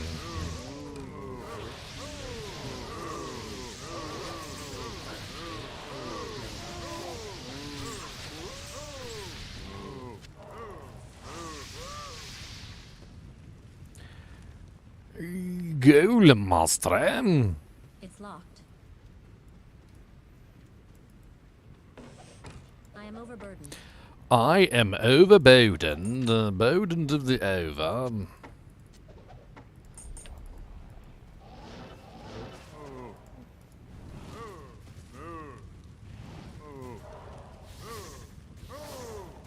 Head Jalan! Head Jalan!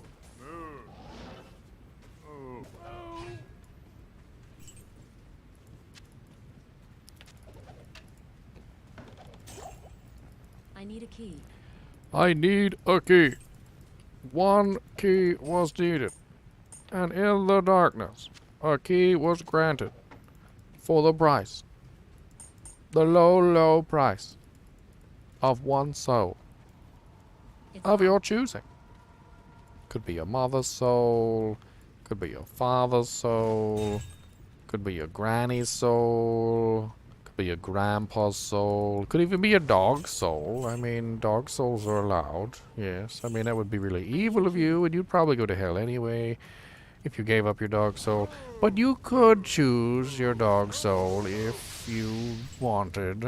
Now, your cat soul, on the other hand, doesn't count. They've already actually sold their souls. It's an automatic sale.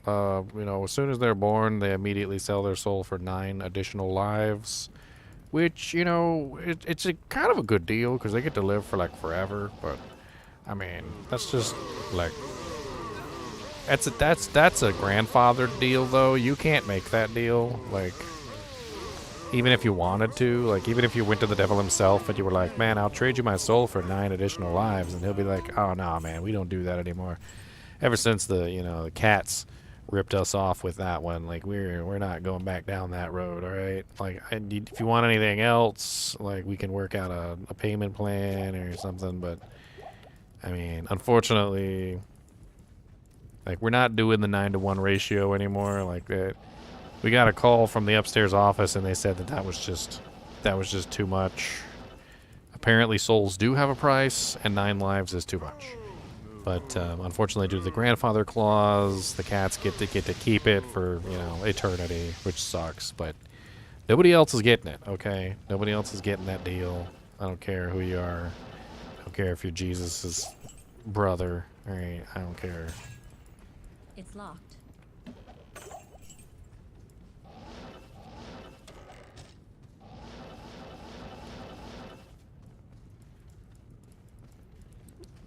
Yeah, it's funny. I saw that meme the other day.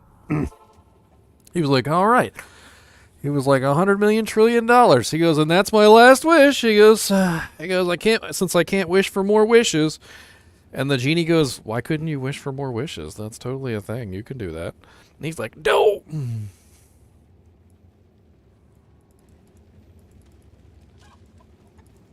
No. Did I kill Andy in this one? Let me go kill Andy real quick, just for lulz. Andy's 500 miles away. It takes me 7 years to get there. Da, na, na, na. Dun, dun, na, na, na, na, na, na, na. Dun. What's up, Jasper Jesse Jr. Ducaney?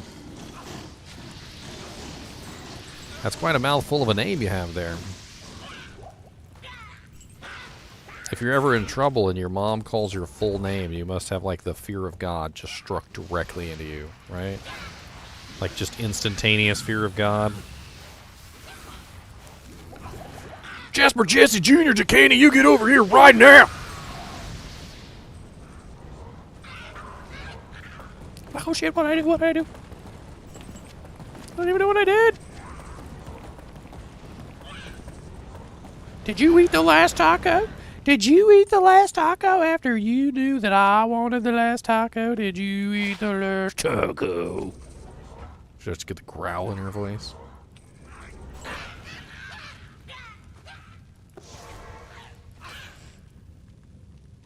Can you view my items again? Sure, why not? They've upgraded ever so slightly. I've got the spirit. I got another 2-socketed armor. It's a little bit better than the previous one. A lore helmet, a +1 Sorky amulet, a rhyme shield, tier haunch greaves, a faster cast dual res ring, which is actually pretty nice. Blade buckle. We got another faster cast ring, frosties, a bunch of junk charms. Nothing amazing there. My merc is now utilizing insight, and I got rattle cage, and then I also threw on the new Runewords. The Shale IO Soul Bulwark that everybody's been talking about recently because it's pretty good. It's a pretty good rune word. I figured might as well test it out on this solo self-found character and see how good it is. I threw away a bunch of runes to compensate for bringing it in. I threw them in the garbage. In the garbage. The garbage, garbogans. The garbogans. I threw it in the garbogans.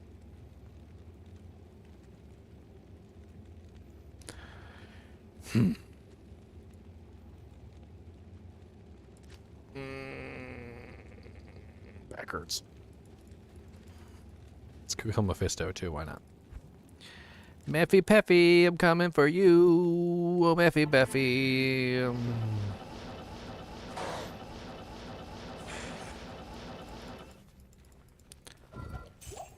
Random stash.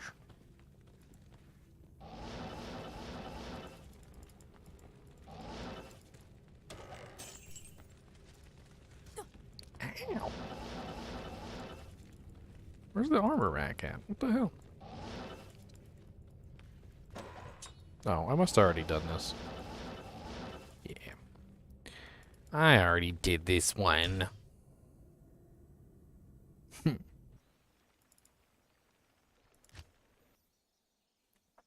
Well, one thing I could farm is Rockanishu and Treehead Woodfist. Those are actually pretty good farms for early on. Rockanishu is actually one of the most pervasive droppers of the Harlequin Crest Shaco. He has the highest % chance, anyway. I mean, there's no guarantee anything's going to fall, but...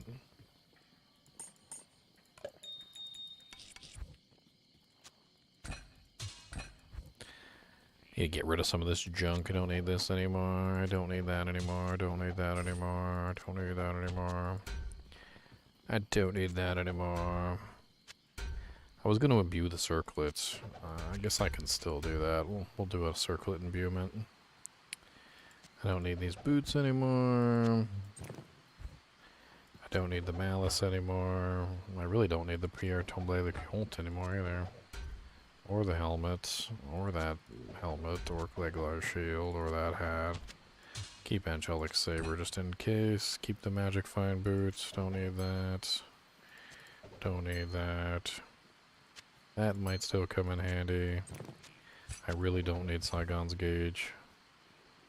The ward might still come in handy for me in hell difficulty in case I need reses. That actually was pretty nice with the dual res and the fast rate recovery. I'm gonna hang on to that. I don't need Wisdom Draw. Don't need that anymore. Don't need that anymore.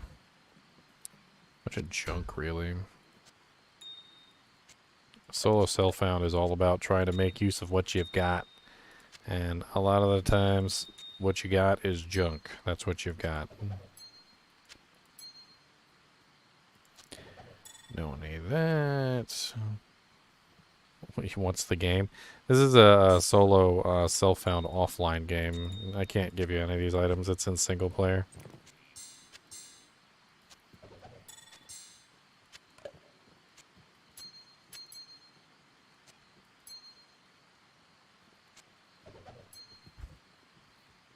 I really don't need Ravenclaw, but for some reason I want to keep it just for playing around. I don't need the Blood Thief anymore. I really don't need the Hexfire either. Keep that just in case I need the resistances at some point. I need the jewels for crafting. 2-socket serpentine could be my leaf, but I mean my smoke, but I'm not really sure if I want to put it in a serpentine. I mean, a serpentine is a decent choice. It's got decent defense, but there definitely are other options which could do me a little bit better than that. But as I always am so fond of saying, it's better just to grab it now instead of waiting for an upgrade. Because later on I might just end up with something really good and I'll just replace it outright. So the time that I'm wasting hemming and hawing over what to put the runes in, might as well just get the resistances and have the faster recovery and utilize the armor. We're going to need that in hell difficulty, probably for sure. But right now our resistances are pretty good. Alright. Can sell some of this stuff and get some money back for it. I can't carry anymore. I can't carry anymore.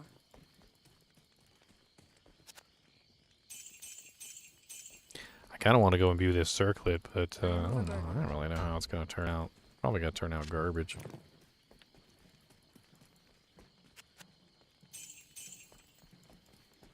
We can also do some gambling, too. I feel like a little bit of gambling wouldn't exactly be bad right now. We're level 70, so we could gamble some interesting items. I'm just not sure exactly what we want to gamble for. +2 amulets are currently out of reach because we're not high enough level. Although we might get lucky and gamble like a +3. Actually, I'm not even sure if +3s are capable of being gambled right now.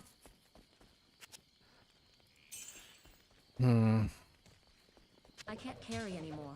I am overburdened. Not really sure what the hell I would even gamble. I am overburdened.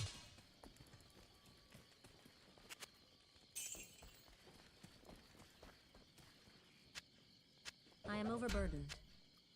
I am overburdened.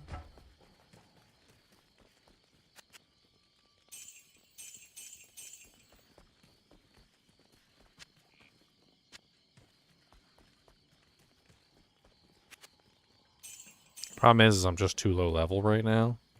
So I don't really have like the ability to gamble a lot of the really good stuff.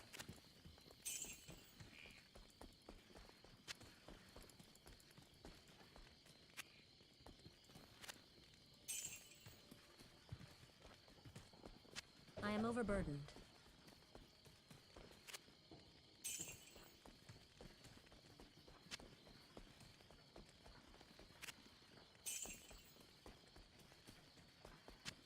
Alright, and with that, we've cleaned up our inventory quite a bit. Not bad. Moving right along. Let's do a couple more boss runs real quick, and then I think we'll call it. Do a couple more little mephy runs.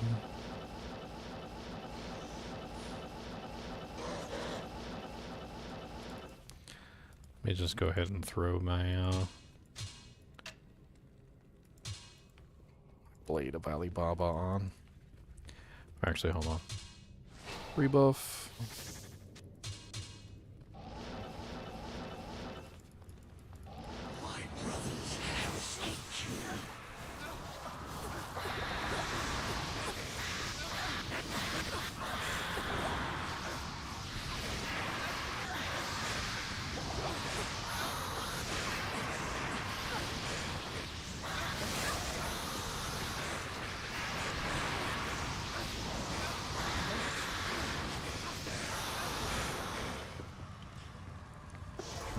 Potions.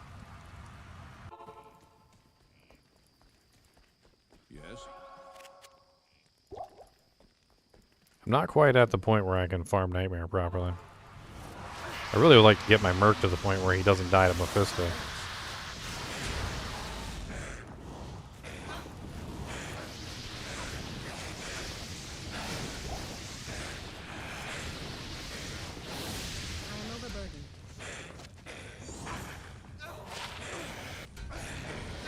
This garbage.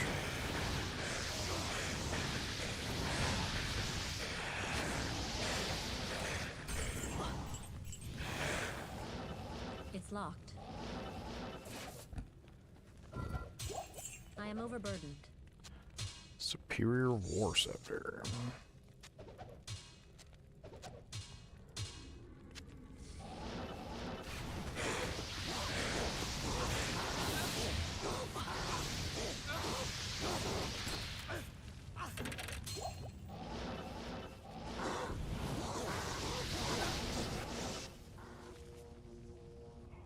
I like to make them cast their hydras and then teleport away from their hydras. Works really good. They cast them all the way over there, they teleport to the other side. They'll recast them, but I mean, as soon as they recast them, you can just teleport back to the other side again, because that means the other ones are down. It's kind of nice. It works, for the most part.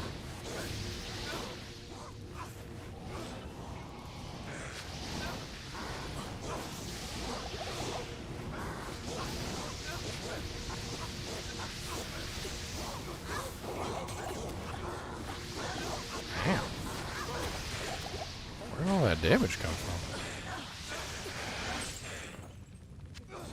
Bunch of garbage anyway.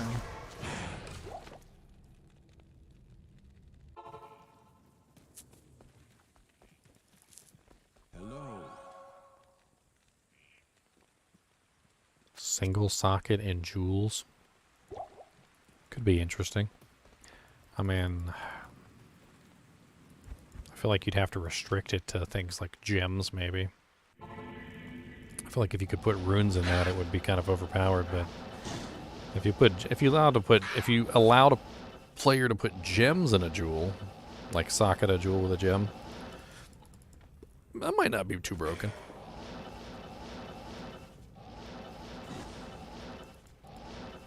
It would be powerful, but wouldn't be like ridiculously broken like the runes would be.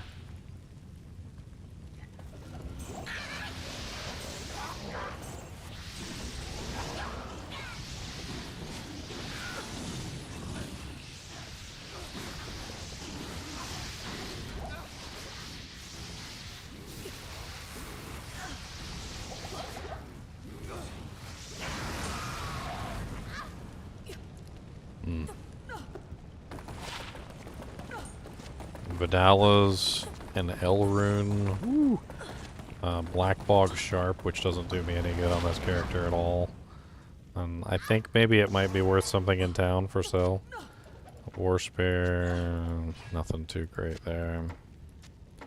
+2 Blizzard, that's worth selling at least.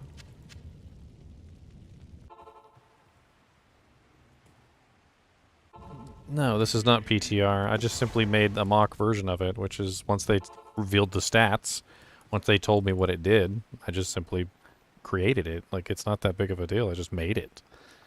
It doesn't take a genius to put runes in a helmet and then add the stats to make sure that it works. And you can download it too. If you look down in the description, there should be a link to to my item pack. And the item pack has all of the Runewords in it, all the new helmets. And I'll be doing it for every single one of the new ones. So, doesn't matter what character you want to, like, test them out on, I got you. You just hop on, download my pack, and they're all just sitting there for you. You can either just copy the character files over. They're literally right here. Temper, Ground, Bulwark, Cure, and Hearth. And you copy them over, and you can just take the items off of them. The items are also in the Hero Editor pack if you want to actually use the Hero Editor program. But you don't even have to use the Hero Editor program. All you got to do is copy the save files. You copy these save files into your directory, and you can just automatically grab these items. And you just use them. Like, go test them out. Go play with them. Go use them. This is the, what is this? The Cure. This was the Cure one, so it's poison length reduction. I've got a couple different versions in here for you so you can play around with it. Have fun with it. I'm going to do that for all the Runewords. So every single Runeword that comes out, doesn't matter what it is, the new ones, I'm going to go ahead and I'm going to make them. And that's it. Just you guys can load them up, test them out, ride them doggy. We got some new ones coming out tomorrow, so look out for more videos tomorrow. As soon as they come out, I will be making a video. I'll probably have a live stream up covering Dobrunsky. Dobrunsky said he's going to be doing his tomorrow morning, so it's probably going to be Dobrunsky's. And we're going to cover the Runewords that he's covering. I'm going to make them. I'm going to upload them into the pack, and then you guys can play them. Play with them. I don't know if you can't do it on the Switch, but it's probably pretty difficult. Like, you'd have to figure out where the save files are, and then you'd have to figure out how to edit the save files, and it might get a little complicated. I don't know.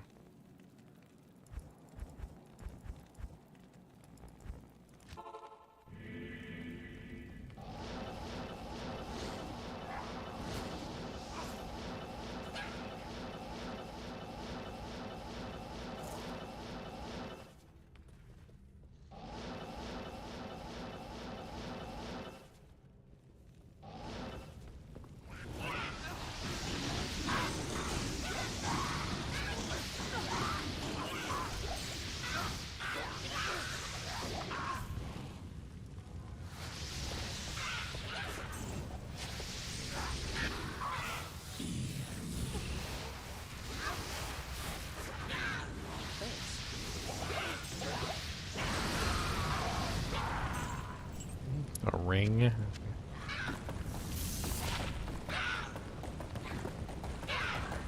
Oh, thanks for the subscription, Clutch Calls. Ring is garbage. I don't even think that is worth taking back to town. I got a Demo Q Bardish. It's a terrible item. Maybe if I was level 8. Maybe if I was actually level 8.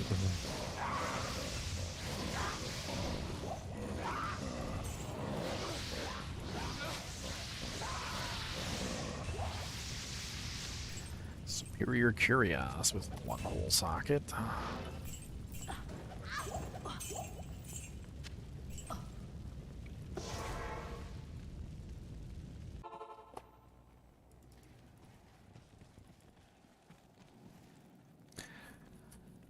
You're new to Diablo 2 Resurrected? Oh man, you came to the right channel, my friend. Honestly, like, Paladin and Necromancer are two of the easiest classes to make characters with. Like, if you're brand new, they're pretty easy to understand, I think. I don't really feel like most people have too much of an issue with them. The, certain classes are a little bit difficult, like melee classes tend to be more difficult to build early on. I would honestly recommend that you just play through on single player and have fun with it, like, to begin with. You got normal, nightmare, and hell difficulty, and they're not actually difficulty settings. Unlike in other games where you start a game and it's like, what do you want to start the game on? Like normal, you know, you're a baby easy mode, or, you know, like, oh my god, my anus hurts. Like, that's not actually how Diablo works. Like, the normal, nightmare, and hell difficulties are actually part of the game. So, like, in normal difficulty, it's kind of like the tutorial. You're having fun. You're just playing around. You're just messing around with classes. If you want, like, somebody to tell you what to do, I have tons of videos on every single class. Like, if you just pick a class, doesn't matter what it is. Like, just pick a class, and I've got a video on it, and it'll tell you pretty much everything you need to know about that class. I have tutorials up on each individual class, on the abilities, on the unique items.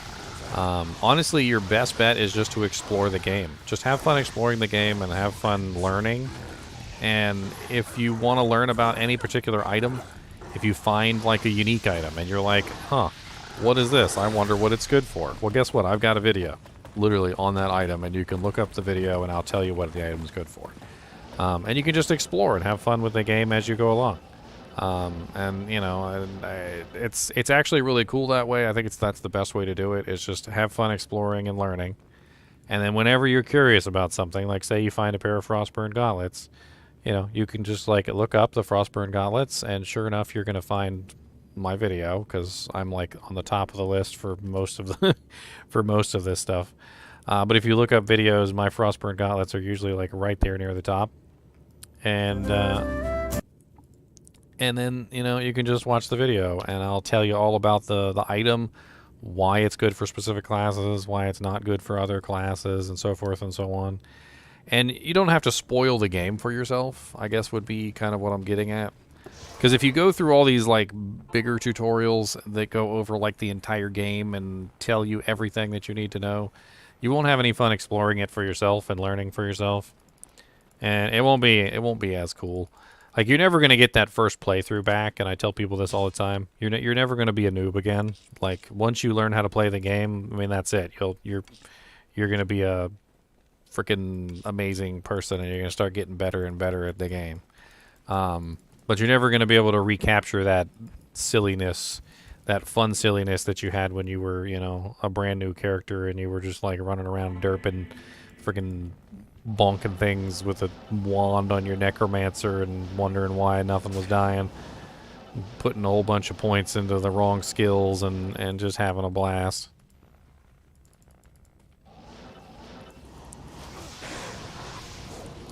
Conviction, I would rather not.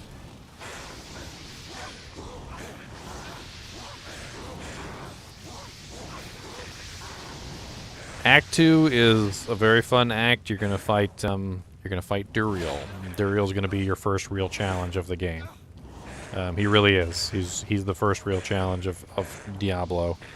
And if you can get past him, that's like number one. That's like task number one.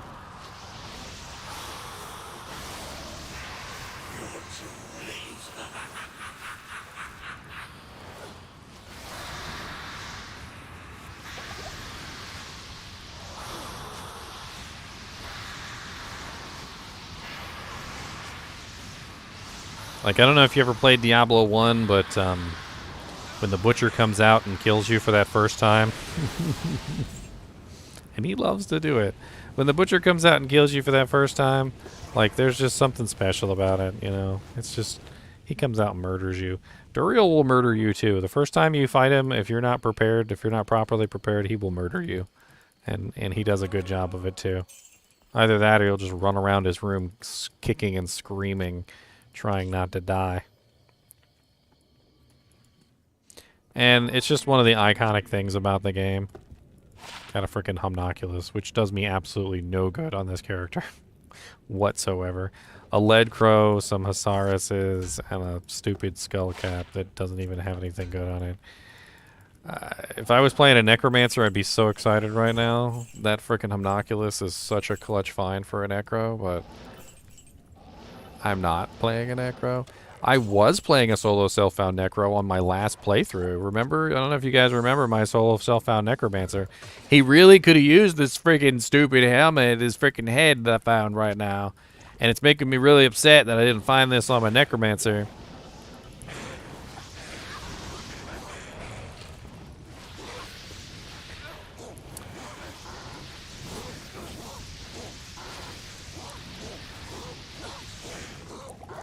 So Duriel is the first fight in Diablo where they deliberately try to kill you.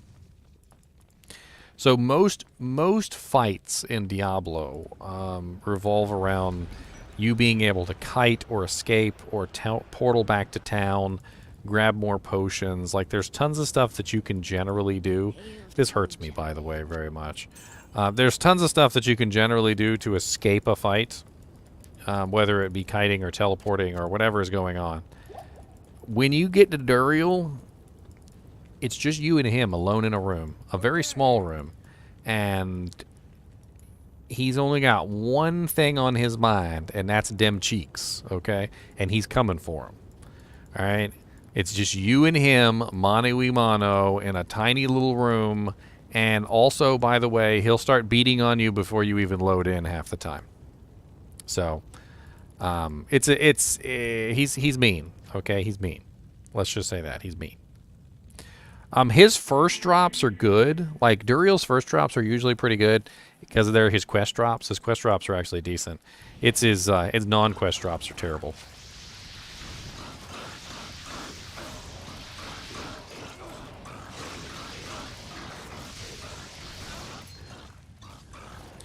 A freaking Malrune. What? I got a Malrune, boys. What the hell can I use a Malrune on? Is there even a recipe for the Sorceress that involves a Malrune? Did I find a Malrune in Nightmare? It's a pretty high drop for Nightmare. What the hell can I even make with the Mal rune? I don't even know. Like...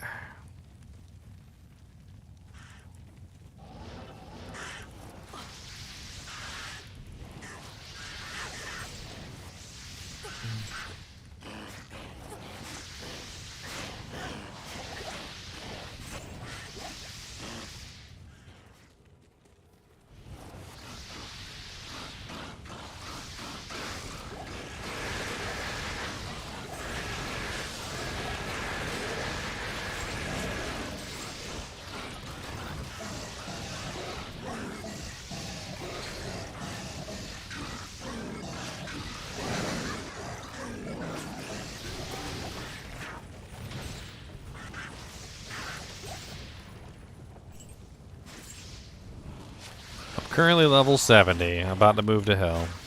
I was just doing a little bit of magic finding in Nightmare before I scurried my little butt. Scurried my little butt over. I was hoping to get something like, I don't know, Skin of the Viper Magi, a Peasant's Crown. I don't know, like Mage Fists maybe. Like, I was hoping to get something. My character is really poorly equipped. I mean, like, just in general, she's not quite up to spec. Yeah. She does have a Mal rune though. Whatever the hell that's good for. I don't even know if there's a single recipe. I don't even know if there's a single recipe that I would make for a sorceress with a Mal rune. I can't think of one off the top of my head. I mean, I'm going to look it up real quick, and I'm going to see. Hold on, let's see. Rune or socket, Mal rune. Infinity has Mal in it, but, you know, fat chance of that. That's not happening. Beast has a burr in it. That's not going to happen. Wrath has a lum and a burr and a pull in it. That's not going to happen. Oath, not going to happen. I don't have a pull and a lum, and I wouldn't make it anyway because I'm using an Act 2 merc. Grief, don't need it. Brand, don't need it. Malice, doesn't have a Mal in it. Last Wish, can't make it. Sanctuary, Coco Mal, that might be a decent use. 70 all res on a Coco Mal shield, might be a halfway decent use of that. I could also make Prudence, which is a 2-socket body armor, 25% faster hit recovery, massive defense, all res, DR, MDR, plus 2 mana after each kill. Prudence is actually pretty sexy looking. Could maybe make that for my merc. Prudence for a merc, that might be a good one. I think that's what I need to shoot for. It's Mal tier, it's 2 sockets, so I just need an ethereal 2-socket armor. Throw that in there. It actually has repairs durability on it too, so I could wear it myself. That's really the only thing I can see up here that would even be worth my time, except for Call to Arms, which I'm not going to be able to make with Ist and Ohm in it. I really doubt I'm going to be able to get an Ist and an Ohm before I finish doing this solo self-found run. I'm not allowed to target farm for specific items. I've been farming Andy. I have been, but I've not had much luck with her. I think I might do one more farm of Andy real quick, and then I think we're gonna call it and do Hell difficulty. I'll probably pick up Hell difficulty tomorrow, maybe. I'm not sure. We got these Runewords to worry about tomorrow, though, so I'm not really sure how much time I'm gonna have. Not here.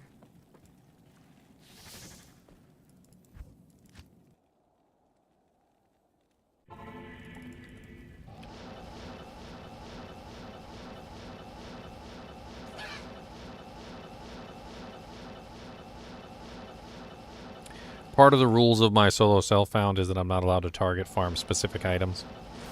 I can farm, but I can't target farm specific item. Which is a distinction. Like, I can still farm Andy, I just can't farm Andy until.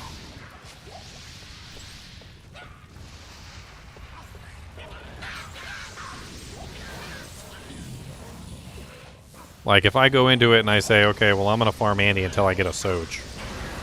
Like, I'm not allowed to do that. That's off limits. It's locked. I can just go kill her and see what she drops, but I gotta make sure that I don't have anything specific in mind.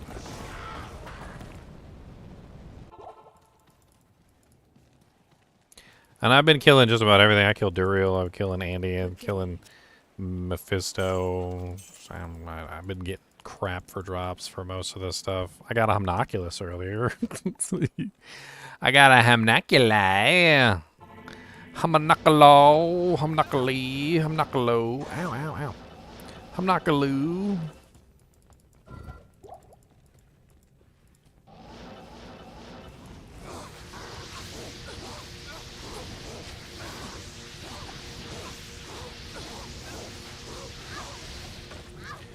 A Tal Rune. The best of runes.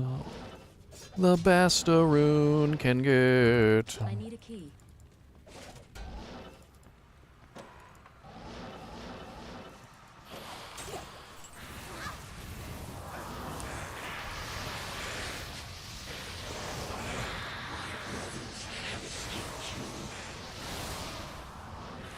Trying to micromanage my dude here.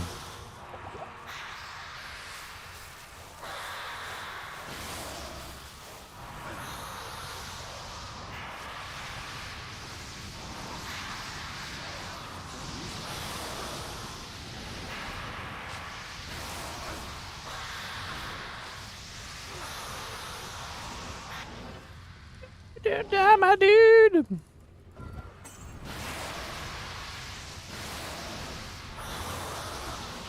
Oh, he got him anyway. I tried to play keep away from the Mephisto, and it didn't work. Boo, boo, boo. Those are all garbage. There's not a single one of those is even worth picking up. They're not even worth money back in town either. They're pretty much just not even worth nothing. It's locked.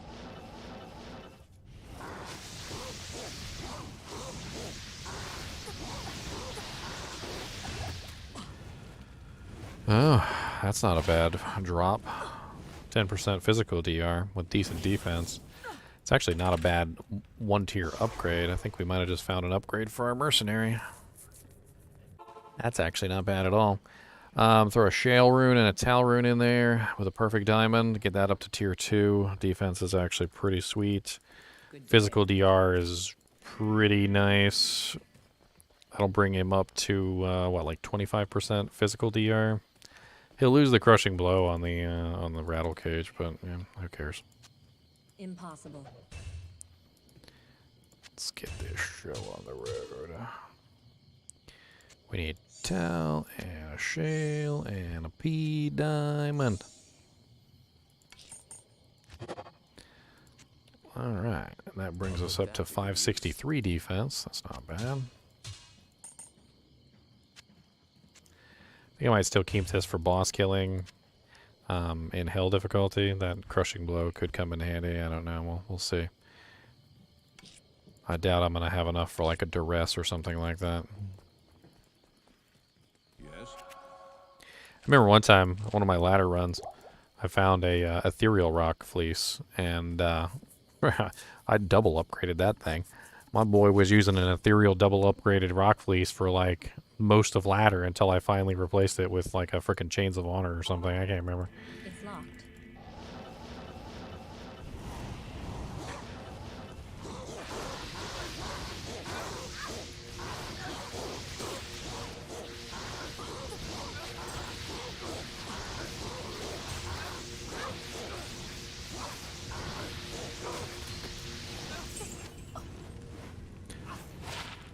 Cathans.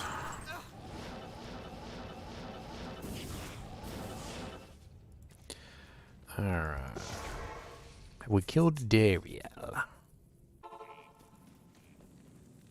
As much as I dislike Duriel, because he drops me frickin' Scrolls of Town Portal, he also dropped me a frickin' Soge one time. The only Soge I found in Diablo 2 Resurrected came from Duriel. Out of all monsters. Not quest bugged either. Just Duriel.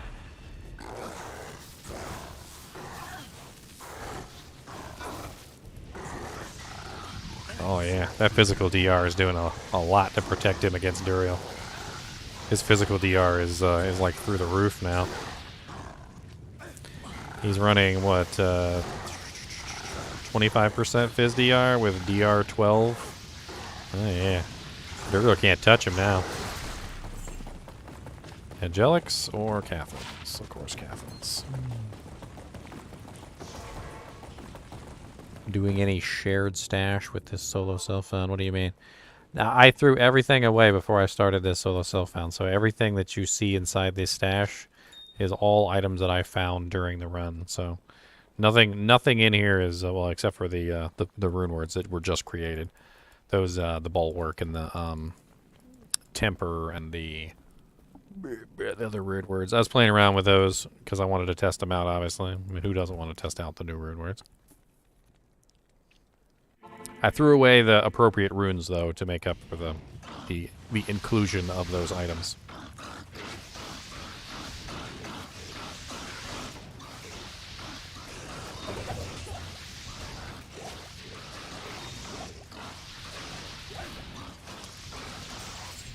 If they were super expensive Runewords, I wouldn't even have, like, put them in, because that would have just been, like, straight up cheating on solo self-found.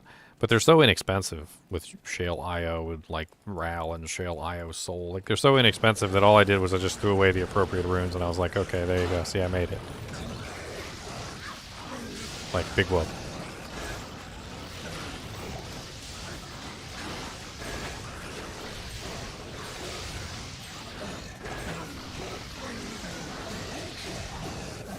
I have casted visibility on myself. I like how you noticed, Dogzilla. Because he's a Dogzilla.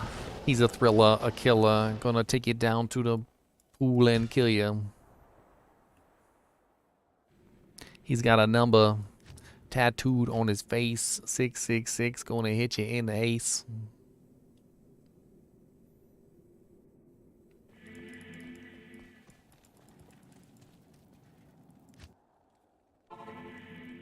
Am I gonna be making any other characters for what? The solo self-found run, once this is over, I probably won't play this character ever again.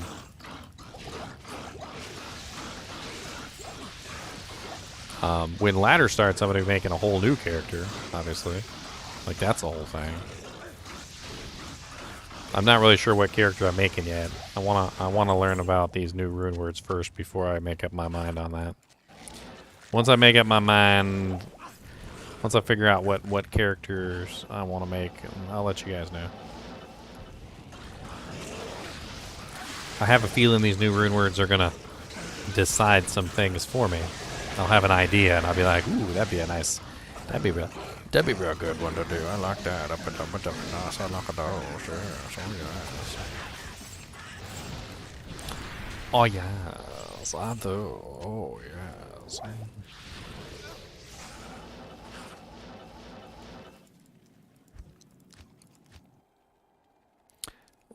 Season 3, well, that's what all these Runewords are. They're coming with Season 3 of Ladder.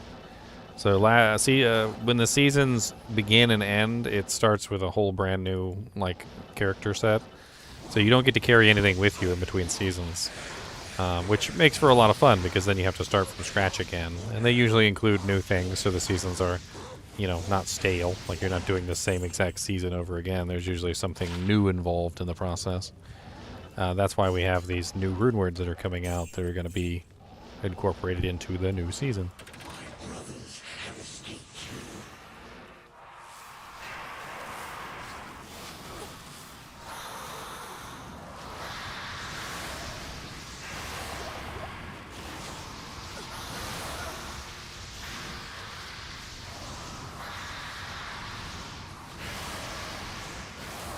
Thoughts on the Maul Druid? You mean like a bear? Big old bad bear? Eyes and Hearts, garbage. Most likely garbage. 70% bonus to attack rating. Yeah, garbage for me anyway. And of course garbage. The Large-Spire Axe is the Meat Scraper, which is a magic find weapon and has a lot of lifesteal on it. Like, as far as magic finding goes, that's actually not a bad weapon for the merc.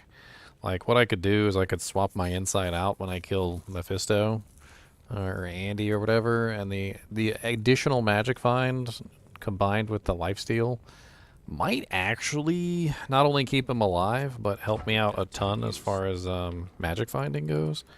That could be interesting. And as long as he gets the KB, which I don't know if he can get the KB, though. That's the thing. He has to get the KB. If he doesn't get the killing blow, it doesn't do anything.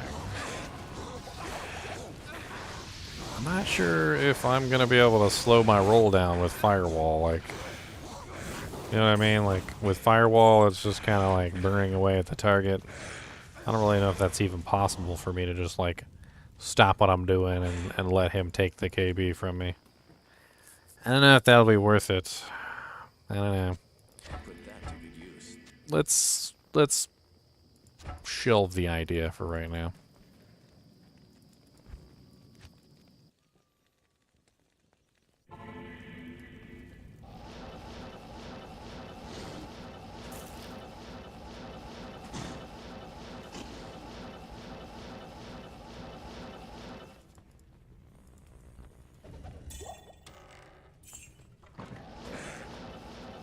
Honestly, the easiest way to buff melee, in my opinion, is to provide more accessible forms of negative targets defense.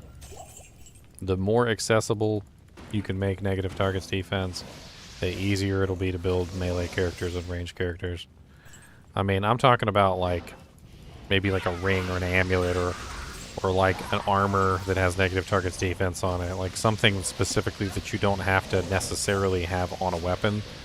Because I think that's like the biggest faux pas when it comes to negative targets defense, is that it's usually tied to a weapon, and the weapon may not be like the best weapon in the world. And so although yes, you can hit the target, what does it really matter that you can hit the target when literally like literally you're just dying? Oh, a ring. A unique ring. Alright, take your bets, gentlemen. What is it? We also got a Blooderized Morning Star, a Saigon's Blade, bunch of garbage. Is it a Soge? Is it a Nagel? Or is it a Manalt? We'll let Kane figure it out. It's the first unique ring I think we've got the entire run, by the way. We haven't found a single unique ring this entire time. That's the first one. For my first ring to be a Soge, that would be like mind-blowing, wouldn't it?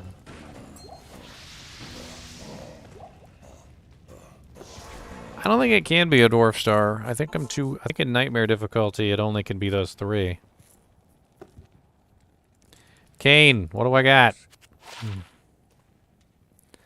Got some crappy boots and a 27 Nagel. 27's not bad. That's actually a pretty nice Nagel.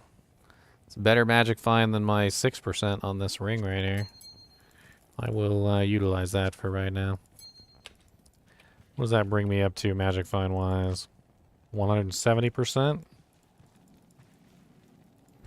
Let's go kill Real.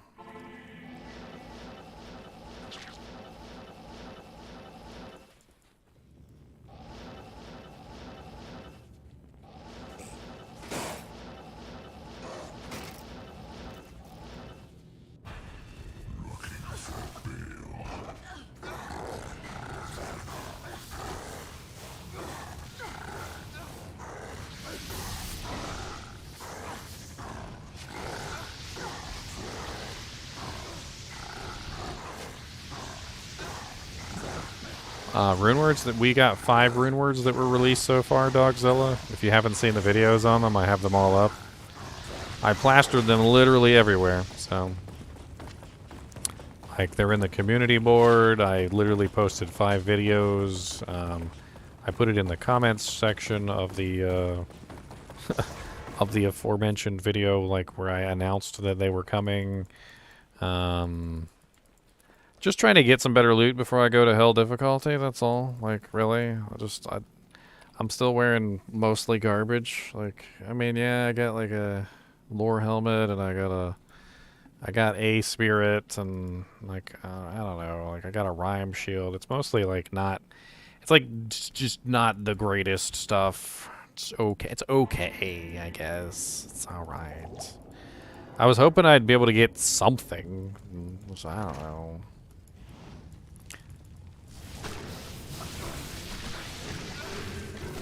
Hell difficulty is going to be fun.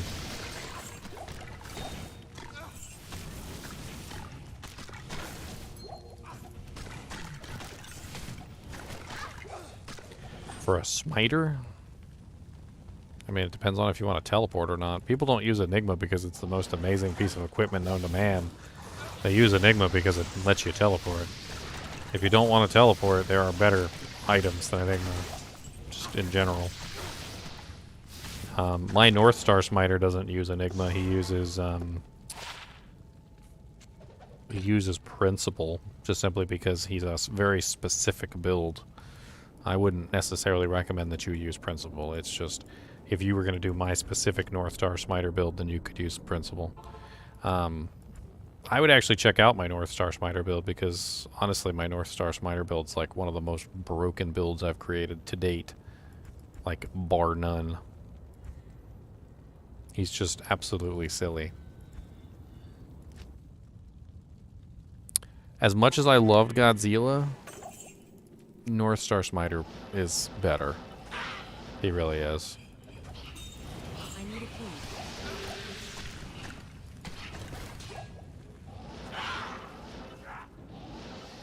North Star Smiter is the epitome of I can do it all.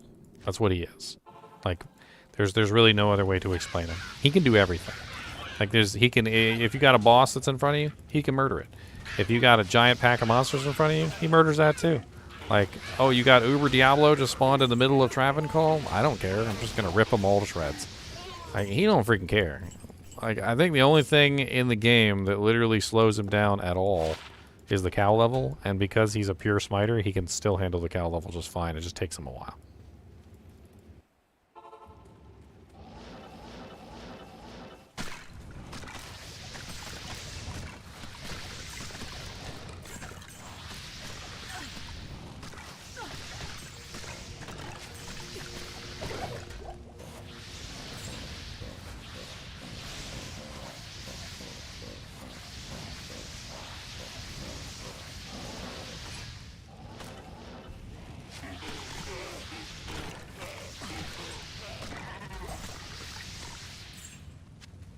Circlet. Plus one pally. Stupid plus one pally.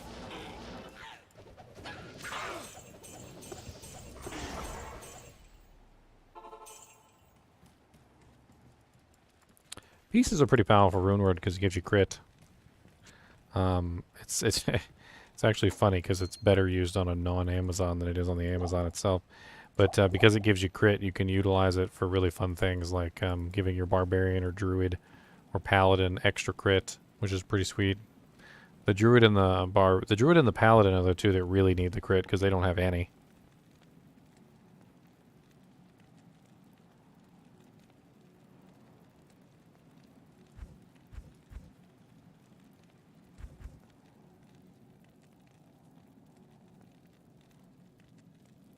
Let's go kill what's-his-face. He's a pretty good farm up here.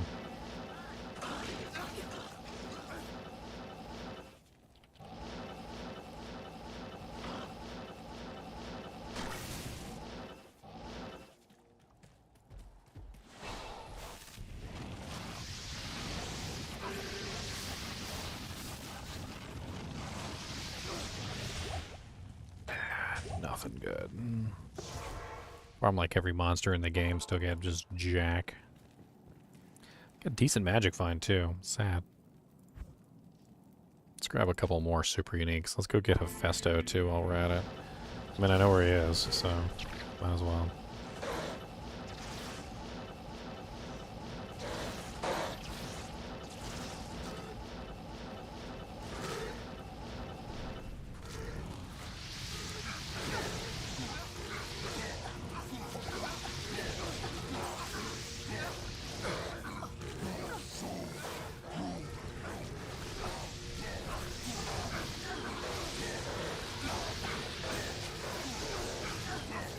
Nobody's treating me good. All I'm trying to do is farm some loots. And ain't nobody won't give me nothing good. And it's rude. And I don't like it. I don't like it.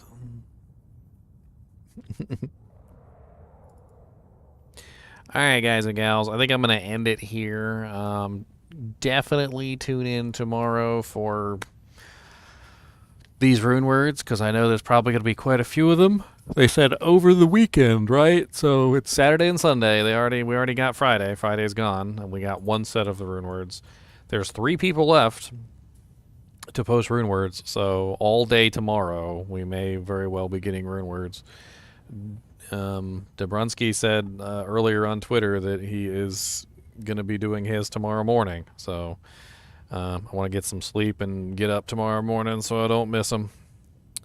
As always, I do appreciate you guys and gals watching my videos, hitting the like button, the subscribe button, shooting me them donations and memberships and all that other crazy stuff. It's amazing. You guys are crazy. I love you guys. As always, thanks for watching, and keep watching.